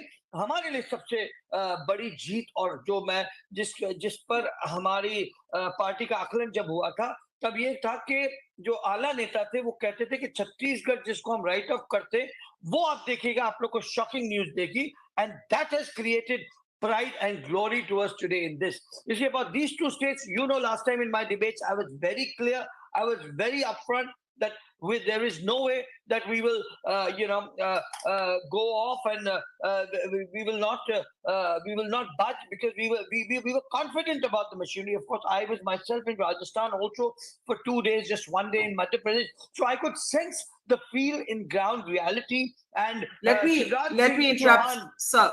Let me interrupt. Shivraj Singh Chauhan का भी जो जादू है, उनकी जो कार्य प्रणाली है, उनकी जो सक्षमता है, वो भी एक बहुत बड़ा अहम. और Asif bhai, I'm going to have to interrupt you, because there's a lot to talk about. I have Matthew Anthony, leader of the Congress, with us, and we do have to take a look at the numbers again. Kartik, very briefly, then Tavleen, and then Matthew, and then Sandeep. Kartik. just for anybody just tuning in. Not everybody is crazy like us to start their Sunday at 7:30. There will be lots of people just tuning in to see what's going on in the counting. So what's the big picture, Kartik? Yeah. Yeah, while you feast on your breakfast or brunch, whatever. Here's what's happened. Chhattisgarh, Congress seems to be trailing 52 to the BJP, 36 to the Congress. And again, Barkha, I'll repeat, a lot of the Congress's losses coming from the tribal belts. And when we do the microanalysis, I can tell you certain reasons why this has happened. And one of the reasons is that one of the strategies of the Congress of sort of pursuing this Hindutva policy has backfired amongst the Christians, it seems, in some pockets, who saw them as too Hindutvaized, if I were to use that phrase. But again, that's for a later day, maybe. We'll get to that. Yeah, exactly. Madhya Pradesh is a sweep. And I think, Barkha, if there is one man of the match today, I would call that would be Shivraj Singh Chauhan. Absolutely. And to some extent, Revant Reddy, probably. Revant Reddy. But Shivraj Singh Chauhan definitely takes the cake. It's not just a victory, Barkha. If after 20 years of incumbency, you are able to sweep the state like he has, then that has to mean something. And that could have implications now for his standing within the BJP. Remember, Barkha, it was not long ago when he was indulging in bulldozer politics to impress the top leadership that he could also be a yogi, But he doesn't have to be one because he's Shivraj Singh Chauhan and he has pulled it off being Shivraj Singh Chauhan. What's interesting is that he credited, is very careful to credit Narendra Modi for the win. Didn't take anything for the state unit.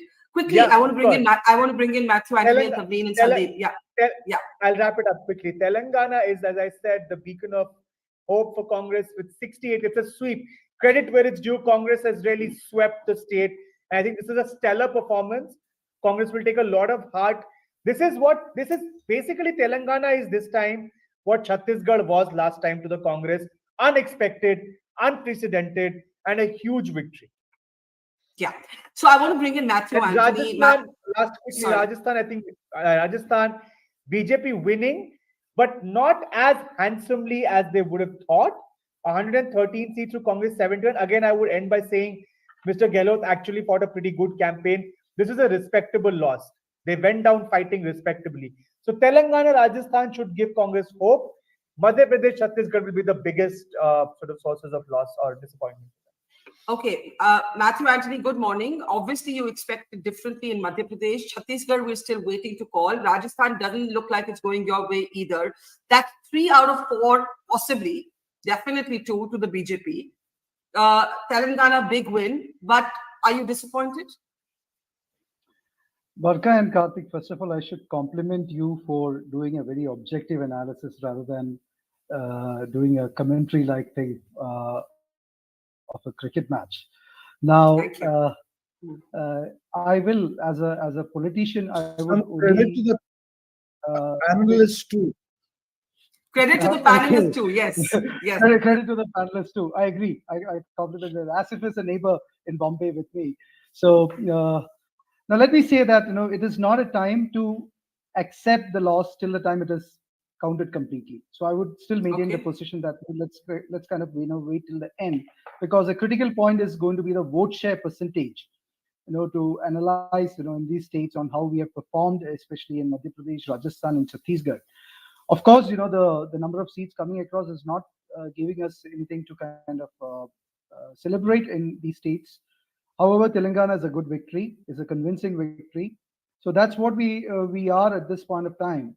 We are waiting for the final results to come across, and then we'll make our own qualified statements on these states. Matthew, it's fair to say that the elections have to be fully counted before you see defeat. But I think just like we know you have won Telangana, we know you have lost Madhya Pradesh. I think that much we know, and so that must be a source of great dismay. And if you lose Rajasthan and Chhattisgarh, what might that mean for the Congress's strategy going forward? See, we will have to sit down, just like how Karthik did this micro-analysis, and, he came out with reasons on certain areas why we have lost or why we are going behind. We will have to look at Yes. it from a very objective perspective on, because we did a very energized campaign in all these 5 states. I'm sitting in Mizoram. I've been camping here for the last 3 months, giving up my profession and all other things like this. So there were hundreds of people in all these states working very religiously for the victory of the Congress party. Very well-oiled campaign from the center and the state in all these states. So we will have to look into the micro-analysis of a seat-wise, region-wise basis on how we have performed and what has cost us the results for us. I'm going to cut you short. I want to welcome Nikhil Dave. He's a BJP supporter. He's joining us, especially to talk about Madhya Pradesh. Namaskar. Once again, Nikhil, can you hear me? Nikhil, aapko meri awaaz aa rahi? Yes, ma'am. Can you hear me? Yes. Just 1 second. Karthik has a brief update and then I'm coming to you. Karthik, go ahead. No, Barkha, just to Mr. Anthony, just to tell him, the Congress either retained its vote share or actually increased its vote share. It's just that the BJP bettered your performance. So that's something that objectively we just summarize your vote shares. The Congress actually held on to its vote share in the states it lost. But yeah, we look at the vote shares. We look at. Can we actually have those vote share comparison slides? It'll be really useful to look at. Nikhil Dave, look, let's talk about Madhya Pradesh. आप BJP के supporter हैं. You come from a BJP family. Yeah, how do you explain this Madhya Pradesh victory? ये मामा जी की जीत है, ये मोदी जी की जीत है, ये किसकी जीत है? निखिल जी. ये जीत जो है ये मोदी जी मामा जी दोनों की जीत है, लेकिन उससे बढ़कर के ये कांग्रेस की एक हार है. जिस तरह से कांग्रेस ने अपना कैंपेन लगा, कांग्रेस के जिस तरह के सीनियर लीडर्स के जो बयान आते थे कि सरकार आने के बाद में देख लेंगे, वो बहुत ही ओवर कॉन्फिडेंट थे अपनी चीजों को लेकर.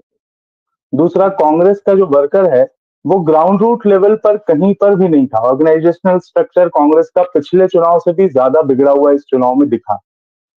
और मुझे लगता है कि बीजेपी को कहीं ना कहीं एक ये थोड़ा सा संशय था कि हम सरकार किस तरह से बनाएंगे, कितना मार्जिन रहेगा. तो बीजेपी के वर्कर ने बहुत ही कड़ी मेहनत करके और अपनी सीटें निकाली हैं. तो ये कहीं ना कहीं बीजेपी की जीत के साथ में कांग्रेस के लिए एक बड़ा सबक है कि इतना ओवर कॉन्फिडेंस और इतना अविश्वास अपने कार्यकर्ताओं और अपने जनता के लिए ये ठीक नहीं है. निखिल जी, मध्य प्रदेश को लेकर काफी चर्चा हुई कि शिवराज जी, मामा जी को साइडलाइन किया जा रहा था, उनको मुख्यमंत्री कैंडिडेट नहीं डिक्लेयर किया गया. क्या उससे कोई फर्क नहीं पड़ा? क्या लोगों के माइंड में वही थे फेस ऑफ कैंपेन? ये थोड़ा एक्सप्लेन करिए.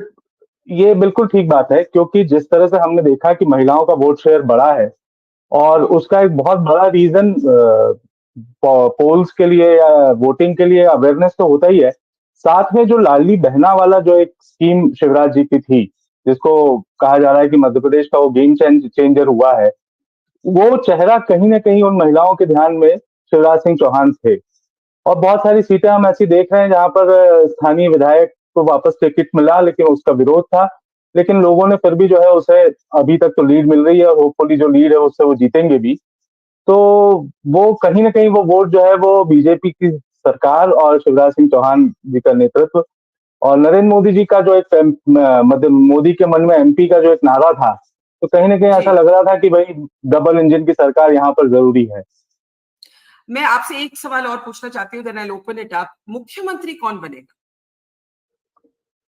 अब ये तो पार्टी तय करेगी. तो मतलब ये तय नहीं है कि मामा जी बनेंगे, ये तय नहीं है. नहीं, देखिए, अगर हम एक आम जनता की नजर से हम देखें तो अगर लाडली बहना की वजह से अगर वोट मिलता है तो कहीं ना कहीं वो वोट जो है वो शिवराज जी के चेहरे को बल मिलता है उससे. जी, तो ये एक बहुत इंटरेस्टिंग सिचुएशन है where Shivraj Singh Chauhan is crediting the prime minister. Tavleen, the BJP's almost erasure of a generation of second generation leaders, not needing to promote them. What happens to Vasundhara in Rajasthan? Most BJP leaders believe if the BJP wins handsomely, they may not even need her. Nikhil is an avid BJP supporter. He thinks Shivraj is, central to the BJP win. He's not sure that he will be the chief minister. I mean, how do we understand this sort of BJP where state leaders matter, but only up to a point? Hang on, I can't hear you. Please, yeah, go ahead. Yeah, I don't think that Shivraj Singh Chauhan and Vasudha Raje have been, kicked aside as such. I think that they wanted, it's quite a good strategy when you say we're not going to declare a chief minister. Everybody has to work.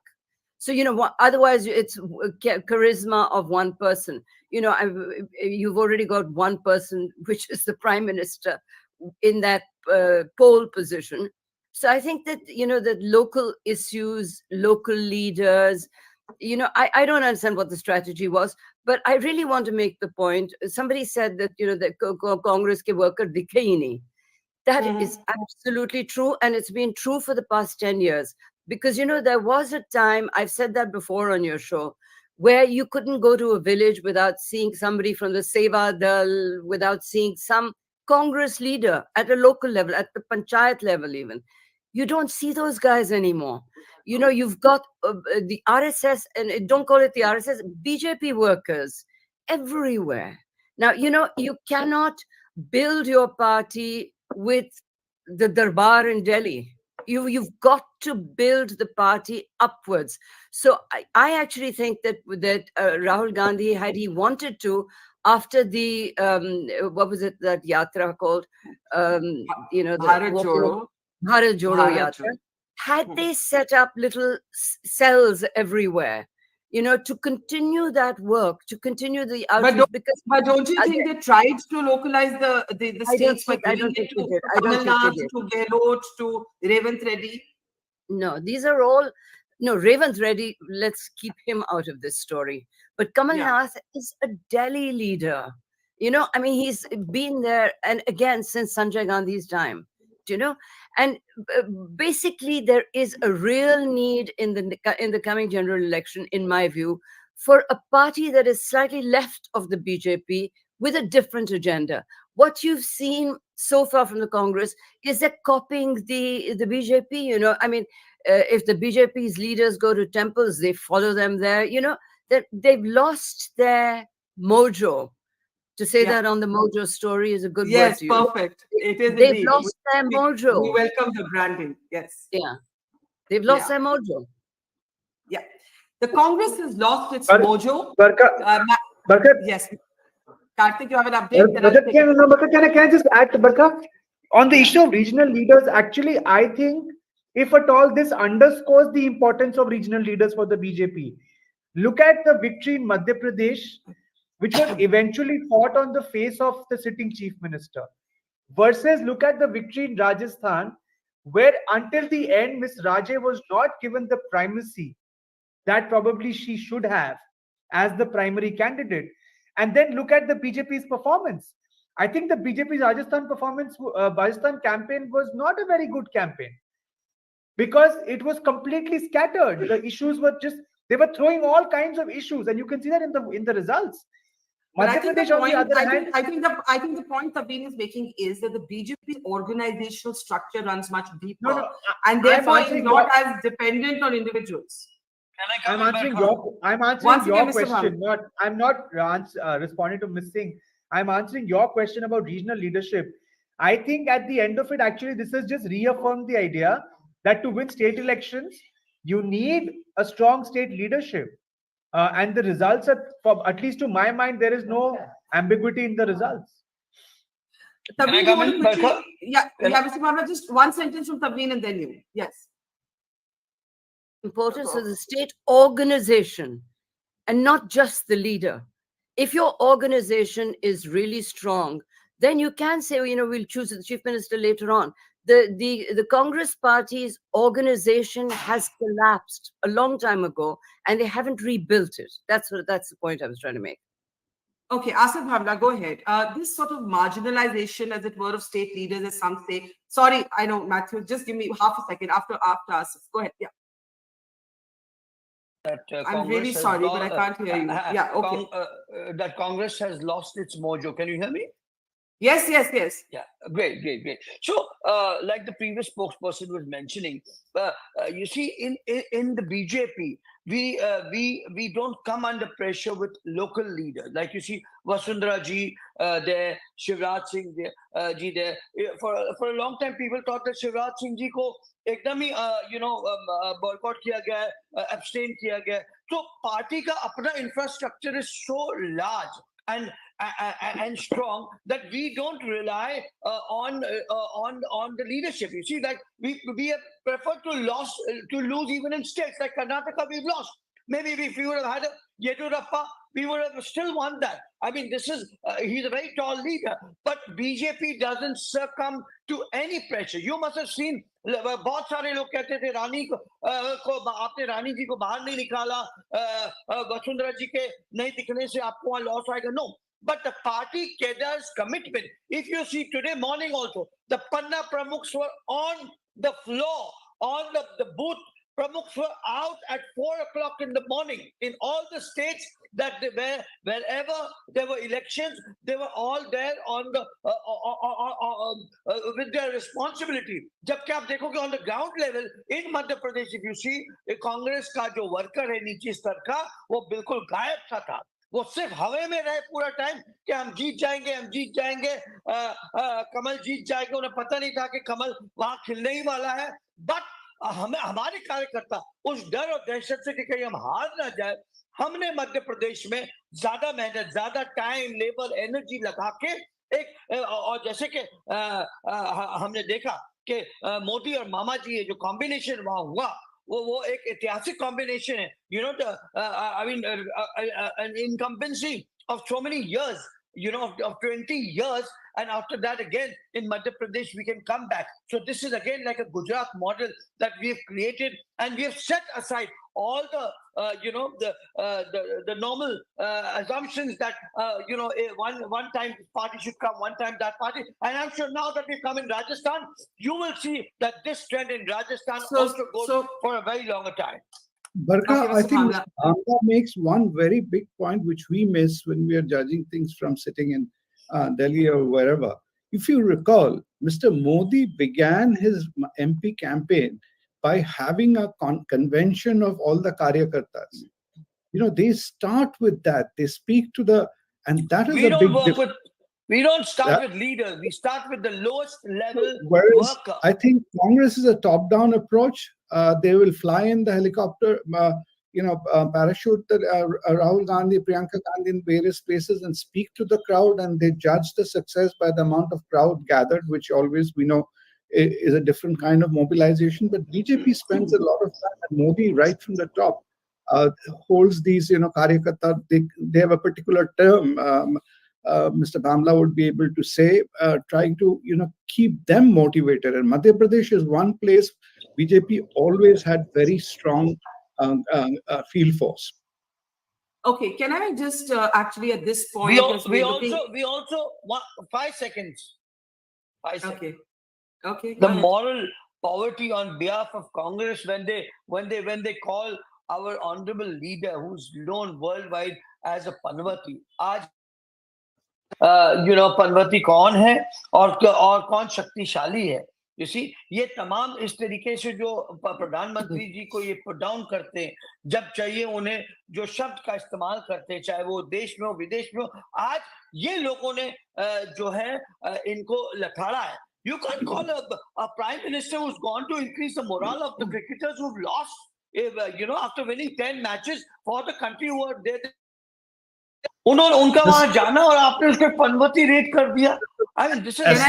Can I comment? 1 second, Barkha, on an aside. Barkha ji, 1 minute. अच्छा, सब इकट्ठे बोल रहे हैं. 1 minute, सब इकट्ठे बोल रहे हैं. अब एक करके Sandeep, 1 sentence, then Matthew, then Tavleen, then Nikhil. Okay, in that order. Okay. This is just to lighten the mood. I believe at Kharge's book release 2 days back, one of my journalist friend who attended, Congress was trying to invent a term which is an opposite of Panauti, to basically say he's been lucky for Congress that after his coming, Congress is on a roll. So now I don't know what they will do. Okay. Tavleen wanted to briefly come in on Panauti, and then Matthew can take all the points. Tavleen Singh. Okay, 1 minute. Mr. Bhavla, 1 minute. Tavleen Singh. Yes, Tavleen. Oh, so I just want to, Tavleen has to go. So I'm just going to make a last comment. Yes. On Panoti, I don't think that matters, but I don't think you should abuse the Prime Minister of India. He's not just a leader. I've said that before. And, there's an office that he stands for. And when you call him a chore and a Panoti, that sort of thing, you're actually abusing the Prime Minister of India. They should remember that. But I also want to say something that I noticed during the campaign. There was an entitled quality to the Congress campaign. It was their top leaders. There was that thing of, we've ruled this country for so long, we can still do it. And I think that they've got to show a little bit more humility and a little bit more understanding of what their failures have been. Can I go now? Okay, Tavleen, thank you as again. ever. Okay, see you soon. Thank you. Matthew, sorry, you've been waiting for a long time to respond to a lot of points that have been made. I'm also seeing Pavan Verma join us. Pavan, good morning. Coming to you in just a moment. I'll just let Matthew Anthony of the Congress make some points. Go ahead, Matthew. Yeah. Barkha, I think I have been one against many here. And what I'm saying is, on the Panoti, when all the respected panelists are making so much of a concern about that one, why don't you recollect the kind of statements which the Prime Minister, when he was the Chief Minister and as the Prime Minister, made against many of the Congress leaders, including respected Sonia Gandhi, as well as many others? I stop it at that on that one. Have some reflection on that. Okay, I don't want to get into a debate on that Panoti remark right now because this is the election debate. So I'll kind of move on from there. Reflect yourself before you speak on that. What all remarks he has made on the people of the Congress leaders. Now coming back to the elections response, on Tavleen May, the people in the glass doors have not recalled, even she found it difficult to recall the name of the Yatra, Bharat Jodo Yatra, which has touched 4,000 kilometers and touched billions of people in the heart. It has touched the poorest of the poorest in the country. So it may not have touched the people in the glass We're towers. seeing the results. Let me complete. I didn't interrupt any one of you when you spoke.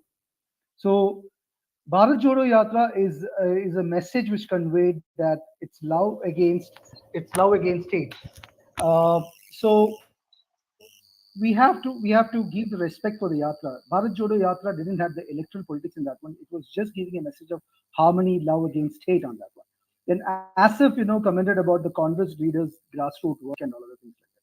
We have had many Congress leaders who have been in the Congress but never worked in the grassroots. But they speak about, the grassroots workers, when they move into other parties. So Congress also had convened state conventions, and I would like to say that, in Madhya Pradesh, when Prime Minister Modi convened, the state convention, he failed to acknowledge or he snubbed the presence of the chief minister. Then the Ladli program, which was announced long back, implemented in the last few months of the election, and the beneficiaries are 1.32 crores of women. And if at all you have to give 1,250 rupees, it's a 1,600 crores of exchequer a month. So where are these going to come from? So you made promises and things like that. So in Madhya Pradesh, you're saying that, and Shivraj Singh's message was almost like a farewell message. And you put seven. I didn't interrupt. No. I'm. Okay. I have to come in. I have to come in with an update now, and I have to get Pavan Verma. The Congress workers are protesting at the party headquarters against EVMs, which I don't know why this is happening, because the Congress has one of the same EVMs resoundingly in Telangana. Nikhil ji, आप एक point बोलना चाह रहे थे मध्य प्रदेश के बारे में. then I have to go to Pawan Verma. Please संक्षेप में अगर आप बोले. निखिल जी, निखिल को अनम्यूट करिए. जी बोले. दो चीजें हैं. एक तो जो अभी आप जैसे बोल रहे थे कि लाडली बहना वाला, तो कांग्रेस भी तो पूरे कैंपेन में कहीं ना कहीं उसके पीछे भागती रही. बीजेपी ने अपना एक कैंपेन डिजाइन किया जो एक जीत का बड़ा कारण है, और कांग्रेस उसके पीछे भागती रही. दूसरा एक जो बड़ा इंपॉर्टेंट पॉइंट है मध्य प्रदेश को लेकर के, कि 15 महीने की कांग्रेस की सरकार का कांग्रेस कोई अचीवमेंट यहां नहीं बता पाई. उल्टा ये हुआ कि 2003 के पहले का मध्य प्रदेश लोगों को बार बार बीजेपी ने याद दिलाया. तो कांग्रेस के पास में अचीवमेंट बताने के लिए कुछ नहीं था, सिर्फ वो बीजेपी के कैंपेन को काउंटर करने में लगी थी. वो एक बड़ा कारण है जो कांग्रेस को खुद को सोचना चाहिए. जी, ये आपने बहुत जरूरी 2-3 बातें कही. मैं आप पवन वर्मा को इस कॉन्वर्सेशन में लाना चाहती हूँ. पवन, the big picture is like this. The BJP has captured what Sandeep Ghosh is calling the Hindi-speaking market, North India. The Congress has a dramatic win in Telangana, but will be devastated by the result in Madhya Pradesh. And if Chhattisgarh also goes into the BJP kitty, we haven't called Chhattisgarh yet, but we are calling Madhya Pradesh and Rajasthan for the BJP, Telangana for the Congress. What is the message overall politically from your perch? Two or three lessons, Barkha, which I think are incontrovertible. First of all, the Congress. You see, there is no substitute for organizational vigor. You have to build an organization structured from the ground upwards in order to be able to fight electoral battles effectively. One Bharat Jodo Yatra with little follow-up on the ground does not create for you a counter to the remarkable electoral machine of the BJP. That's point number one. And the Congress has to understand that. Secondly, in my view, the star campaigner of the BJP was Prime Minister Narendra Modi. As you know, in Rajasthan, they did not declare a face. In Madhya Pradesh, did not declare a face. But I'm aware of a survey which shows that Prime Minister Modi's popularity in Rajasthan is greater than Gujarat. So, therefore, that has an influencing factor. Thirdly, I think there has been a policy, at least in Rajasthan, of one government following the other. And Chief Minister Gehlot made a valiant effort to retain his popularity. But frankly, there were too many internal divisions within the Congress in Rajasthan, which the leadership or high command, if you prefer to call it, at the center, dilly-dallied with it for too long, dealt with it in the most amateur fashion, and allowed things to simmer to a point where, again, the organization of the party was either demoralized or disorganized. So that is point number two. Point number three, to my mind, is that there are three leaders in various parties who are in various moods of happiness and unhappiness. I think Sachin Pilot may not be too unhappy. He stands. Explain that a little bit for those who don't follow politics very closely. No, he stands vindicated that the Congress needed a revamp in Rajasthan, a new infusion of leadership, a new face, and he was, in spite of many promises to the contrary, sidelined. You will remember that it was largely his efforts which brought the Congress back in 2018. So he stands vindicated. I think Vasundhara Raje may not be very happy because, in spite of the fact that she was not declared the chief minister and was probably marginalized, although later in some form accommodated, and the perception in her mind that she is not among the top favorites of the two people who mattered in the BJP. The BJP has romped home with a very decisive victory. The third person is Mr. Shivraj Singh Chauhan, who's in a new mood of vindication, where, in a sense, the BJP High Command thought that either he's getting too powerful, belongs to the old Advani Vajpayee era, or that his popularity has diminished. And I don't think that has been shown in this. So there are these three things. The last point I want to make, just a last point quickly. You see, there is now clearly emerging a north-south divide. north of the Vindhyas, you have the BJP's essential catchment area. These are population dense areas, so there are more seats there. South of the Vindhyas, the inroads of the BJP are highly limited.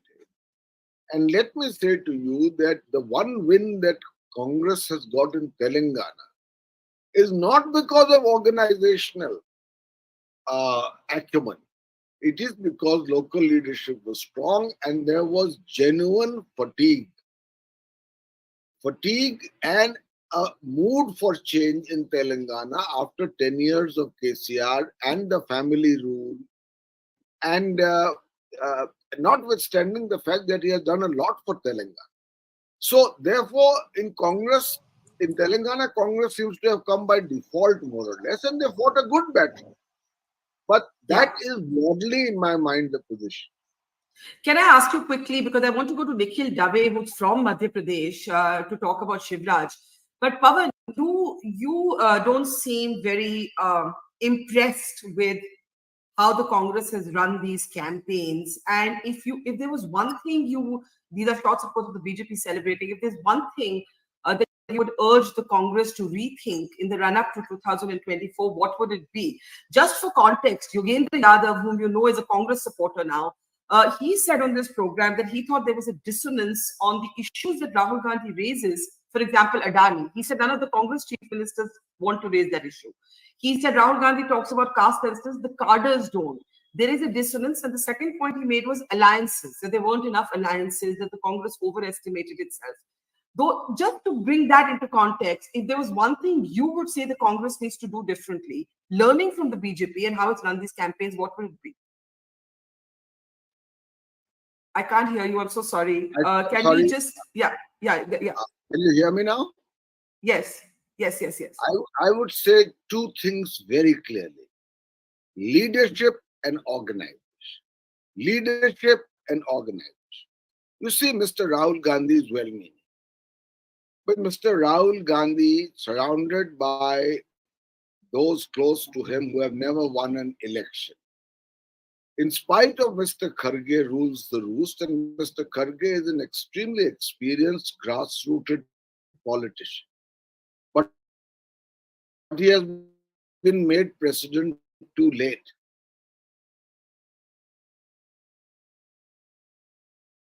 And therefore, you have a situation where the Congress is in the stranglehold of, in my mind, an inept leadership and lacks the will to do the difficult job of revamping and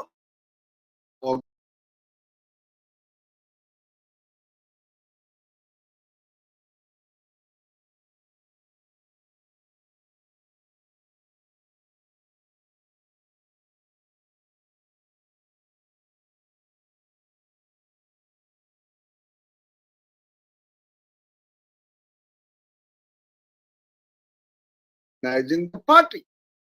So that this week. So you just made a very strong statement. The Congress is in the stranglehold of inept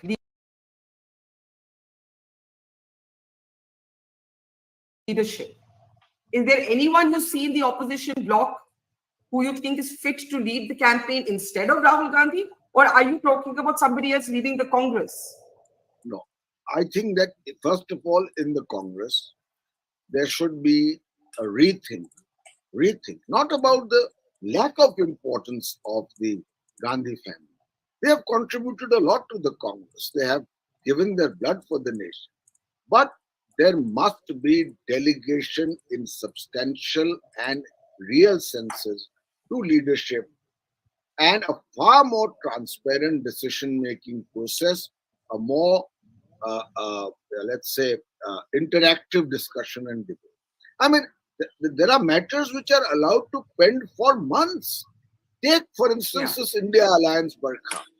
If it had to show some results during these elections, you meet in Patna in June. You do nothing for 4 weeks. You meet again in Bengaluru. You have a nice dinner and do nothing. 5 weeks later, you meet in Mumbai. You have dinner and coffee and do nothing. Then you cancel Bhopal. Now, where is the organization? If you were efficient, within 1 week of the first meeting in Patna, you would have set up a secretariat, come out with a common minimum program, made a working group on seat sharing, swallowed some egos, begun to create an atmosphere where the opposition was seen to be as a coherent, electorally effective bloc. But that never happened, and I'm afraid in this process, the Congress carries much of the burden of failure. Well, I think those are very strong words, that the Congress is in the stranglehold of inept leadership. I want to take that to Matthew of the Congress, but also Nikhil Dave, because Pawan made a very incisive point about Shivraj Singh Chauhan, and I think Sandeep is also waiting, so is Mr. Bhamla. So let's get reactions. Yes, Matthew, go ahead. Matthew Anthony of the Congress, go ahead.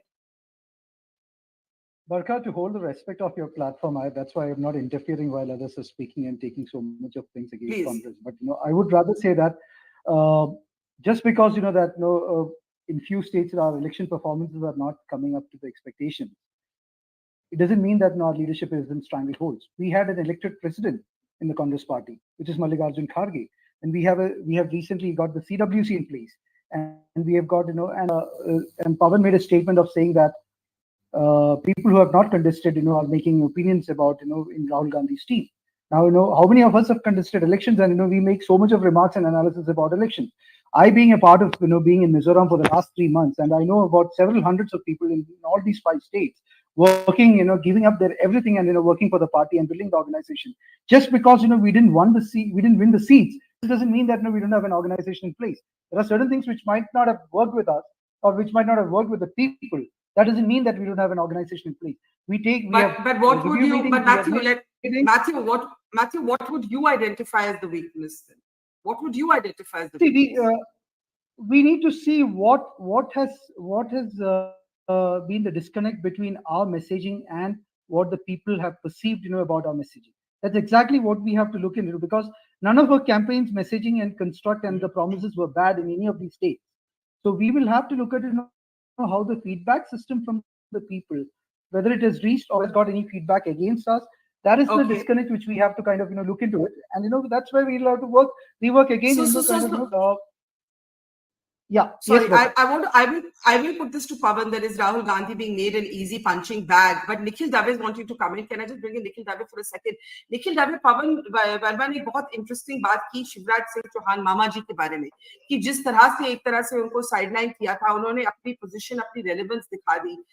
मैं जानती हूँ कि इसके बारे में party शायद बहुत कुछ नहीं कह सकती, समर्थक होने के नाते आप भी नहीं कह सकते, पर आपको लगता है कि मामा जी को उसके साथ बेटर बर्ताव होना चाहिए था? एक सवाल. दूसरा सवाल, आपको लगता है कि अब उन्हीं को मुख्यमंत्री बनना चाहिए?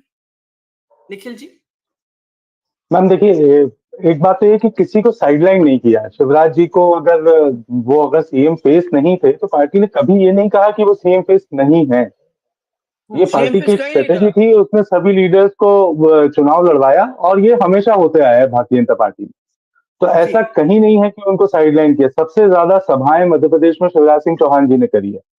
जिस लाडली बहना को हम गेम चेंजर मान रहे हैं, वो गेम चेंजर शिवराज जी के चेहरे पर वो वोट गया है कहीं ना कहीं. इस बात को सब लोग मानते हैं, और ये पार्टी का डिसीजन है कि पार्टी किसको मुख्यमंत्री बनाती है, किसे कौन सा मंत्रिमंडल मिलता है. ये सब बहुत, और बीजेपी में ये सारी चीजें मुझे लगता है कि शायद कैलकुलेट नहीं की जाती है. इसीलिए बीजेपी आज इतनी स्ट्रांगली अपने ऑर्गेनाइजेशन के दम पर चुनाव लड़ती है, चाहे फिर मुख्यमंत्री का चेहरा कोई भी हो. यहाँ हम, जैसा प्राइम मिनिस्टर मोदी जी कहते हैं कि हमारा चेहरा कमल का फूल है, हमारा मुख्यमंत्री प्रधानमंत्री कमल का फूल है, तो उसी थॉट के साथ में बीजेपी काम करती है. एक दूसरी चीज में जो ऐड करना चाहता हूँ, ऑर्गेनाइजेशन स्ट्रक्चर की जो बात हो रही है बीजेपी और कांग्रेस की दोनों में, तो जैसा अभी हमारे कांग्रेस के मित्र बता रहे थे कि कांग्रेस के पास में ऑर्गेनाइजेशन है, बीजेपी के पास में है नहीं है. देखिए मैम, एक बड़ा जो अंतर आया है वो ये है कि शायद बीजेपी ने अपने वोटर को वर्कर की तरह कन्वर्ट कर लिया है. बीजेपी की एक बड़ी आइडियोलॉजिकल जीत है ये, कि उसका जो वोटर है वो खुद प्रचार करता है. और दूसरा, कांग्रेस के साथ में जो सबसे बड़ा नुकसान है वो ये है कि कांग्रेस का जो वर्कर था अब वो अपने आप को वोटर भी कांग्रेस का कहने में शर्माता है, संकोच करता है। तो ये एक कांग्रेस के आपके पास में हो सकता है ऑर्गेनाइजेशन होगा, आपके पास में वर्कर्स होंगे, लेकिन वो वर्कर्स क्यों नहीं निकल रहे हैं, इसकी आप लोगों को चिंता करना चाहिए। ये आपने एक बहुत इंटरेस्टिंग बात की on organization and the response of the worker. I want quick responses from Mr. Bhamla and Sandeep Ghosh, and then I want to go back to Pavan because he's been very harsh on harsh scathing critique of Rahul Gandhi, but also very interesting appraisal. Sandeep, do you want to take that of the three leaders? Pavan, Sachin Pilot, not too unhappy, would be vindicated. Shivraj Singh Chauhan would be vindicated. And what did you say about Vasundhara? I missed that, Pavan. I want Pavan to just repeat his point about Vasundhara. Can we unmute him, please? Can we unmute Pavan? I just said that Pavan, yeah. Vasundhara, who's a very dear friend and has been a competent chief minister, must have realized that KFC Chizza, chicken का base, उसमें चीज का craze आएगा, चला जाएगा. KFC Chizza, grab it before it's gone. marginalization have not affected the results of the BJP on the ground. So, but the Pavan, the assumption in Rajasthan is if it's a slender win, she still gets to be chief minister. If it's a comfortable win, she's out in the cold. And I don't think she'll be out in the cold. Well, she won't be CM. At least you see, I won't call it redundancy, but the fact is that the High Command is fully in control of what happens in Rajasthan next. That's right. I think that's very perceptive on those three leaders. Sandeep, come in. Can't hear you. I'm so sorry. Sorry. I'm not differing with Pavan, but I'll just try to give a slightly, varied perspective. First of all, Sachin Pilot. I think Sachin Pilot will have reasons to be extremely unhappy. He could not, right now he is really caught in no man's land. His utility for BJP has been severely damaged, and therefore, because he is no longer valuable for him to, whereas Gehlot has given a reasonably good fight despite him. He remains the tallest leader of Congress in Rajasthan. And for a variety of reasons, including Rajasthan has been a cash cow for Congress, they will not be able to totally replace Gehlot. So Sachin Pilot is neither here nor there.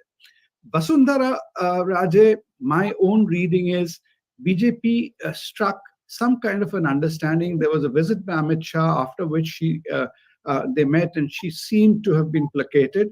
And my sense is that placating is not with the promise of chief ministership. It is with the promise of something else. First of all, her son has been propped up, though he's not a chief minister candidate. Rising star there, and she there, and maybe they can accommodate her with some kind of other thing, whether a position in the center or something. So I think she is would be reconciled to the fact that okay, now it's time for her to move on to another stage. This is my reading on these two people primarily. And I will take another position as far as Pavan is concerned. I personally believe the Congress, for good or for bad, can't do without the Gandhis. The Congress in its this thing. Even if you see, for whatever it's worth, in the campaigning this time, it is Rahul Gandhi and Priyanka Gandhi who really raised some degree of excitement. And everybody around today, even if you give them the full power, they are not capable of really running the party on their own steam. None of them have really got a base. See, like Kamalnath, even if he can't deliver Madhya Pradesh, what will he do? In Madhya Pradesh, who's his Betanoya? It is Digvijay Singh. So you've got so many such people, and the people who are really calling the shots today in Congress are people who I believe handles the communication department. People talking about Bharat Jodo. I mean the U2 song, right? Can't live with or without you. I think is the Congress situation with the Gandhis. I mean, not that anyone's saying we can't live with you. I know Matthew will take objection to that.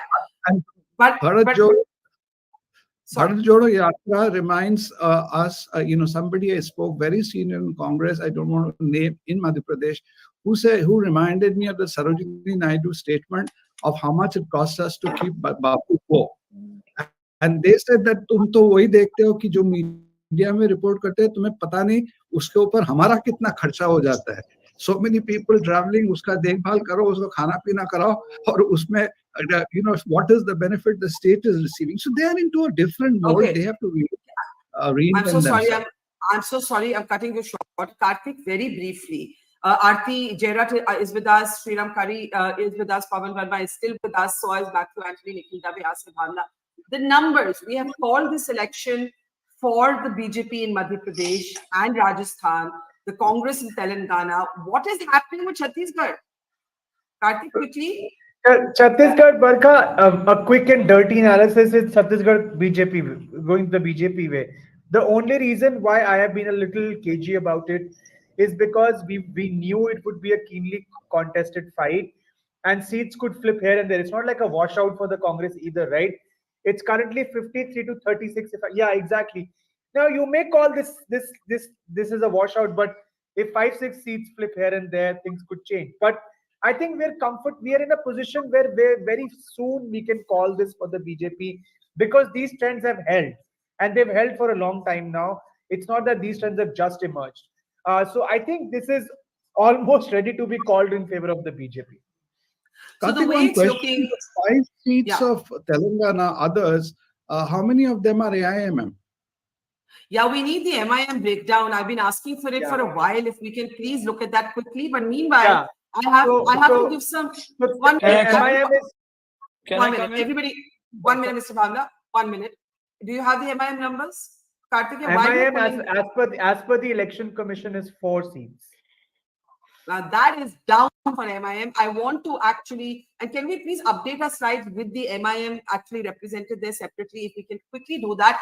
I have to give credit to Sriram Kari for one thing. Last week on this program, he said, I am calling the election for Congress in Telangana. I don't know about all the other punditry, Sriram, but congratulations are owed to you. And it's the only state that has good news today for the Congress. Sriram, what's happening there and what's happening with the MIM? There, we have the leads for the MIM. Very interesting. Sriram, unmute yourself before you speak. The MIM's stranglehold in the Hyderabad region appears to have been broken by the Congress as well. Go ahead, Sriram.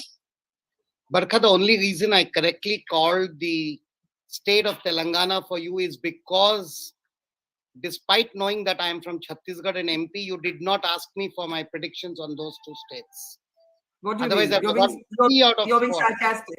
You're being sarcastic. No. 17 of my classmates, seniors or juniors are fighting for Congress or BJP in MP.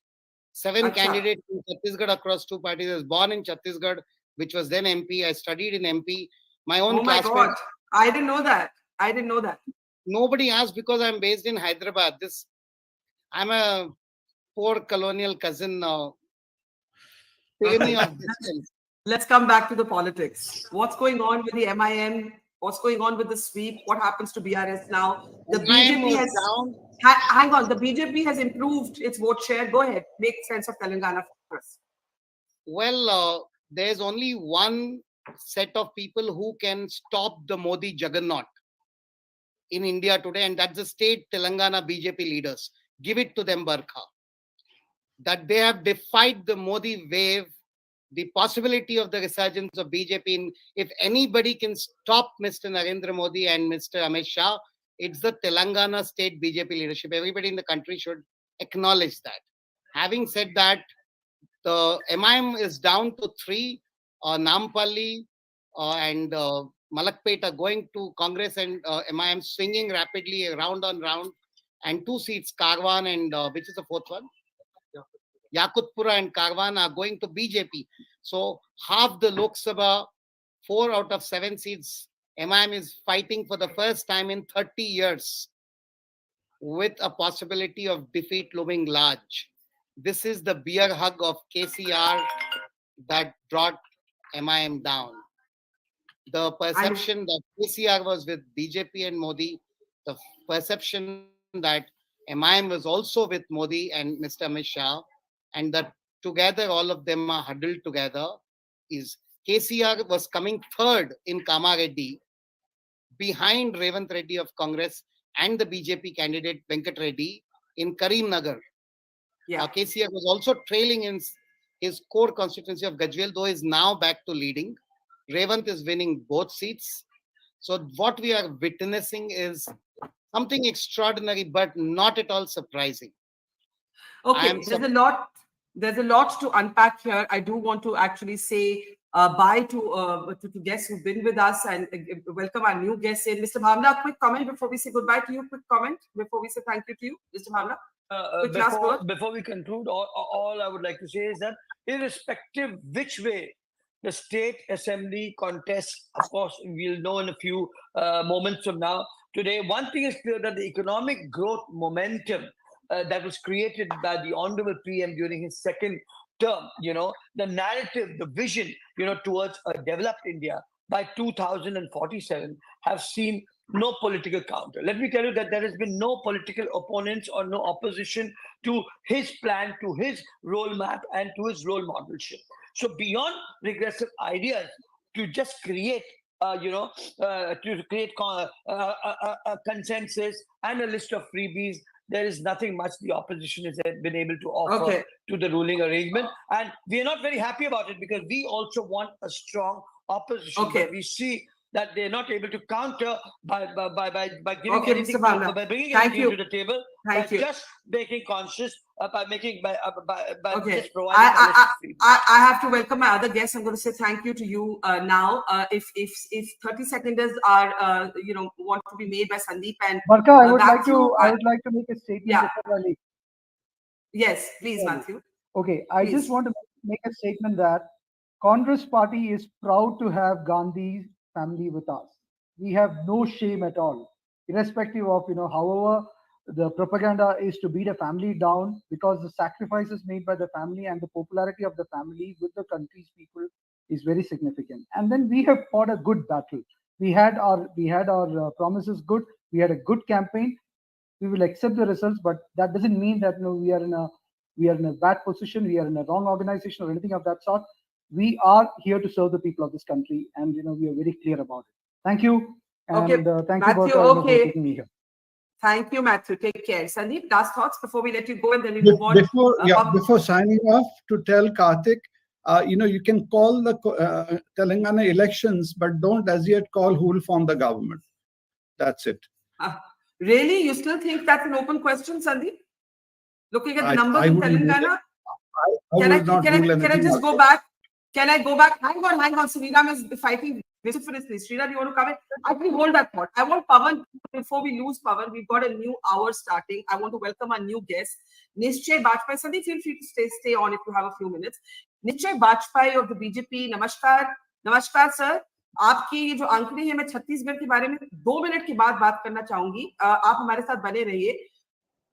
Pawan and Aarti, I want big pictures from you. Pawan just said that the Congress is in the stranglehold of inept leadership. He I will leave. Okay, Sandeep, thank you. He also said, Aarti, that 3 leaders, he said Vasundhara has realized that sidelining her didn't make a difference to the BJP. Shivraj is vindicated. Sachin is not unhappy. Do you want to add to that perspective? And very strong words he made about the Congress leadership. Aarti? See, Barkha, if we compare the way the BJP approached these elections and the way the Congress approached these elections, the Congress took the Karnataka template and decided to use that in all the states, except Telangana, where it actually promoted a new leader, a new face, Revant Reddy. But in Chhattisgarh, in Madhya Pradesh, and in Rajasthan, it just took the Karnataka template and just, put it in place in these states and decided local for vocal or whatever, and promoted local leaders and so on. Completely forgetting that if you look at the vintage of these leaders, except for Bhupesh Baghel, who's younger and newer, Kamalnath, Digvijay Singh, Ashok Gehlot, they all belong to the 1977-1980 vintage. But they are, leaders who are probably past their expiry date. They're all in their 70s, nothing new to offer, nothing new to say. They ran tired campaigns, offering sops, as if you can just buy voters with, by throwing rarity at them. It doesn't work like that. The BJP, on the other hand, is so agile. I mean, although the BJP has in the past promoted local faces and projected state leaderships as CM aspirants, this time they decided to go with collective leadership. They decided to bring in leaders from the center, put them back in the state, and they relied on brand Modi. Modi was the face of the campaign. He led the charge. He led from the front. Look at the number of rallies he addressed in Madhya Pradesh. He has never addressed so many rallies in the state election, except maybe UP, because UP is a larger state. So, they just changed their strategy. You see, they think on their feet. The Congress, unfortunately, lacks that ability to, do fresh thinking, to come up with new strategies. One thing works somewhere, they use the same strategy somewhere else, and they've paid for it. So, I think really hats off to the BJP for being able to pull this off. This is entirely, whatever you may say about Ladli Behna and all, I'm sure it contributed. But the BJP has never won so big in Madhya Pradesh. And I would say that a large part of the credit for the BJP's victory in Madhya Pradesh and the turnaround in Rajasthan, the fact that they won it, and possibly are in position to win Chhattisgarh, this is entirely due to Narendra Modi. So he is now the man in charge. He has also established his dominance in North India.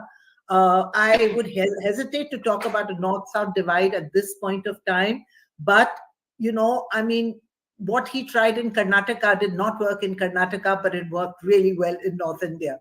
So, clearly Modi is very much.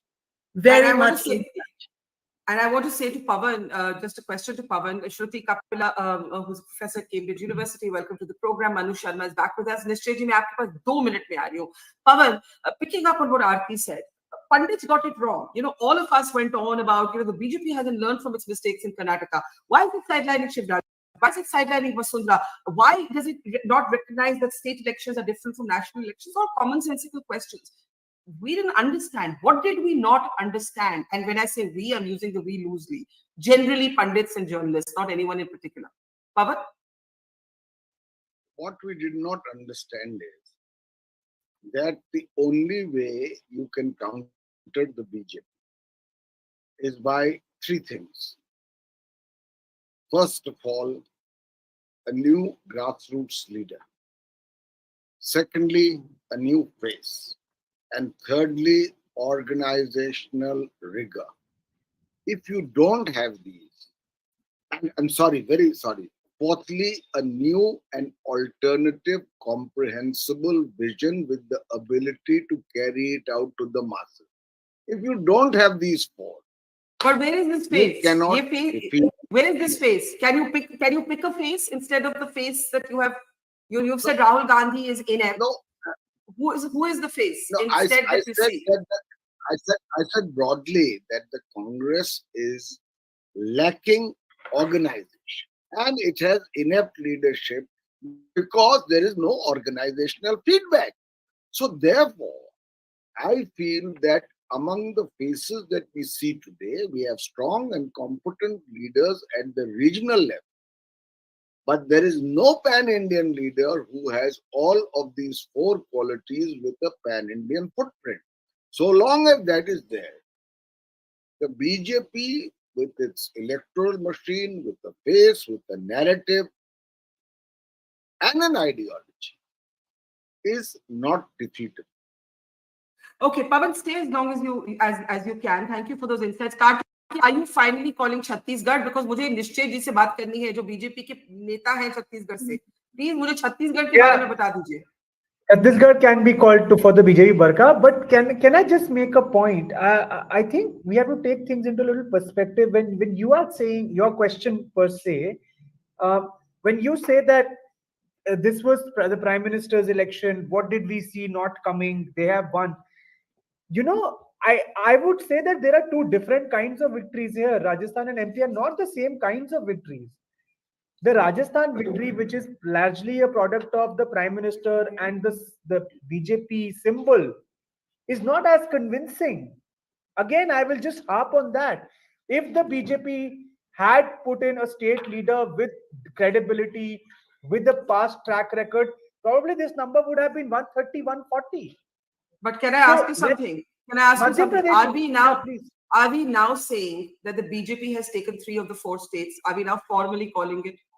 We are calling it, but I'm making an additional point. Which I got your point. I got your point, Yeah. and I want Pawan and Yeah. Aarti to respond to it. That no 2 states are alike. लेकिन निश्चय जी, नमस्कार, और आंकड़ों के मुताबिक BJP की lead 53 में, कांग्रेस के 35 में, ये कैसे हुआ? बहुत लोगों ने कहा था कि भाई बघेल साहब की ही विक्ट्री है, रमन सिंह को भी मुख्यमंत्री कैंडिडेट को कभी डिक्लेयर नहीं किया. इन आंकड़ों को आप किस तरह से देखते हैं, निश्चय जी? देखिए, हमारे यहाँ जो भूपेश बघेल जी की सरकार रही है, वो विज्ञापन की सरकार रही है, और विज्ञापन के माध्यम से उन्होंने एक ऐसा दृश्य बनाने का प्रयास किया कि वो बहुत लोकप्रिय हैं और बहुत लोकहितकारी काम कर रहे हैं, जबकि वस्तुतः वो केवल हर क्षेत्र में घोटाले कर रहे थे. ये सच्चाई जिसको यहाँ की जनता जानती थी. उसके साथ साथ इन्होंने यहाँ के जनता के साथ, सभी वर्गों के साथ जो वादे किए उससे वादा खिलाफी भी की. और सबसे बड़ी बात यह है कि महिलाओं के साथ जिस तरह की शराबबंदी का वादा किया था, लेकिन शराब की अवैध बिक्री को इतना बढ़ाया कि हर घर उससे प्रभावित हुआ, और महिला समूहों को काम छीनने से लेकर के उनके रोजगार छीनने से लेकर ग्रामीण स्थिति बहुत खराब रही. महिलाओं के बीच में बहुत आक्रोश था. ऐसे ही युवाओं के साथ में इन्होंने जो है जिस तरीके से पीएससी के पद अपने परिवारों में बांटे और अपने बेचने का काम किया, उसके साथ साथ जितने माफिया और अपराधी हैं उनको बढ़ाने का काम किया. इसको लेकर के जनता के बीच में बहुत आक्रोश था, और ये परिणाम पहले से ही बड़ा सुस्पष्ट था हम लोगों के बीच में, मगर विज्ञापनों की चकाचौंध में और आतिशबाजी में संभवतः ये दूसरे लोगों को नहीं सुनाई दे रहा था. वो परिणाम के रूप में अभी सामने आ रहा है. मैं आपसे पूछना चाहूंगी कि अगर मतलब बीजेपी की सरकार तो बनते हुए दिख रही है, मुख्यमंत्री कौन बनेगी? देखिए, मुख्यमंत्री का निर्णय तो संसदीय दल में होगा और विधायक दल में बैठ के निर्णय होगा. ये इसके लिए थोड़ी प्रतीक्षा करनी होगी. निश्चित रूप से बने रहिए. अश्विनी शाही बीजेपी के नेता है, वो भी हमारे साथ है, लेकिन मैं चाहती हूँ कि पवन वर्मा कार्तिकी बत्रा का पॉइंट उठाएं. It's a very important point, Pawan. It's a very important point that you and Aarti have clubbed all 3 states, is the point he's making. That none of these victories are simply explained. There are different factors. I think that's the point, Karthik, you're making, right? That there are different factors at play in all 3 states. So when you generalize and you say it's the Congress's inept leadership, it's the Modi factor, he's saying that formula may not work as neatly. No, let me clarify what I was saying. That in Rajasthan.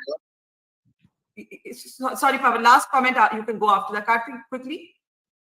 I was saying in Rajasthan, Vasundhara Raje was kept on the back burner until the end. But in Madhya Pradesh, Mr. Chauhan was brought into the campaign as its face in the last few stages. But not formally, but not officially. But not officially. No, but he was the one leader. Everybody saw him because he took charge.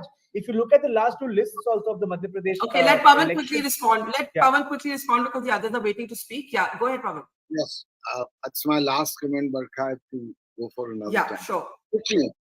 You see, each state is different, but the difference I think is that Telangana was different to Rajasthan and Madhya Pradesh.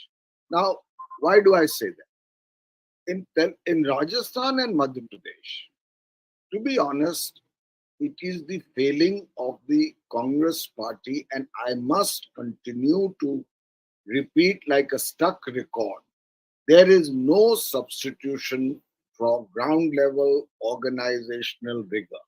You cannot win battles on slogans, on leaders, on promises, on projection. You have to have that cadre in an organized basis.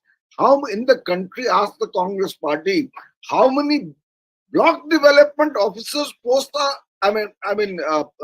party posts are lying vacant for months, if not years. So that has never happened. You may have elections, but you know that the body is back, and that a person who has the temerity to stand is ostracized. So let's not be. The party needs a revamp. So Telangana, the Congress has won, and I give it credit for it, but it is largely a default victory because there was fatigue for 10 years of KCR, although he did a lot for the state.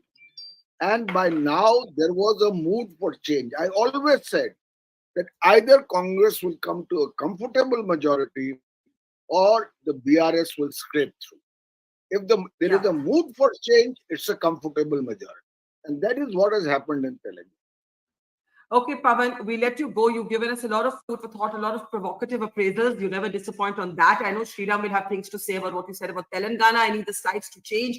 Let's open up. S.V. Ramani of the Congress. Pavan, thank you. S.V. Ramani of the Congress, Ashwini Shahi of the BJP, Dr. Shruti Kapila. Let's get first comments. Manu is back with us. S.V. Ramani, disappointed? The BJP's taken 3 or 4 states. We're calling it now. We were waiting for Chhattisgarh, but it looks pretty much certain that the BJP is going to form the government unless there's some last moment sort of surprise that we can't anticipate. Telangana is yours. It's a big win, but you have been wiped out, so to speak, in the Hindi-speaking heartland. Mr. Ramani, your thoughts? Disappointing to some extent because even I have a lot of respect for Pavan, but I still believe that the elections were fought by us in a very competitive manner in all the 3 states. And as far as organization is concerned, in Rajasthan, Madhya Pradesh, and Chhattisgarh, we have had a wonderful organization, even at the grassroots level. So I don't think that that's the reason for our defeat or would-be defeat there. But it is really surprising because in Rajasthan, we have done the government of Ashok Gehlot was very much acclaimed as one of the people's government. Some of the policies which they have brought, some of the schemes which he has brought in, and also some of the guarantees which he has projected at the time of elections, they were well received by the people. And also, people may say that there was a misunderstanding between him and Mr. Sachin Pilot, but that was a thing in the past because last 1 year, they have worked very well together, they have gelled very well together, and the entire team worked together. So it is a surprise for us that we lost Rajasthan. Similarly, in Chhattisgarh, some of the schemes of the chief minister have reached even to the downtrodden, almost 100% of the people. The schemes have reached. The farmers have benefited. The poor people have benefited. The women have benefited. There was a overall. But do you see a north-south? Do you see a consensus? Okay, sorry, I'm saying there are many questions for you, including whether there's a north-south divide in Indian politics. But Karthik, 30 seconds to you before we let you go and enjoy the rest of your birthday. Manu Sharma is here to take us through the remaining numbers. Karthik, quick last word. And Sriram, I'm coming to everybody one by one. Quickly, Karthik. I think this is a victory. The BJP has swept the Hindi heartland, but I don't think we can discount the local leadership factor. Organization, definitely the BJP is ahead. We have no doubts about it. But I will stick my neck out that the BJP has done well state after state elections where the central leadership's charisma has been complemented by the credibility of a strong state leadership. And that's where you see the difference in Madhya Pradesh. How does that apply? How does that apply in these states where no chief ministerial candidate was declared? That's exactly the point I'm trying to drive home for the last couple of hours, Barkha, that let's put things into perspective. The Rajasthan victory is a victory. The Madhya Pradesh victory is a sweep. There is a difference, and the difference is caused by the fact that the Rajasthan narrative and the campaign were very scattered. The Rajasthan campaign was fought against a government which essentially did not work for the first 3-4 years. But in the last 1 year, it gained enough ground to give the BJP a tough fight. But look at Madhya Pradesh, where you had such strong anti-incumbency, and in the last 3-4 months, a chief minister swings it around with 157 seats out of 230. So I'm saying that local leadership's role, whether the BJP or the Congress, cannot be discounted. But the Congress's victory in Telangana should give its hope. Its fight in Rajasthan should give its hope. Man of the match for me today is Shivraj Singh Chauhan. I think we all agree. I think we probably all agree on that. And Revant Reddy would possibly, for Congress supporters, come up close second. And even objectively, I think those are the two big heroes of today. Sriram on his phone. So let me get Ashwini Shahi and Dr. Kapila in. Ashwini ji, एक BJP प्रवक्ता होने के नाते बड़ी जीत है BJP के लिए, खास करके नॉर्थ इंडिया में. इसको आप किस रूप से देखेंगे? क्योंकि बार-बार ये सवाल उठाया जा रहा है कि इन तीनों ही प्रदेशों में बीजेपी ने एक सीएम कैंडिडेट, एक सीएम फेस नहीं डिक्लेयर किया, फिर भी जीत हुई. बरखा जी, ये जीत माननीय मोदी जी की उन गारंटियों की है जिन पर पूरा देश विश्वास करता है. विश्व के सबसे लोकप्रिय नेता की गारंटी है और उस पर जनता ने भरोसा किया है. ये जीत हमारे अर्ध पन्ना प्रमुखों की है जिन्होंने दमखम लगा दिया, चाहे वो छत्तीसगढ़ हो, चाहे मध्य प्रदेश हो, चाहे राजस्थान हो. ये हार उस जादूगर की है जो अपने जादू पर भरोसा कर रहा था, वो छूमंतर हो गया। ये हार उस गोबर घोटाले वाले मुख्यमंत्री का है जो गोबर 229 करोड़ का खा गया। ये हार उस नकली हिंदू कमलनाथ का है कि जो भारतीय जनता पार्टी के 2014 के सरकार आने के बाद एक हिंदू बनने का नाटक कर रहे थे और कांग्रेसियों ने तो किताब में लिख दिया बोको हरम और पता नहीं किससे तुलना कर दी। ये जनता की जीत है और माननीय मोदी जी का चेहरा किसी से कम है क्या? बरखा जी, आप कह रही हैं कि प्रदेश में नेतृत्व, अब विधायक दल की बैठक होगी, उसमें नेता चुना जाएगा, नेता चुनने के बाद संसदीय बोर्ड जिस पर मोहर लगाएगा वो मुख्यमंत्री होगा। लेकिन उस मुख्यमंत्री के बारे में सोचिए जो अपने अहंकार में हार गया। एक तो केंद्रीय नेतृत्व कांग्रेस का अहंकार में, दूसरा अशोक गहलोत जी की कांग्रेस अहंकार में लड़ गए लोग, उस मर्दों का प्रदेश वाले को टिकट दे दिया, बलात्कार होते रहेंगे। तो जनता आधी महिलाएं आधी आबादी है, उन्होंने अपने वोट के अधिकार से बता दिया। आपने मोदी जी को आपने क्रेडिट दिया, ठीक बात है, लेकिन आपने शिवराज जी, जिसको हम सब मैन ऑफ द मैच कह रहे हैं, उनको क्रेडिट क्यों नहीं दिया? रमन सिंह को मेरी बात अभी पूरी नहीं हुई थी बरखा जी। मैं सबके बारे में कह रहा हूँ। लाडली बहना योजना, शिवराज जी की, अब लखपति बहना की बात कर रहे हैं वो, शिवराज जी की योजनाओं को आधी आबादी की मैंने बात शुरू किया था, उसमें अधूरे रह जाएंगे शिवराज जी अगर उनकी बात नहीं होगी। उन्होंने अपने पूरे प्रदेश के वो मामा हैं, महिलाओं ने किस तरीके से बढ़ चढ़ कर हाथ में लिया उनको, और किसके लिए? भारतीय जनता पार्टी ने आधी आबादी के लिए काम किया है। चाहे हम जो है नारी बंधन अधिनियम की हम बात करें और चाहे लाडली बहना की बात करें, हमने ही उनको देखा है। तो आज ये जीत जो है हर उस कार्यकर्ता की है, हर उस नेता की है, हर उस नेतृत्व क्या है जिसके बारे में ये अभी कुछ दिन पहले, क्या 2 दिन पहले, 4 दिन पहले तक ये कह रहे थे लोग कि कांग्रेस कांग्रेस कांग्रेस। कांग्रेस खत्म है। इस जो मोहब्बत की दुकान खोले थे वहां से वो भारत तोड़ो यात्रा में वो नफरत की दुकान में बदलकर बंद हो गई वो दुकान, और जनता उस दुकान को खोलने नहीं देना चाहती है, चाहे कन्हैया दर्जी की हत्या हो, चाहे वो वहां गोबर घोटाला हो। लेकिन तेलंगाना की जीत भी, आती हूँ आपके पास वापस, doctor Kapila, if you want to come in, and Shriram, if we can add Shriram back, I really want to talk a little bit about Telangana also. Dr. Kapila, do you now see a very clear, I know I think Aarti who said I don't want to get into the North-South divide, but is there something taking shape in that form? Because Yogendra Yadav, who's a supporter of Rahul Gandhi, he earlier on this program was saying that the Congress must introspect how it fails to take winnable elections and why it can't convert winnable elections into victories. Your take, Shruti. Yogendra Yadav. Sorry, Shruti, I can't hear you. I'm so sorry. Just start all over again, please. Yeah. Actually, I'm going to ignore because I haven't heard what Yadav said. But I actually think I'll be with Aarti Jairath, and I'd like to keep my powder dry on the North and South division that appears to have taken place. I actually think that regardless of this, the problem remains, or the issue remains in India, that you're going to have a one dominant party and very other smaller parties in contention. This was the Congress story for 40, 50 years. With the BJP, you're getting a party state. I have argued that it's not simply a party, but it's a party state. Now, this poses a real identity crisis for the Congress because it is a national party. It is not a regional party, and that is why it is doing extremely well in fighting regional parties. And now the question comes, what is going to happen to the alliance? I have always said that actually the alliance is a contradiction because it actually is a fight between the Congress and regional parties for actually Congress's remaking.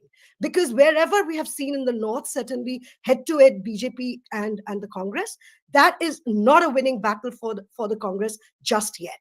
And it's not simply about welfarism. It has a lot to do with what has happened with 30 years of Hindu nationalism, which is now seeped in. It is part of the DNA of the Indian. Why did when you call the BJP a party state, what does that do to the idea of alliances or the India alliance? I mean, I actually don't believe in that alliance. I mean, I have not believed it from the get-go. It is a great Tell us why. Tell us why. Precisely because the nature of political competition is that if you look at the deep structure of as it were party formations and movement in India, you have dominant parties and federalist regional parties. Those regional parties today have saturated. They are going through a generational shift. They are also going through, as it were, a crisis of their own. They have actually all saturated all OBC parties. And to that extent, Rahul Gandhi saying, as it were, caste census required is also moving into that turf, because that is the obvious thing to do. Now, that actually poses a problem, because your alliance is really the Congress plus these smaller parties, when you are actually in real competition with them. And for the Congress, it actually succeeds against the smaller parties. So what is it going to do now in Uttar Pradesh? Is it actually going to take on the SP over the long term? Or is it going to be in an alliance? Same with RJD, same with other places. But I actually do think that India it's not a north-south divide, because in the south too, as I said, there are other smaller parties, the DMK, the CPM. So it's not going to be easy for the Congress to actually prevail there in 2024 either.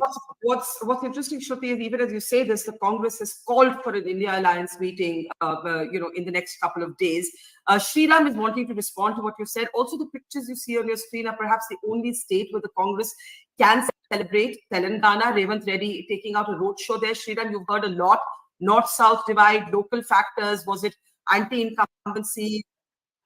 I'm coming to Aarti right after that. Sriram, go ahead. I believe there is a very strong north-south divide. I am the only panelist here from South, and you're not letting me speak at all. I'm so sorry. Punjabi bias. Go ahead, Sriram. Yeah. जो व्यक्ति गुड़गांव में बैठता है वो तेलंगाना के बारे में जानता है, लेकिन मैं हैदराबाद में हूँ, मुझे छत्तीसगढ़ के बारे में मालूम नहीं है. मैं बिलासपुर से, रायपुर से, भिलाई से, राजनांदगांव का एग्जैक्ट डिस्टेंस बतला सकता हूँ. मैं बिलासपुर में पैदा हुआ हूँ, मैं मध्य प्रदेश में पढ़ा हूँ. आप बोलिए प्लीज मौका इसलिए नहीं दूंगी क्योंकि मैं दक्षिण भारतीय हूँ, मुझे हिंदी नहीं आता है. चलो श्रीराम बताइए. नहीं, मगर मैं ये जरूर बताना चाहता हूँ, ये जब मैं पिछले 30 दिन मेरा फोकस बहुत okay, revert to English. Barkha, my point was this. In the last 45 days, I was watching debate. I did not want to get on any debate, but in our office, we were doing exit polls, and I wrote all the 3 North Indian states for BJP, and somebody thought I'm out of my mind, and they said, why? And I said, have you realized the shadow of January 22nd is already fallen from Ayodhya right down to the south of Madhya Pradesh, Chhattisgarh? No, the whole debate and entire media never said Ram Temple is there. Jan 22nd, we begin to see images, and nobody talked as if it's an issue or a sub-thought at all. And I believe that was playing a factor in these as much as many others. We are already in that kind of thing, but it missed everybody. But let me, since I'm the provincial expert, go back to my subject of Telangana. As I predicted on your TV channel, Barkha, you'll be very happy to know, no journalist on television on any national channel from Hyderabad said anything except BRS was winning. You are the only channel to get it right. And not surprisingly at all, I'm pretty sure by the final count, the margin of Congress will become bigger, because the vote shares I'm seeing on different channels or whatever, my own estimate is it will be far bigger. The fact Can that we look at the Telangana vote share? I just want to bring up the slide. And MIM is down to 3 or 4. MIM is losing minimum 3 seats. They're going up and down, up and down, up and down rapidly. But my point is, even if they win all, let's say 6 out of 7, the fact is MIM has been jolted out of stupor and overconfidence. BRS has been defeated. You said it was strong words when I said more than the campaign of Congress. Yes, Congress did nothing wrong, but the people of this state well and truly wanted to kick out this government. And I'm saying it again, this is the resolve of the people. Congress merely aligned to it well. And yes, I go by the dictate of the wisdom of Napoleon, that I'm not scared of an army of lions led by a sheep, but I am scared of an army of sheep led by one lion. Revant Reddy is the single reason why I believed the only 2 people who could have defeated KCR, one was Bandi Sanjay, one was Revant Reddy. Thankfully for Congress, BJP eliminated. BJP replaced Bandi Sanjay. Aarti, you wanted to come in. Shriram, don't go away. You'll go away. I'm going out. I'm going out. Take my whole team for lunch. I'll be back. Okay, go and eat lunch. Go get. But you went. We didn't send you off before we were accused of North Indian bias. Aarti, go ahead. Aarti, go ahead. You know, Barkha, I think one thing is becoming increasingly clear, and these assembly results really prove it, which is, I think, why all of us, you know, all the exit polls and everything went so wrong. The Congress roots in the North are decaying. You know, they have more or less died in UP. They have more or less died in Bihar. Now you're seeing Madhya Pradesh also, the fact that the Congress has not been able to win this state for the last 4 or 5 terms. You know, I mean, it won briefly 5 years ago, but, you know, it was snatched away from them. So the Congress roots are decaying in the North. Even in Rajasthan, it had Ashok Gehlot, it won. But if you remember, Ashok Gehlot's victory last time, 5 years ago, was a bare victory. He did not win a full-scale majority. He had to form his government with the help of independents. So, you know, the organizationally, what Pawan was talking about, the organization, the roots of the Congress in North India are decaying, in some places already dead. In the South, on the other hand, and I think, again, this is being proved by recent assembly elections, the Congress still has roots.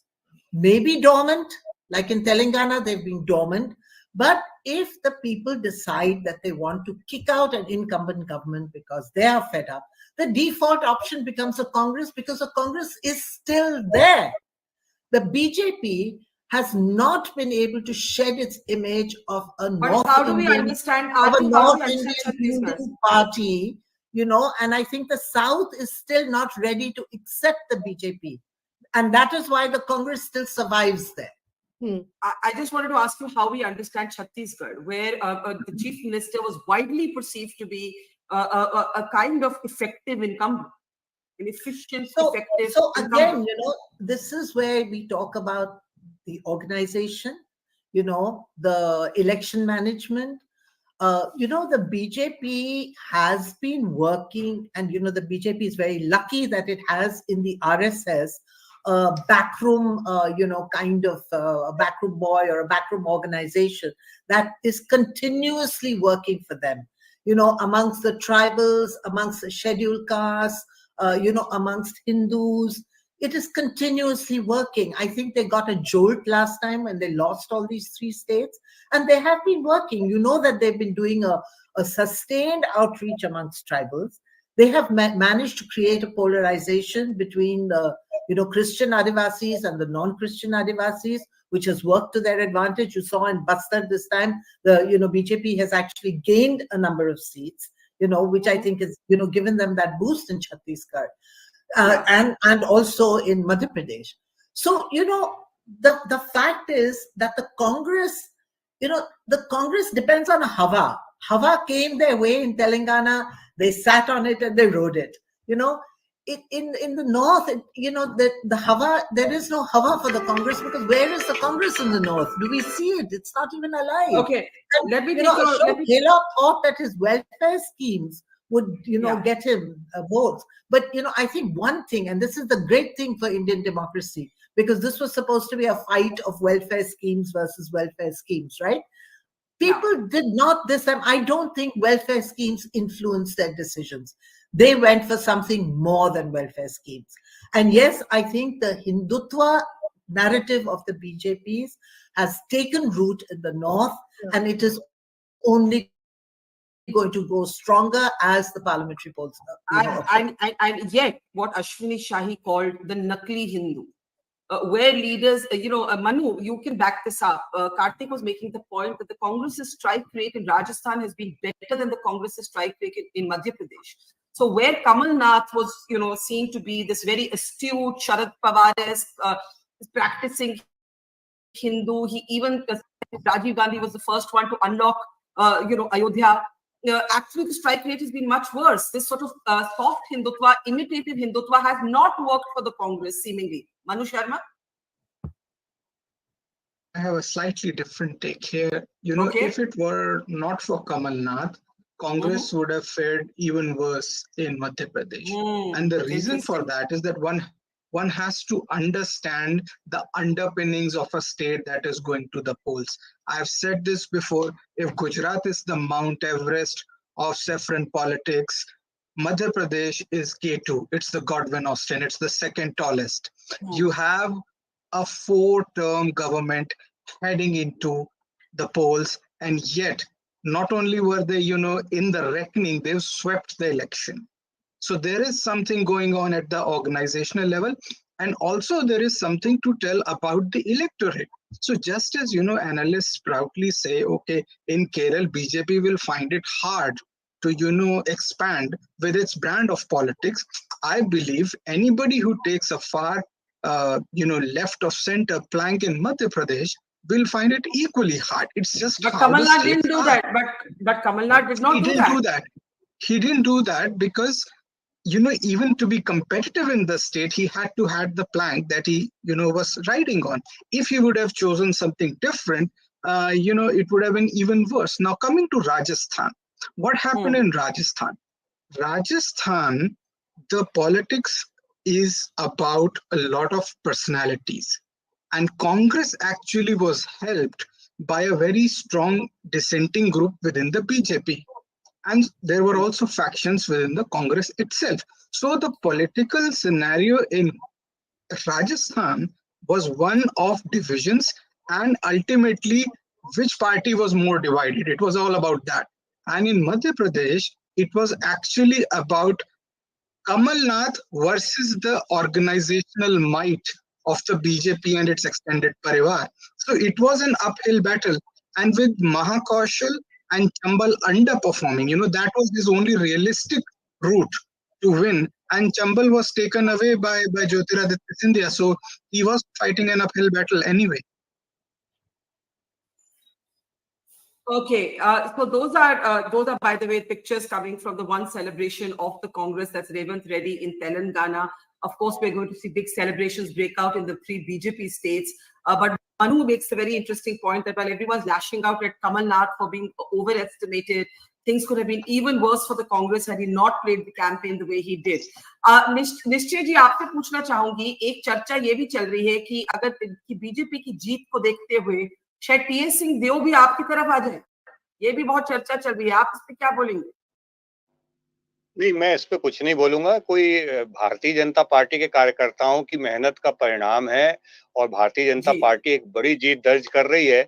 तो ये जो आप चर्चा बोल रहे हैं, इसका तो मुझे नहीं संदर्भ समझ में आ रहा, लेकिन इस पे मैं कुछ नहीं बोलूंगा। एक बात जरूर बोलना चाहता हूँ, जितना हम समझते हैं, राजनीति में कोई जादू नहीं होता कि 2 महीना पहले आके ये वाला कैंपेन कर दिया, 1 महीना पहले आके, या इस तरीके की कोई भी चीजें नहीं होती। और कोई सरकार जिसने 90 में से 71 सीटें पाई हो और उसकी सारी योजनाएं जो है ग्रास रूट पे जा रही थी, जैसा मैं सुन रहा था आपके विद्वानों को, कि महिलाओं के लिए भी, किसानों के लिए भी, युवाओं के लिए भी, सबके लिए उनकी योजना थी और बहुत वो लोकप्रिय थे। तो फिर कैसे जो है 71 सीटों की 90 में से 71 वो सरकार जो है मुंह के बल गिरती है, औंधे मुंह गिरती है, ऐसा कभी नहीं होता और कोई जादू राजनीति में नहीं होता है। आप जनता जो है बहुत समझदार हो चुकी है, विवेकशील है, आपकी नीयत को जानती है और आपकी योजनाओं के विज्ञापन और आपकी योजनाओं के धरातल पे जो असर है उसके अंतर को जानती है। मूलतः ये बात सही है कि जो भारतीय जनता पार्टी का विचार है, गरीब की सहूलियत के लिए काम करना, जिसके लिए मोदी जी काम कर रहे हैं। हमारे यहाँ 13 लाख मकान ऐसे थे बरखा जी, जो केंद्र से स्वीकृत होके आए, कच्ची छत वालों के मकान, उसको भूपेश बघेल जी ने वापस कर दिया। हम इनके मकान नहीं बनने देंगे, प्रधानमंत्री का नाम है इसमें। आपने एक बहुत इंपॉर्टेंट बात कही कि जादू नहीं होता चुनाव में, जादू नहीं होता, ये बहुत जरूरी बात है। लेकिन अगर आपको एक फैक्टर आइडेंटिफाई करना पड़े, जैसे एक बड़ा मुद्दा, तो छत्तीसगढ़ में वो क्या था? क्योंकि भूपेश बघेल माने जाते थे कि भाई पॉपुलर है, ऐसे नैरेटिव तो था उनका, तो क्या वो एक मुद्दा था? देखिए, वही कह रहा हूँ ना, एक किस्सा गोई नैरेटिव वाली जो बात है और ग्राउंड रियलिटी 2 अलग-अलग चीजें हो सकती हैं। एक फैक्टर नहीं है, महिलाओं के अलग इश्यूज थे, महिलाओं को जो परेशानियां थी वो अलग थी, युवाओं की परेशानियां अलग थी, किसानों का हमारे छत्तीसगढ़ में पहली बार रकबा काटा गया था, ऐसा कभी नहीं हुआ, बारदाने की और खाद की कालाबाजारी नहीं। और हमारे यहाँ तो वो धुर्रा मिट्टी वाला, जिसको ये वर्मी कंपोस्ट बोल के बहुत विज्ञापन करते थे, वो वास्तव में धूल मिट्टी मिला हुआ गोबर 10-10 रुपए किलो में जबरदस्ती किसानों को बेचा जाता था। किसान जो है, छोटे किसान बहुत त्रस्त थे इस सरकार से।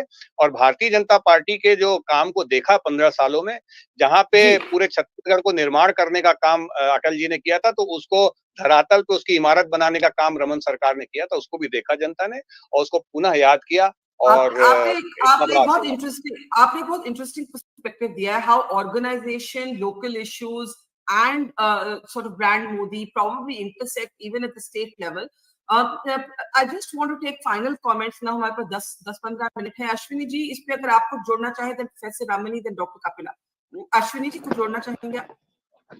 देखिए, वहां के धरातल की बात अभी हमारे नेता ने किया, लेकिन उसमें देखिए 2-4 बातें और ऐड किया जाएगा। जैसे वहां की जनता के साथ जो छल किया गया, अपने नेताओं के साथ छल किया गया, टी.एस. सिंहदेव साहब के साथ छल किया गया 2.5 साल वाला, वो जनता का क्या होगा जो आदमी अपना नहीं हो सकता है। ये जनता बहुत होशियार है, आप लोगों के माध्यम से, सोशल मीडिया के माध्यम से जागरूक जनता है, और आज बताया है, तीनों प्रदेश में बताया है। कांग्रेस का मध्य प्रदेश में देखिए जिस तरीके से शिवराज जी की लाडली बहना, लाडली लक्ष्मी और अब लखपति वाली जो योजनाएं हैं, इन योजनाओं ने बहुत काम किया। भूपेश बघेल साहब अपनी हार उसी दिन स्वीकार कर चुके थे जिस दिन पहले फेज का चुनाव बस्तर में हुआ, क्योंकि उनका घोषणा पत्र जारी होने के बाद वो महिलाओं के लिए फिर दूसरी घोषणाएं लेकर आते हैं। तो वो पहले फेज में वो जान चुके थे कि हम चुनाव हार रहे हैं, हमने कुछ किया नहीं है, अब ये करने का समय आ गया। लेकिन वहां की जनता उनसे तेज निकली, उन्होंने कहा कि तुम लालच में नहीं फंसेंगे, हम आपको वोट के माध्यम से अपना परिणाम बताएंगे, इसलिए किनारे किया गया। वही तीनों प्रदेश में वही हुआ। और आपने पिछली बार तेलंगाना का पूछा था, मैं एक बात कहूंगा, तेलंगाना में भारतीय जनता पार्टी गेन कर रही है। भारतीय जनता पार्टी ने कभी नहीं कहा कि हम सरकार बनाने के लिए लड़ रहे हैं। वहां 13% वोट हमारा 18 में था, लगभग 13-14% वोट आप दिखा रही हैं। 20% वोट हमारा 19 में हो गया था। तो वोट हमारा कम नहीं हो रहा है, वोट हमारा बढ़ रहा है। एक सीट से अगर हम 9-10 सीटों की तरफ जा रहे हैं, तो सोचिए कि परसेंटेज में कितना ग्रोथ है। और दक्षिण के राज्यों में भारतीय जनता पार्टी एक मजबूत कदम के रूप में वोट परसेंटेज बढ़ाते हुए एंटर कर रही है। Professor Ramani, I want to ask you, these were 3 states that the Congress won in 2018 and still lost in the Lok Sabha. Now you are in a situation where you have lost them in the assembly, making it even more difficult for the Lok Sabha. Where do you go back to the drawing board? I don't take away the significance of the Telangana victory, but these 3 states, to lose them. Rajasthan, chalo, you can argue that's the historical trend, but the other 2. Barkha, you have to look at a very important factor here. You will know that till the first week of October, the face of Mr. Modi was the guiding factor in both Madhya Pradesh and Rajasthan elections. Then suddenly, if you remember, a survey was brought out, which clearly said that Congress is winning both Madhya Pradesh and Rajasthan. And we suddenly find that the Modi's face goes back and the regional leaders' face come up. So the fact is that, Modi himself did not believe that his face is going to win the elections in Rajasthan and Madhya Pradesh. So he brought Mr. Chavan and Vasundhara Raje ji into the picture there. So the 2 elections, I'm looking at it differently. In 2018, if you look at it the other way, we won the elections and then BJP won in the Lok Sabha. Maybe the same thing could happen now, because the 10 years of Modi's face has been rejected, and only it was Chavan and as well as Vasundhara Raje who was able to win the elections in the end. Second thing. No, we don't know. We don't know that, sir. We don't know that. I have to disagree with you there. Just give me a minute, Barkha. So some of the people who have been talking here about the India alliance, and they say that they don't believe in the India alliance. We should agree today that, including UP, if I take, there are something like 390 seats. If you start from Punjab, Delhi, Maharashtra, Tamil Nadu, Andhra, Karnataka, and Jharkhand, Bihar, and West Bengal, out of which maybe if you take UP away, there are still 320 seats in which BJP may not be able to get more than 20 to 25 seats. And let us not take away that fact. And 130 seats in South is totally ruled out for them now. And Bengal is totally ruled out for them now. Punjab and Delhi with an alliance between AAP and Congress, it is ruled out for them now. So let's not forget that India alliance is a very, very strong alliance. And the most important thing is the common factor in all the states is Congress. There is no contradiction between Mr. Stalin. I have to interject you because I don't agree with you that in the end it was Shivraj Singh Chauhan and Vasundhara Raje who won Rajasthan and Madhya Pradesh. Yes, Shivraj was the man of the match. Agreed, but as Pawan Verma was saying earlier, and maybe Aarti will add to that, Vasundhara Raje's marginalization had no impact on the election. And we're seeing images now come in of the proverbial, the laddu that always comes out in these moments, the Madhya Pradesh BJP leaders banding together to celebrate their victory. Shruti, I'm going to hand it over to you for just a couple of minutes to take us through your very differing perspective. You don't actually believe in the North-South divide. You don't actually believe in the India alliance. So where do you see the shape of politics between now and 2024? Let me just give it to you, to Shruti, for a couple of minutes. I think I'll just repeat the same thing. Actually, it'd be very difficult for the Congress because actually what you have to give it to the Congress that it actually put up a spirited campaign. It just didn't hand over the victory to the BJP. This was an absolute, like a real campaign by all its leadership. It also played on the formula of Karnataka, where it left kind of state leadership to do stuff. So it hasn't quite worked out. I mean, Telangana is a different story, but it hasn't really worked out. So they're going to have to go back to the drawing board. What is their identity? Are they going to really actually, especially with what has happened with Owaisi, given that actually the Muslim minority vote is beginning to go back to them as opposed to the local regional party, what is their strategy going to be in, as I said, a place like Uttar Pradesh, where murmurs are saying the same, that actually people are, Muslims are willing to move towards the Congress back. So I think it's really difficult for the Congress. I think the story really now is, as I said, a party state emerging in India with obviously issues in southern India, which is a kind of different kind of frontier and a different kind of politics. But I think the alliance, from my point of view, I think the alliance looks weaker today for all the kind of, putting together of numbers where the BJP will not prevail or will find it difficult in the south. I actually think that, the BJP is going to be feeling quite confident. It's the alliance which is now going to feel quite under pressure, under friction. And above all, what is actually the Congress going to do? Is it actually going to project itself as a national party, or is it going to start sort of thinking about, just again, the make and break, the kind of, putting together people in different states. So I think that's the story. I think it's a tough day for India's opposition, calling Telangana notwithstanding. And I think the regional parties too will now ask for their extra sort of status within the India alliance. They've been pretty much on the back burner in the last 3 months. And those negotiations will tell us what happens. I mean, it just means that does the Congress just become now another regional player?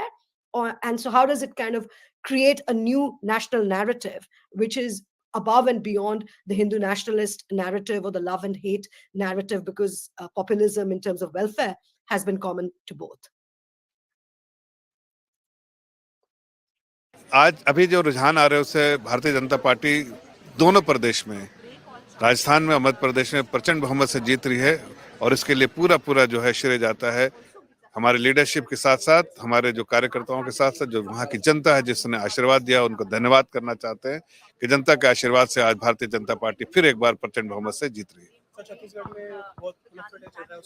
नहीं, कोई उलट पलट नहीं चल रहा। Bharatiya Janata party Chhattisgarh में जीत रही है, अभी भी रुझान में आगे बढ़ी हुई है, और मुझे पूरा उम्मीद है कि 50 से 51 सीटें भारतीय जनता पार्टी लेकर आएगी, और वहां जिस तरह से हमारी स्ट्रेटेजी थी वो काम होती हुई दिख रही है, और भारतीय जनता पार्टी वहां भी सरकार बनाएगी। ये सवाल जो है अभी इसका कोई रेलेवेंस नहीं है, पार्टी की लीडरशिप डिसाइड करती है। हम और आप इसके बारे में चिंता नहीं करते, पार्टी की लीडरशिप डिसाइड करती है और वही इसकी घोषणा करती है। धन्यवाद। I think Barkha's not here, Aarti. I mean, why don't you say something, Aarti? I'd love to hear your comments, because I kind of agree with about the North-South divide. Yeah, no, so, Shruti, I have a little bit of difference of opinion with you as far as the India alliance is concerned. Okay. Because, actually, if you look at what has happened today, I would have feared for the future of the alliance if the Congress had won Rajasthan, Madhya Pradesh, and Chhattisgarh, because I think taken with Telangana, it would have definitely made the Congress more arrogant and, kind of made the Congress feel that it has more leverage, better bargaining power, and it should be the pivot of this India alliance, going into the Lok Sabha elections. However, what the defeat has done is it is bound to humble the Congress. When the Congress now, remember, BRS was not part of the India alliance. BRS was outside it, so it was easy for the Congress to take on the BRS. Now, when the Congress sits down to negotiate seat adjustment with parties like Samajwadi Party in Uttar Pradesh, with, RJD and JDU in Bihar, I don't know about Mamata Banerjee, the TMC in West Bengal. I think the Congress is going to have to be much, much humbler, even with Aam Aadmi Party. So I don't disagree with that. Much humbler. I don't disagree with that, but this is precisely where the problem is. So you have a national party sitting with a bunch of regional parties, i.e. the Congress. So that's my issue. The issue is that if India will not go bipolar at this rate, and the alliance can now only happen at the cost of the Congress in terms of that's right. So, absolutely, and that's absolutely, not absolutely. Going to, But for the Congress. Let me just say, my only footnote to this is it is also problematic for the same reason, as I said, with what has happened with BRS, but also with the Owaisi's party. So the Congress is able to break through these regional, as it were, fiefdoms and move in.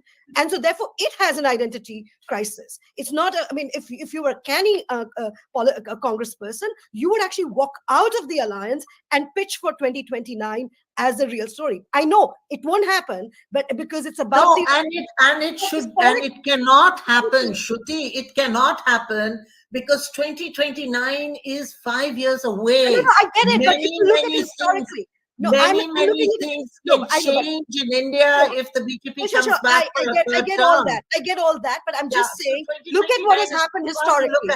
Look at what has happened historically. Congress has been losing since 1989 to regional forces. To now official, I'm sure that's not going to happen, but they are going to stick together. My point is that what we are actually seeing is the emergence of a party state in India.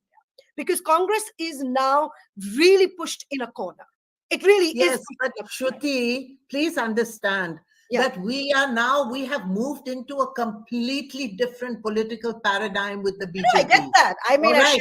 If the BJP comes back to power for a third term, which you will see, and it looks like it will, you will see a lot of things changing. They've already changed, Aarti. And they will change even further. You could even see a rewriting of the constitution. But can I come in? I understand. I get all that. In which case, the manner in which we conduct elections will change completely. I don't think anybody can think ahead, can wait for 2029. You're back. You're back. Because I was back for a while. I was listening very riveted to both of you. I've been back for a while. My question to Shruti is somewhat similar to Aarti's, right? Of course, it's at the cost of the Congress, but does the Congress have a choice? No, but I don't know. This is where I don't know. What is the depth of their stakeholders? What is the depth of their factionalism? What is the, and what is their kind of strategy going to be? I'm not saying this is the end of the alliance. In fact, as you said, they've just called a meeting. They're going to kind of try and work it out. That's, I'm not trying to say that, but I think it poses a real existential threat, is what I'm saying to the Congress. Because you have, as it were, defeated a regional party. You have, also pushed back against Owaisi. These are the big stories, and these are the kinds of contests you're going to face in Uttar Pradesh, in Orissa, in other states. So, your allies are actually they're like frenemies. I think it's back to that friend. What is it? No, Barkha, please. And I said this earlier, I will repeat it again. The Congress in Telangana still had roots. Dormant, but it still had roots. In UP, it does not. Its vote share has gone down to 2% in the last election. What yeah, are but I'm its just roots? saying that you're not going to. How You're not can going it to. take on? You It cannot. cannot You cannot. even take on the Samajwadi Party. Forget But I'm about just. the BJP. No, but I'm just saying if you're not going to I make mean, a start with that. you know, Samajwadi Party will have to really sink for the Congress to have a revival, and No, that's I'm a not saying it's a long time revival, away. but I mean, Similarly, in Bihar. I just want to make a different point. That I mean, the point is that yes, they were going to have to start from not just ground zero, but a minus story because That's right. they're Absolutely. But Absolutely. at the same time, this is an open moment in India's future of small parties because the OBC parties in India are saturated. They are going through, as it were, a generational shift. We don't know how that is going, which is why the BJP has moved so aggressively into the OBC world, but also into the Dalit world. So you know the Congress you cannot now play by what happened in 1990. Even the BJP is not playing by what happened in 1990. So I think I think it's a real problem for the Congress. It's of course the way Aarti is positioning it that yes, there's an ideological fight and everyone must come together against Hindutva. At one level, yes, that is exactly what the alliance has done. But at a deeper level, in terms of political fortunes of each parties, it poses real existential questions. And I think we must make note of. Sorry, I just want to say Manu made the point that if Kamalnath hadn't played that kind of Hinduized campaign, the results may have been even worse. He thinks. So that's just something to think about. I think, sorry, I didn't mean to cut you short. I just want to play out Smriti Irani and we'll take concluding comments from all of you after that. This is Smriti Irani reacting to the results and then we'll also play Piyush Goyal. Yes, let's take Smriti Irani. एक minute ऊपर नीचे करिए आराम से एक minute नीचे करिए यहाँ पर एक मिनट भाई ऊपर कोई नहीं करेगा मत लगाओ भाई आराम से ऊपर नहीं यार बिल्कुल ऊपर नहीं पानी जी आ गया बराबर में रखो यार नीचे रखना यार एक सेकंड ले आइए पकड़ संजय लाइए एवरीबॉडी हियर आराम से मैं यहीं रेडी हाँ जी मैम 3 राज्यों में भारतीय जनता पार्टी बड़े मार्जिन से जीत रही है तेलंगाना जरूर आप जो है लूज कर गए क्या कहेंगे आप? मैं इतना ही कहूंगी कि भारतीय जनता पार्टी में नरेंद्र मोदी का मैजिक और विशेषता जनता के मध्य में मोदी की गारंटी रंग लाई है। मैं विशेष आभार व्यक्त करती हूँ उन नागरिकों का जिन्होंने कांग्रेस के पर्सनल अटैक्स का मुंह तोड़ जवाब दिया है। मैं अनुग्रहित हूं हर उस नागरिक का जिसने विकास की गारंटी, मोदी की गारंटी पर अपना भरोसा जताया है। नरेंद्र मोदी ने विषम परिस्थितियों में इस देश का नेतृत्व किया और आज का ये रिजल्ट इस बात का संकेत है कि न सिर्फ मोदी की गारंटी पर भरोसा है, मोदी के नेतृत्व पर भरोसा है, बल्कि अमृत काल का जो नरेंद्र मोदी का संकल्प है, विकसित भारत को बनाने के संकल्प पर भी जनता ने आज मुहर लगाई है। मैम ईवीएम पे विपक्ष सवाल कर रही है, ईवीएम पर विपक्ष को ईवीएम पर सवाल करने की बजाय राहुल गांधी और प्रियंका वाड्रा की घटिया राजनीति पर सवाल करना चाहिए। उन्होंने कोई कसर नहीं छोड़ी थी प्रधानमंत्री मोदी पर पर्सनल और बहुत ही निंदनीय अटैक करने की। आज का ये परिणाम अगर मैं अंग्रेजी में कहूं तो गांधी खानदान की जुवेनाइल पॉलिटिक्स के लिए डेथ नेल है। चलिए इधर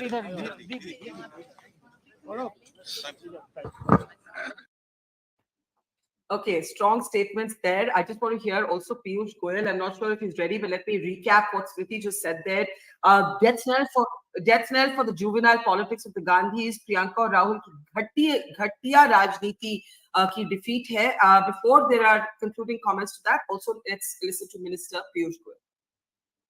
देश के लोगों ने बड़े समझदारी के साथ प्रधानमंत्री नरेंद्र मोदी जी के नेतृत्व पर अपना विश्वास जताया है।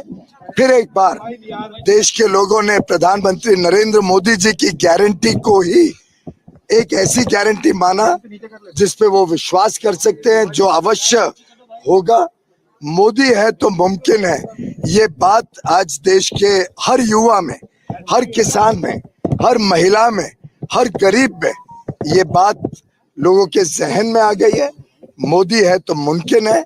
मोदी की गारंटी यानी जो गारंटी मोदी जी दें, वो गारंटीड होगा, ये बात फिर एक बार कायम हुई है। मैं प्रधानमंत्री नरेंद्र मोदी जी को बधाई देना चाहता हूं इस ऐतिहासिक विजय के लिए। स्पष्ट रूप से देश में प्रधानमंत्री मोदी जी का जो लोगों के प्रति सहनशीलता से, बहुत संवेदनशीलता से और पूरे ईमानदारी से सेवा करने का पिछले 9.5 वर्ष का कार्य रहा है, उसके प्रति फिर एक बार जनता ने अपनी मोहर लगाई है। और ऐसी ऐतिहासिक रिजल्ट के बाद मैं समझता हूं लोकसभा के चुनाव में भी भारत की जनता 2/3 बहुमत से ज्यादा एनडीए को देने जा रही है। और मेरा विश्वास है भारतीय जनता पार्टी प्रधानमंत्री नरेंद्र मोदी जी के नेतृत्व में पिछली बार से भी अधिक सीटें लेके फिर एक बार एक निर्णायक, एक ईमानदार, सुशासन देने वाली, गरीब कल्याण को और सेवा को अपनी प्राथमिकता मानने वाली प्रधानमंत्री नरेंद्र मोदी जी के 5 प्रण को इस अमृत काल में लागू करके देश को एक विकसित देश, एक समृद्ध देश बनाने वाली सरकार भारत में आने जा रही है। पीयूष जी, सुबह में कांग्रेस पार्टी जश्न मना रही थी, अभी फिलहाल वो ईवीएम को ब्लेम कर रहे हैं।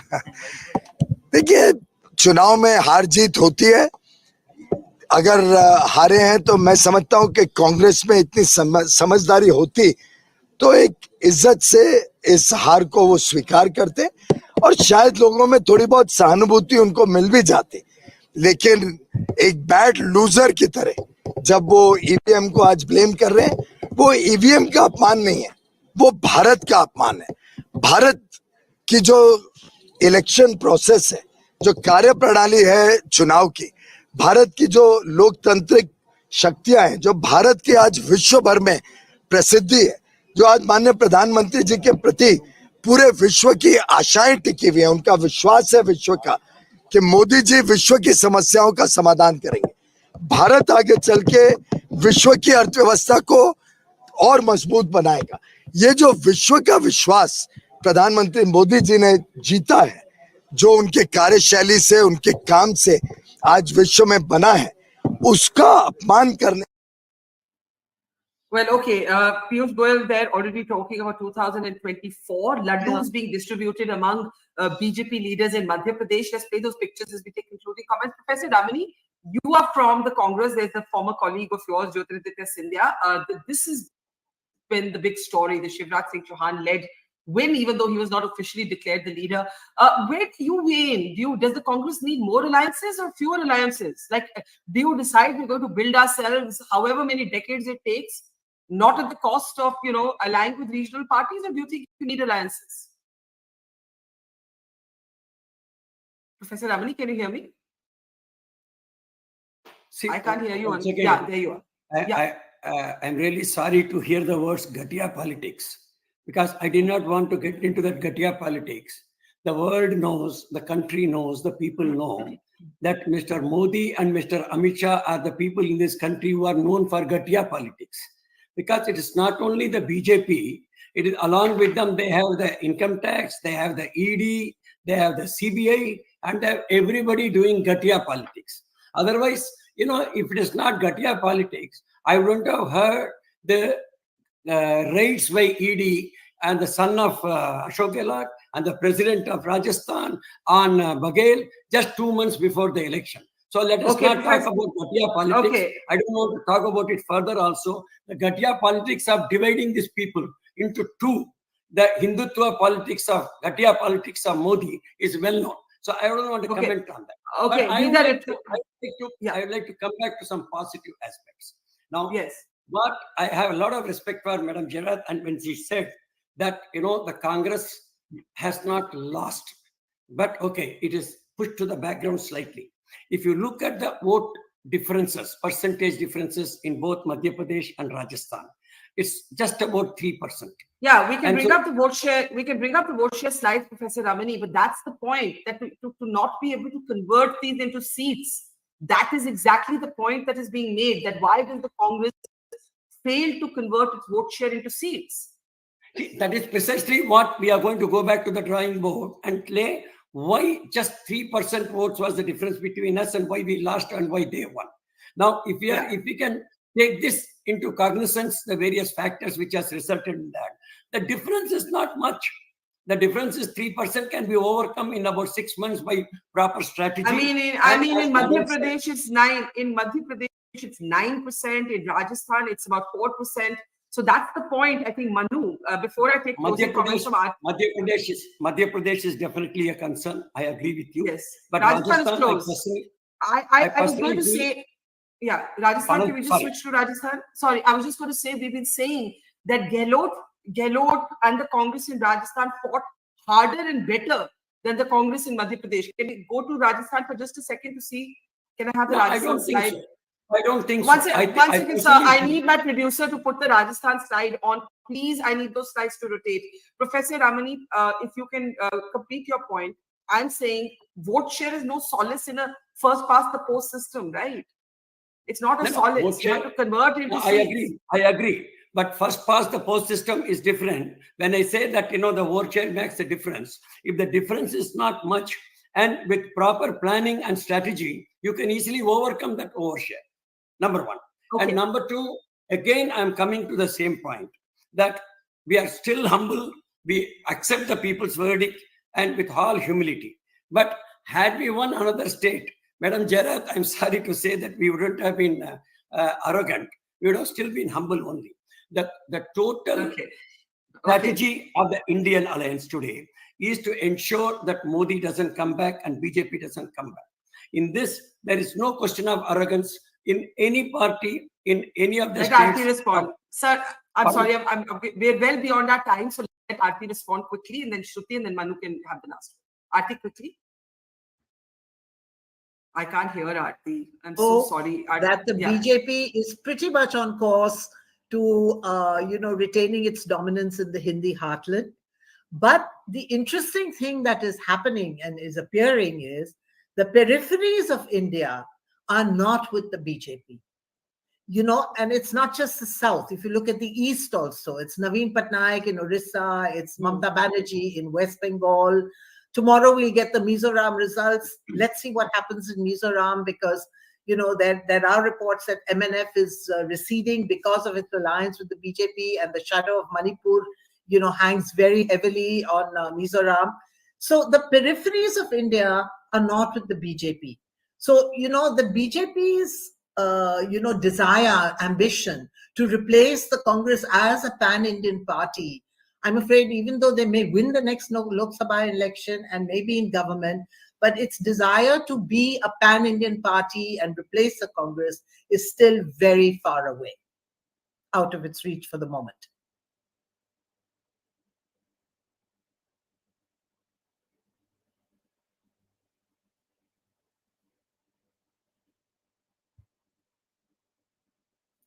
This time it's me who muted myself by mistake. I was saying, Shruti, I'm curious to understand why you do not believe in the North-South differential.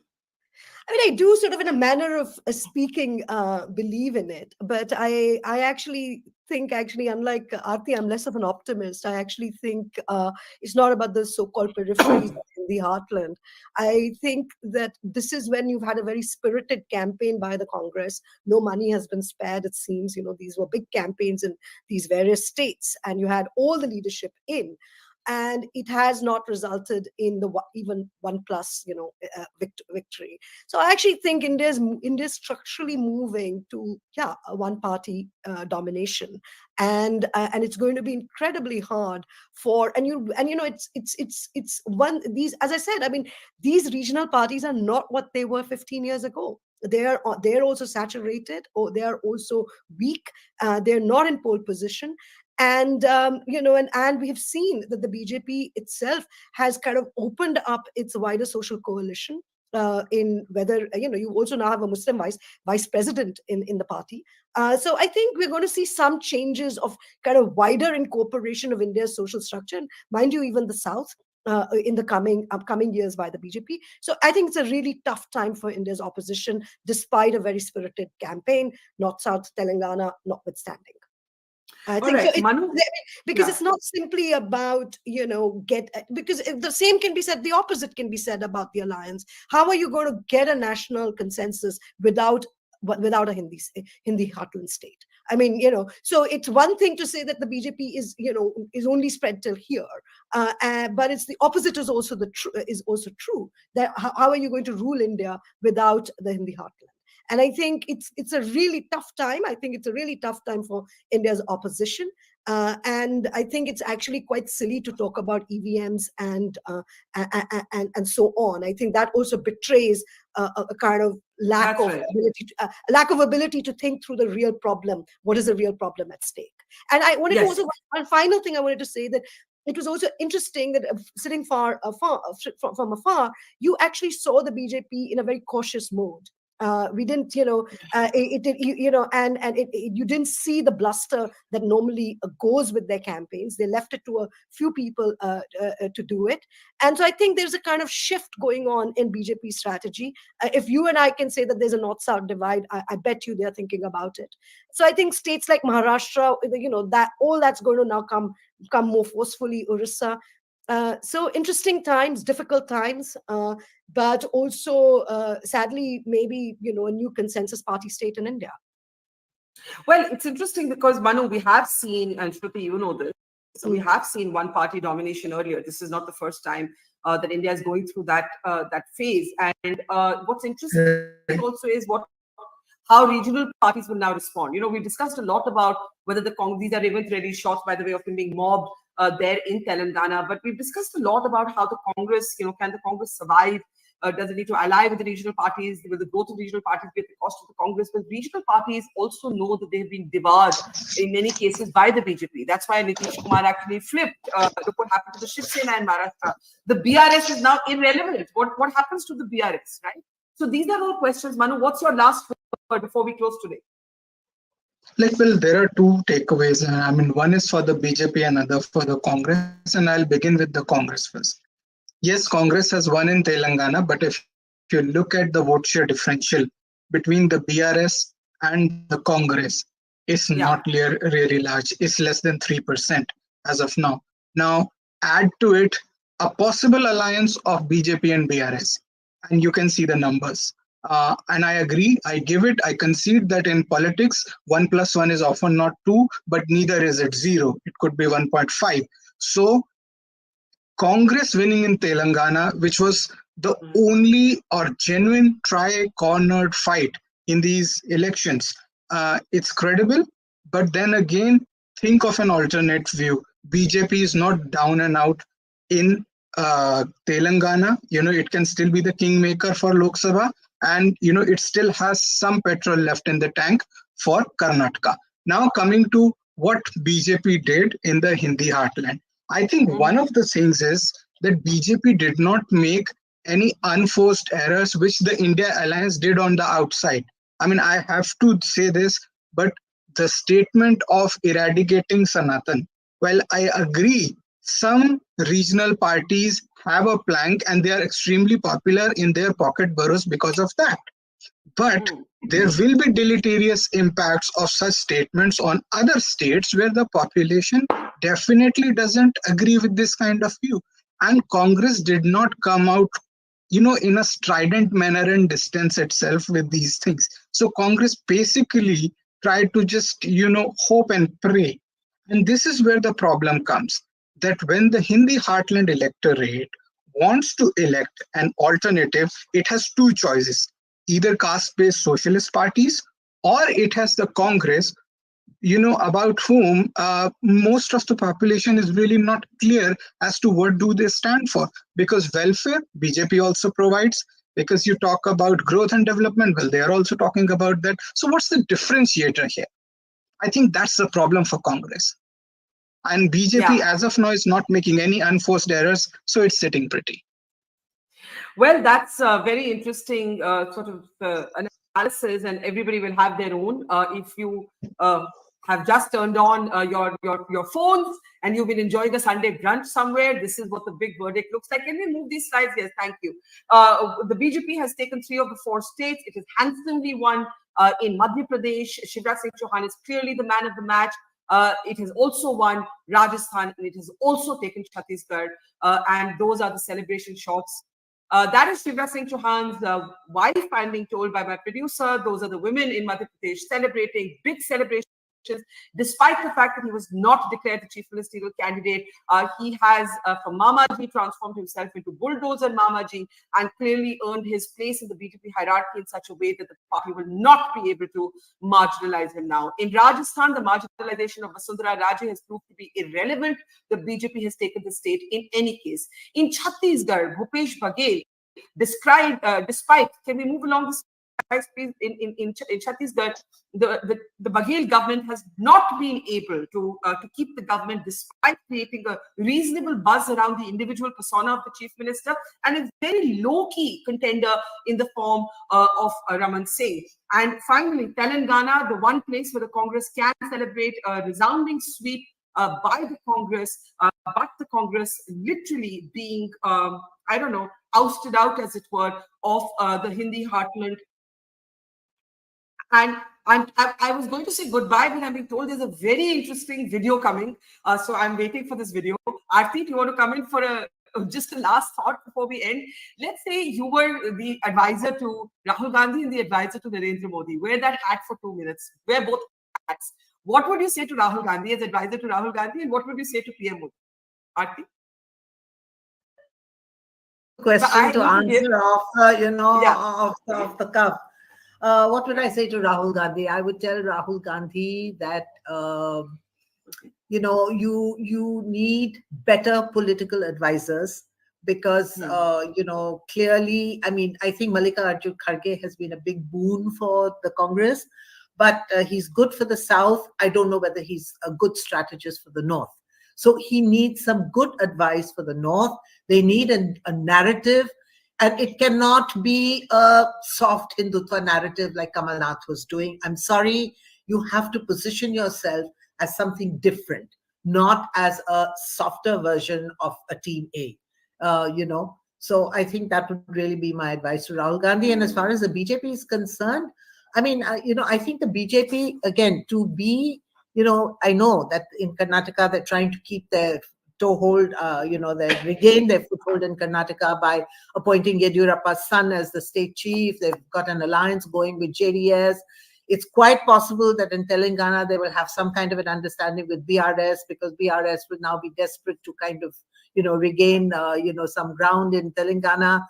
I don't know what will happen in Andhra Pradesh. Maybe they, either with YSR, Congress or with TDP. I think the BJP will try something. But I think essentially the BJP, to become a pan-Indian party and not just be known as a heartland, Hindi heartland party, it needs to, be a little more accommodative, a little more assimilative. It needs to, move out of that straight-jacketed, monochromistic, Hindutva politics that has, gained it so much dominance in the North, but in the South, clearly their brand of Hindutva is not that acceptable. So, I mean, I think it needs to soften that, that pro-Hindi, pro-North Indian Hindu image that they carry, if they want to expand their footprint in the South. And I think that is really necessary to, become a truly dominant national party. Okay, these are images of Congress workers pouring milk on posters featuring Rahul, Sonia and Revant Reddy. But I think today the metaphorical question for the Congress would be, will it cry over spilt milk or will it go back to the drawing board? So I'm mixing my metaphors there. I am going to actually say at this point, thank you very much to S.V. Ramani, to Dr. Shruti Kapila, to Aarti Jarat, and to Manu Sharma for so patiently making us understand the numbers. There's a lot to still talk about. There's a lot more coming up on the Mojo story. That's the final look. The BJP sweeping its way victoriously through 3 of those 4 states in Madhya Pradesh, Rajasthan, and Chhattisgarh, leaving the Congress to celebrate only in Telangana. There'll be reactions coming through the day from all the top leaders, and you will have all of that and special analysis through the day at the Mojo story. But for now, we'll take a quick break so that we can get some of our depleted voices back, and we'll be back with you very soon. Thank you for watching. Take care. Mojo's Story has always made a commitment to its viewers to go to where the story is. And as you can see here, we are at the epicenter of the Israel war on Gaza. We are right at the front line, about 1 mile from the Gaza Strip, as the Israeli military gets ready with its tanks and its gunners to begin its final frontal assault that will take troops into Gaza. As we said, we are not like other organizations. We believe in giving you all sides of the story objectively and as much as possible from the ground. And that's exactly what we're doing here, covering the biggest global story today from the epicenter of the war zone. So please, we need your support. Support us, become a Mojo member, subscribe to us, spread the word, and thank you for your support.